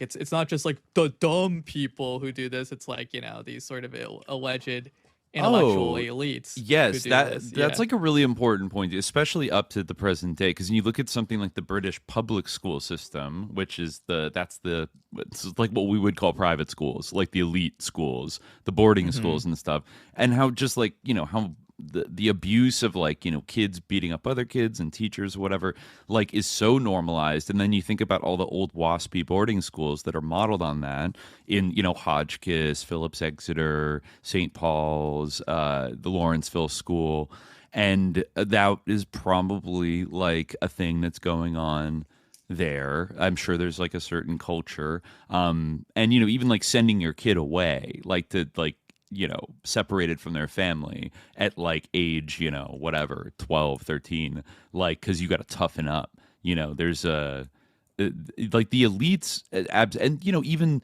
look at the socioeconomics of a lot of people that get sent to the wilderness schools, right? Like these are, like Paris Hilton, Chet Hanks, like these are like rich kids, and like their super wealthy parents are paying top dollar to have them sent to like an MK Ultra cult like Synanon torture school where they're going to be like behavior modded, like forcibly and horribly abused. Like the being from a rich family doesn't not only does it not protect them from being subjected to that shit, in some ways it might make them more vulnerable because one, their parents have the resources, and two, there's like, I think there's a greater pressure when there's like great inherited wealth or status involved, and you get the sense, or like Nick Reiner, I mean, God, look at that recent case, like that you need to use whatever it takes to like break them and like mold them into like the right kind of person that could, take over a family name or a family business or whatever, right? And I don't know, like they're even more willing when there's more power at stake. Exactly. They have that, like, sometimes when you have like a kid who like, is just like acting out or like, is going astray or like getting it, like falling in with a bad crowd, like a lot of parents just like throw up their hands. They're like, I don't know what to do. But if you like have a bunch of money, it's like, hey, I'm going to like have them abducted in the middle of the night. Like it's sent to like Blackwater this mercenaries. monarch school. Yeah, exactly. Like, but yeah, like, I mean, this is a good point in the chat, like, about the sexual abuse to establish hierarchies in those British private schools. Like, there's an entire culture of that, like, of, like, sexual abuse, like, in these schools. That Richard Dawkins, a friend of the Edge Network, he said, like, getting buggered is, like, a part of growing up. Like, I think it's positive. He literally said that like years ago. Yeah. And everyone was like, what the fuck, bro? But like, it's very normalized in that sense. Or like David Cameron having sex with a pig is like part of a hazing ritual. Like this, like, and that's like at the elite level. Like if you think about it, like there's tons of things like that. Yeah, like you're totally right that it's like it can be part of like an intervention to like save a problematic kid, but it also can be like something that's considered necessary for a kid to be truly like we think about this all the time. And like I constantly think about what a toxic idea this is. Like, like suffer for your art, like if you like are truly great, like you have to like everything can be sacrificed in order to pursue like genius, right? Like that movie about the drummer. Oh my gosh, that gave me anxiety. Whiplash. Oh, right. There you go. Yeah, exactly. What's the moral of that story? It's terrible. I hated it. Yeah, like it sucked. That basically like sort of, people are gonna call me like a rube or whatever. Like I don't appreciate the heckin' epic movies, but to me, like the sort of ethos of that movie was that like, who can say that like being an abusive teacher is bad? Like honestly, like I've had my fair share of like abusive like sick teachers, like nothing like that was like a sexual, thankfully, like nothing that was like like kind of like what you might conjure, maybe it's but like the maybe a little bit of inappropriateness, but like nothing like but like and like it was so bizarre to me, like one of them recently died, and like to see all my classmates like kind of like eulogizing this person, and I was like, the only thing that guy taught me was that like I'd never want to be like that as a teacher. Like and it's like it's disgusting, like the like how like anyway, I mean I feel like this, but it is like it's a weird like deep-seated pathology where like for whatever reason like you're like they like kind of crave, you're kind of like you crave approval from someone because they're like sadistic. You're like trained to do that, like That's kind of rampant in the business world, in Hollywood, in like the media. Like think about all the people that act kind of like sociopaths, but were like exalted by society. Like all the producers, the Harvey Weinstein, Scott Rudin, Ellen DeGeneres, like Anna Wintour. Like they all have these like just mean, Marilyn Manson, Simon Cowell. Like just people that were fucking cruel. And like, but that's the price of like greatness, like in a way. And then you have all these other celebrities that kind of kiss their asses and like look up to them. And Trump, like, is kind of the most obvious one. Like he shits on everybody and like he abuses people all the time. Like people love it. People love it. Cool. Wow, he's such a contrarian. He's willing to say what's on his mind. What is going on? Right. Why are these values? And we should have values about having good conduct and respect and. Sort of the dark thrill of like the abuser genius who like Roman Polanski, Woody Allen, like these kind of people where it's like it's very clear what they did, but some people just they need to defend like, oh, they're beautiful genius. I can't give up. It's valorized, and in fact it's seen as like, I mean, it goes back to that kind of like that sort of Joe Rogan meme. I feel like there wasn't even just like one particular time in which he expressed this. I saw this video on a short the other day. It was like, you got to be freaking crazy genius to write beautiful people. Right. Yeah, exactly. Yeah. I was talking about that in the Marilyn Manson episode, but like in general, like it's the same thing of like, if you want great music, you gotta have a cult. Or like, that was Mark Anderson said that about after bringing up Dave McGowan's Weird Scenes. You ever read this book, Weird Scenes Inside the Cannon? Great book, and it's about how the CIA like used like LSD like MK Ultra mind control to create all these psychedelic folk bands, and everybody was connected and blah blah blah. But he's like, and you might get mad about that, but like, do you want the music? And he's like, "Oh, dude, you're right. Yeah, exactly. Yeah, we should MK Ultra everybody." Like we've seen what? Yeah, he really said that. Like, do you want the music or not? Then you need the MK Ultra military cults that that did all the Laurel Canyon stuff. Like you need that. There's like a million versions of that where basically like you have like these MK Ultra military cults, or even just like the idea that like you need like a crazy person who's like sick. Like it's okay that like they're sick. It's okay that like or like Woody Allen, he's a great artist, like no well, it's okay because he's a great artist. Like no, like it's a sick idea, like, and it is like deeply like ideological, and it's bound up with this whole like notion of like genius and like genetics and like sort of genetic supremacy and like heredity and like all these things. Like it's a like the idea that there is like this sort of, you know, a special character, sort of a special inspiration that one has like from one's genes, and like that is like really the ultimate barometer of like, you know, the ultimate like measure of value is like how can we like this it does go into the AI stuff, because it's like we need to get consciousness to as many planets as possible or whatever, you know, and that's all that matters. It's like, well, no, like other things matter. Like actually, like there's other like systems of value that we can people impose, are starving, like, you know, there, that we can cleave like, to. What? Yeah. People, like we have so many problems to deal with here, and people are just like, we need to do this space race, AI race thing. Like,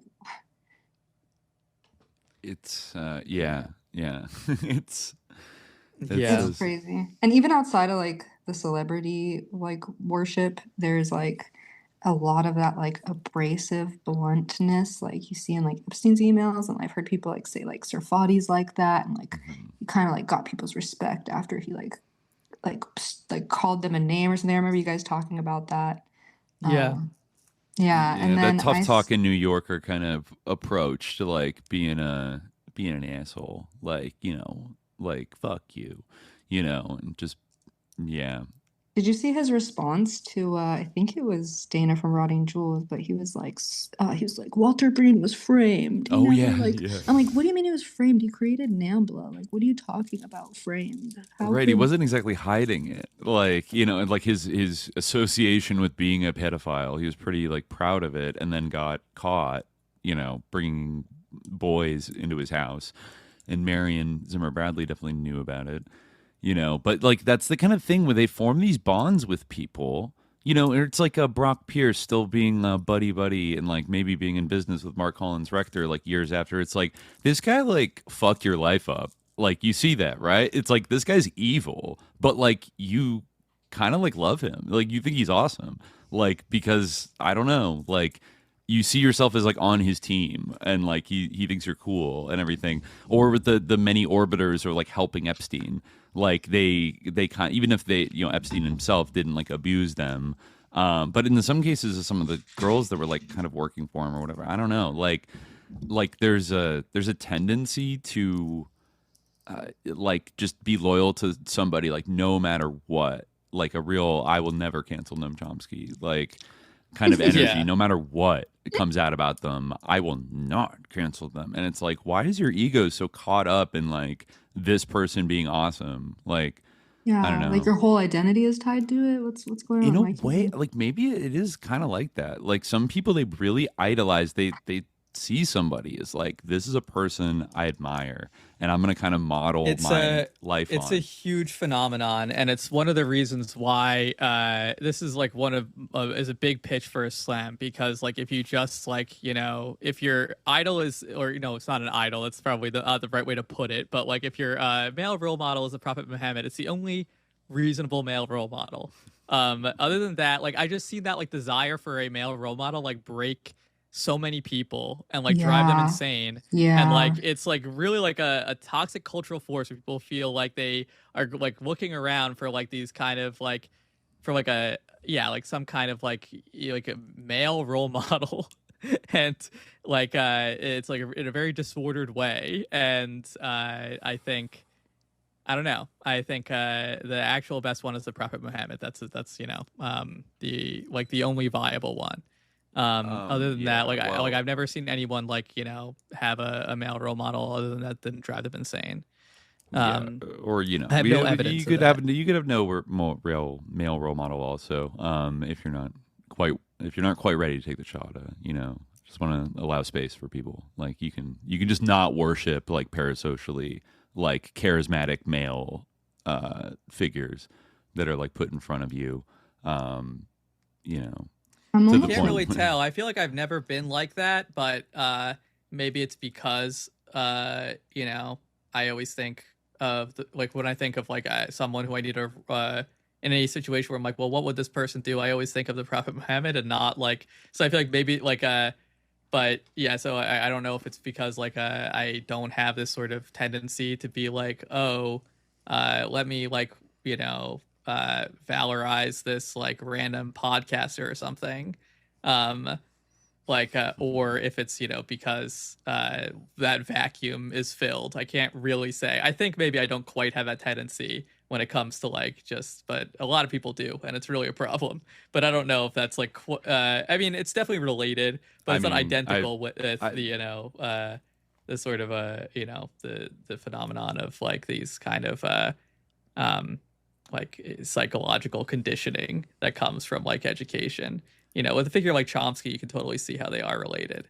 Well, it's like a weird cycle too, because like this whole Gino Yu and Epstein thing, like I can't really figure out like who's the male influence for who, or the male role model for who, because like you have Epstein, who was in a gifted and talented program as a kid, and you have this guy who is an instructor. Gino Yu was an instructor in that, but yet Epstein is his benefactor, funding all of his things. But then there's this message from Gino Yu to Jeffrey Epstein where it says, main thing regarding you and Mitch is the 5-stage model of development, relationship with the development of special abilities, and where I perceive the you and Mitch to be high energy tied to symbols. I believe that you also have special abilities, as Peter Fenwick, who is the near-death experience guy, and Masha also believe. So they believe that Epstein has these special abilities.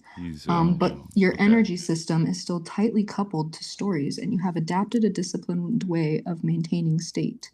This is why I irritated you so much with the Cuba conference, which from your perspective was a waste of resources. And my leaving the Vive at your place infuriated you so much.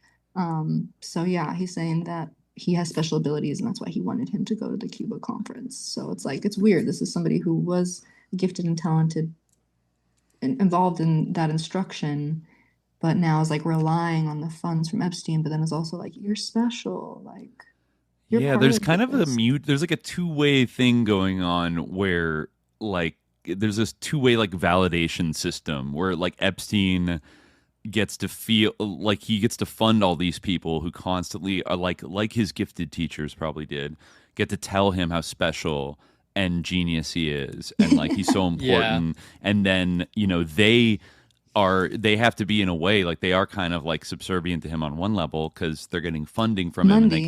But they're also, it's like, almost like he's one of their little projects that has been so successful, and like they're happy to like serve him because like they in their program helped build it, like design him in a way to like be this guy. And he did so good with his networking that they set him up to. They're just like, wow. Right, like he's immensely useful to these people, like that are kind of into the weird shit, like to the kind of broader network and the people that fund all of these like education initiatives and the sort of ruling class in general. I mean, obviously, like people are hard up for funding, and like the funding that he offers could help them like to achieve like whatever like dreams they may have. Like you can see Gino Yu like wants to like do this like sus caravan all over the world and find the special people or whatever. But like on another level, like as I was saying a little bit like a couple episodes ago, I think like part of it also has to do with like the sort of structure of education, and like in a way like this is kind of part and parcel of having like any kind of like teacher student relationship but not like it partially it is, but it's also like the aspects of like how it exists like in like American society like and elsewhere like that has like a similar model like in Europe and in countries that have kind of copied the American academic model. Like it's I don't think that like it needs to be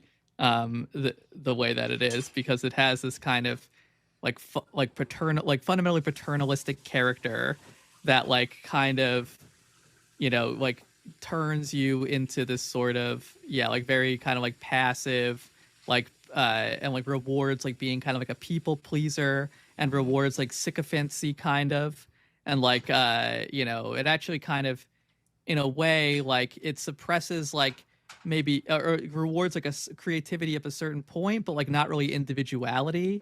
And obviously like being able to be like a team player is a valuable thing, but like it really kind of encourages you to like kind of like shut up and have like this kind of like a sycophantic posture. And you can really see that with like, and seeing like someone like Chomsky, who like, is obviously viewed by many people as like a grandfatherly figure, who's like kind of like a role model, someone who like is not, like, that's the thing, like, it's not just like this is some random guy who got taken in by a pedophile, or like this is people's moral exemplar. This is someone who is like in a position of like being a being like setting himself up as a role model, like taking on that role, inviting kind of people to see him as a moral leader, a moral like and political leader in a way, right? And like a political philosopher, like the leading political philosopher of the American left, right? Yep. So that like the fact that like he like that aspect of this thing, like that aspect of what it means to be like that aspect of what it means to be maybe not intelligent, but like what it means to be like a fully well-rounded person. Maybe I don't want to use the word intelligence, it's too loaded, but I think this is like any like concept of intelligence that would be like a positive one would have to include this component. Like it would have to be that like, in a way, like you are one of the, you are dumb if you don't have like the moral sense to be like, maybe I shouldn't suck up to a pedophile. Maybe I shouldn't like be best friends with someone who is convicted for sex trafficking. The like most notorious pedophile sex trafficker of my lifetime. No matter like how many accolades you have for like your linguistics work, or how many like little anarchists write you emails saying you changed my life. Like, if the concept of intelligence had any meaning at all, you would still be considered stupid for being friends with a pedophile. But, obviously, I think the word is loaded, so I prefer not to think of these things in terms of intelligence per se. The only context in what we'll call any of these people stupid is that they're morally stupid. Exactly. I think like in a different world, like that is what if we really had a moral system that was anchored to a concept of intelligence, then it would have to have a moral valence. But unfortunately, for most people, it doesn't. So I think it's too loaded. But like but I think that like that like sort of moral sense is like so underemphasized, and it's so like like how could you go through life? How could you be 90 years old?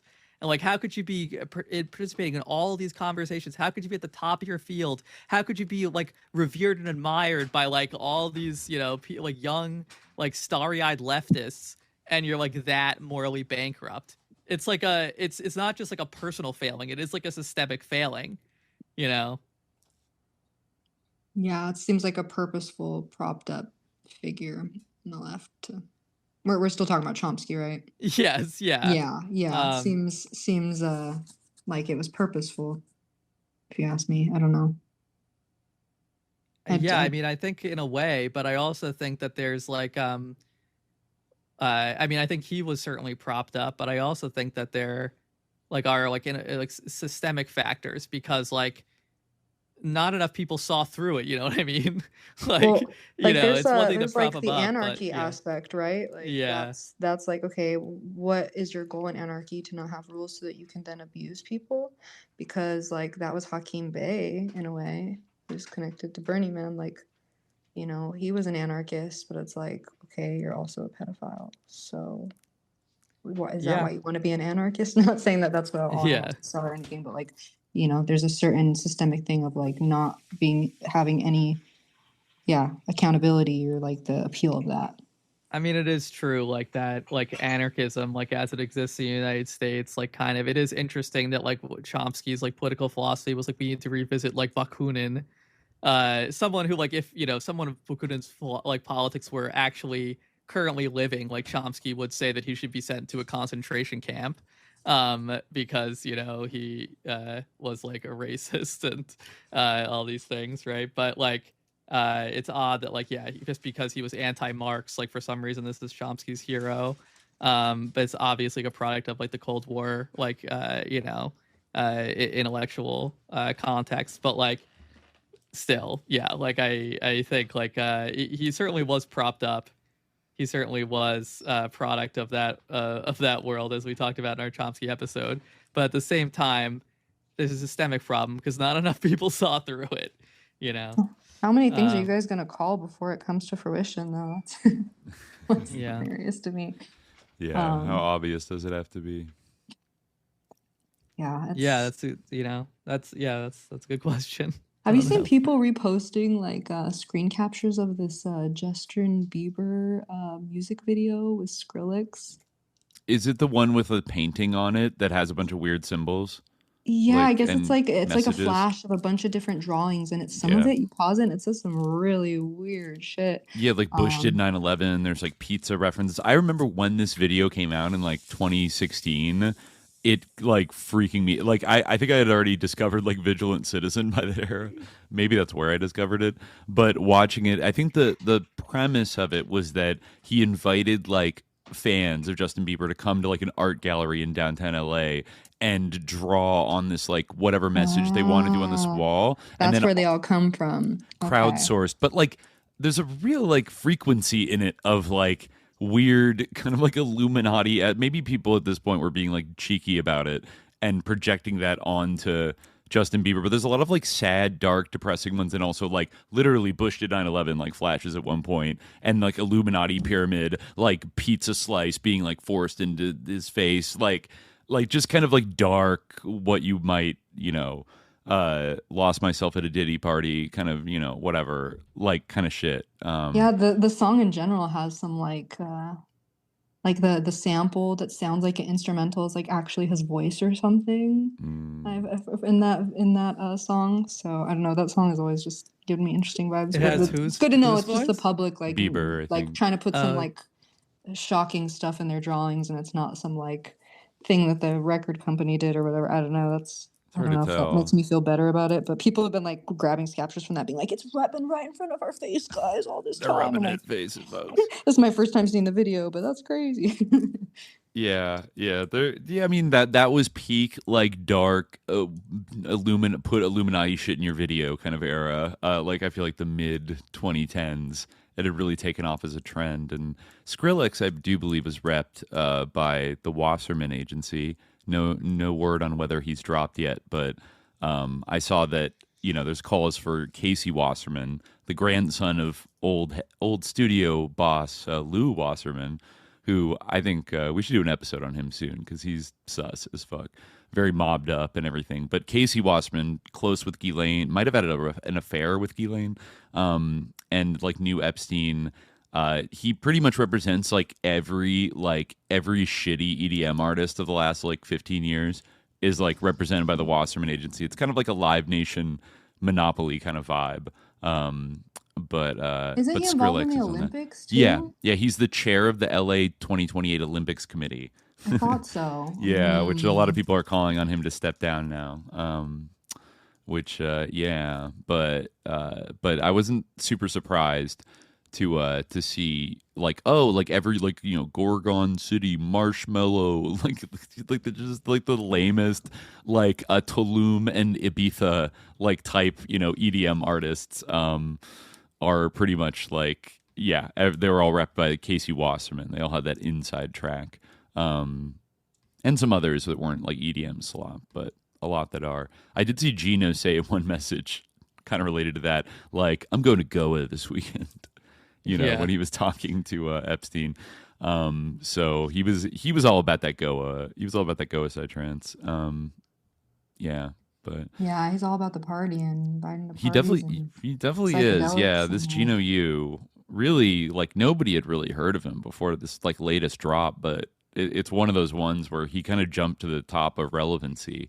Yeah, and I want to be clear here. I've only searched through all the hits for the keywords special abilities, and only like, I don't know, like 31 results for just his straight name.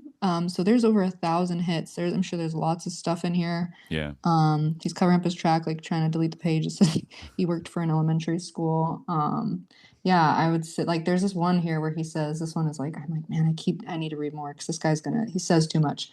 He says, Alain is the subject that Peter uses for his studies. So like uses is kind of a strange way to talk about a human. So that's kind of already a red flag. But then that Peter is Peter Fenwick, who's near-death experience research. I don't know if that's what they're doing with this guy. Like that's kind of like taking him to the brink of death and like bringing them back to see what happens. You have to wonder. I don't know if that's what they're doing, but I mean, they're saying like uses. And then he also says in this file, like he's talking about some other subjects. He says, I classify Yosha as a high stage 2 and Masha as a stage 3, parentheses, lab rats. Yeah, I saw that. Both have deep insights, Yosha, and special abilities, Masha, intuition.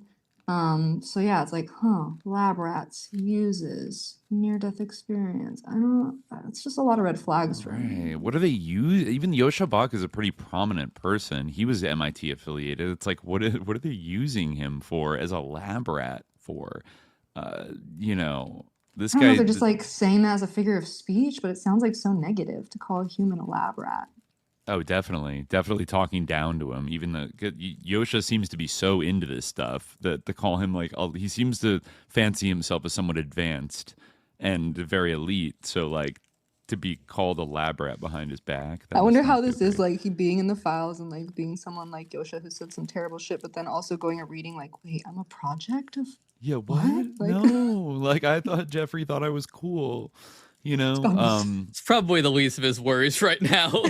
I hope it's the least of his worries really right now. Thought he was cool. Yeah, but I don't know. Yeah. I also noticed that Gino Yu, last little sus shout out here, he offered to Epstein in 2017 when he was saying he would move his Tulum gathering around to somewhere Epstein would like. He said, I may be able to get space in Columbia University or at Sophia University in Palo Alto to hold something. There would be a lot more content in Palo Alto. Or we could do it as a joint thing in NYC. Happy to provide a briefing to your network of people, scientists, etc. on the, quote, personal development, mental health, and human potential stuff. Can also bring some interesting people, e.g. special abilities. And I thought, where have I heard Sophia University in Palo Alto before? That's the new name of the California Institute of Transpersonal Psychology, co-founded by Jim Fadiman in 1975. So it's like full circle of like these sus MK counterculture people. Jim Fadiman, very sus and connected. But I guess, Gino Yu had the hookup there and was down to, he said there's a lot more content in Palo Alto. So, he was down to get them to, to throw a big Epstein conference about the human potential stuff and personal development. And I don't know, but they're all the same. This network is all like, since the 60s, they're all very connected with one another, Yeah, kind of as Robert Monroe was saying. But like, then you have like the Templeton thing, the Hungary was talking about like, we need to find a way to like organize a network and like become more cohesive. And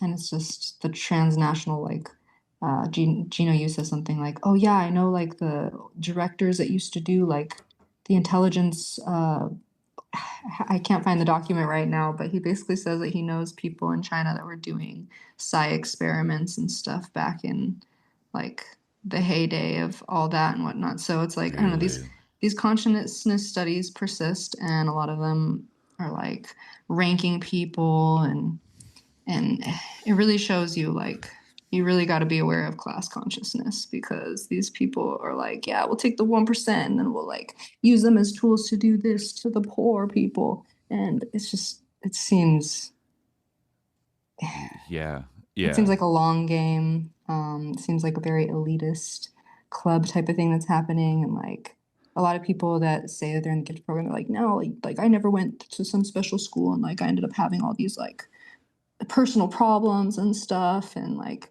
who's to say that people that they start asking hypothetical, because I was a kid that had a very deep sense of like justice and like asking questions about like why would they do this, and my parents would have to like throw a book at me to be like, I don't know, read about it or something. And like if there's certain kids that give pushback like that and stuff, like maybe there's certain things that they do or say to bring you down if they're bringing people up. I don't know. I think it's reasonable to consider, like, is there almost like a blacklist component to like the GATE program where like you identify a child as like future problem, like future insurgent, potential insurgent, future like challenge to like they're too idealistic, they're too their intuitive sense of justice is too powerful. We got to like trip them up. Yeah, we're not going to elevate we're going to emphatically not elevate this person to be in a powerful position. In fact, we're going to like kind of think that there is. Yeah. I had weird stuff happen to me in school. Like I was in band, like talking at the creative aspect, I was in band for my whole elementary school. And it came time to give the award at the end of the year of here's all the people that were in band.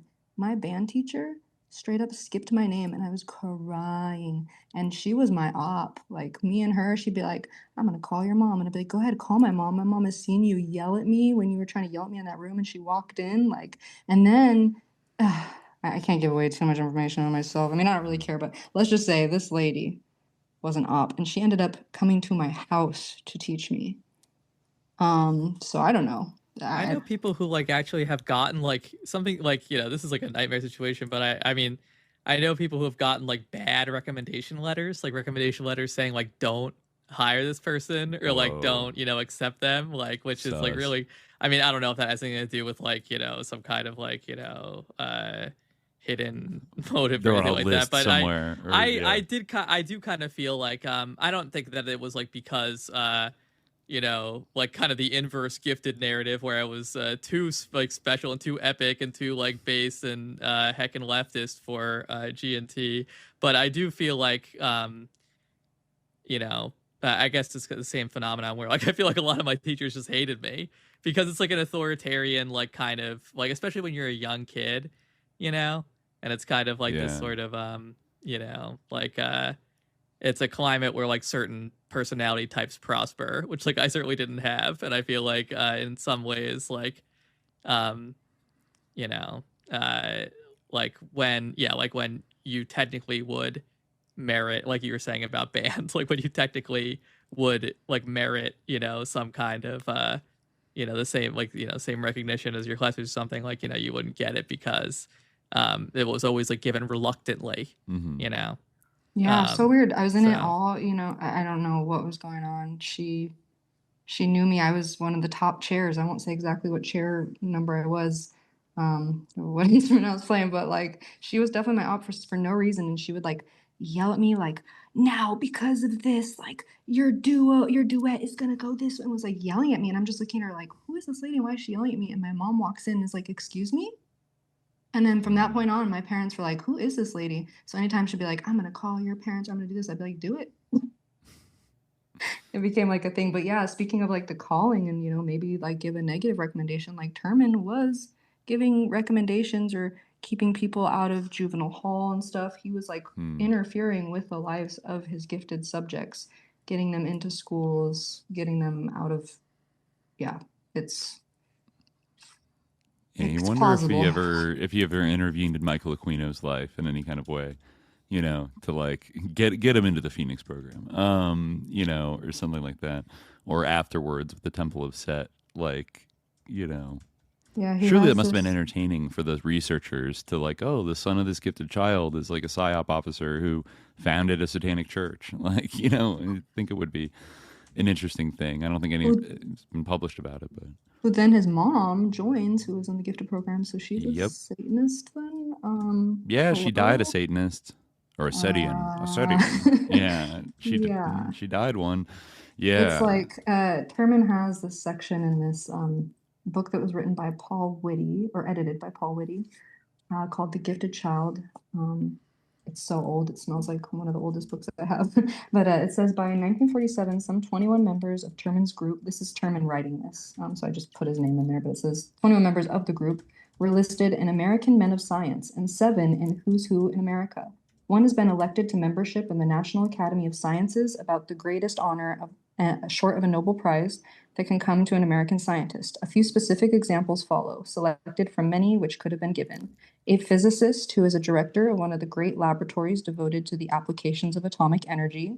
A historian who is a director of an important war project, in which position he directed the work of more than 100 social scientists.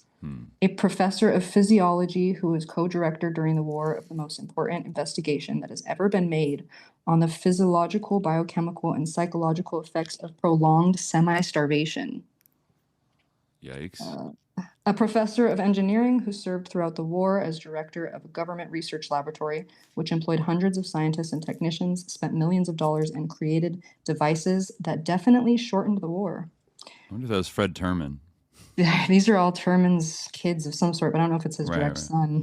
Could be, though. I think he was at the like the MIT radio or the Princeton radio, like one of those labs in World War II that was working on radar and like shit. I'm pretty sure Fred Terman, because he was an engineer and kind of a godfather of Silicon Valley later. Valley, yeah.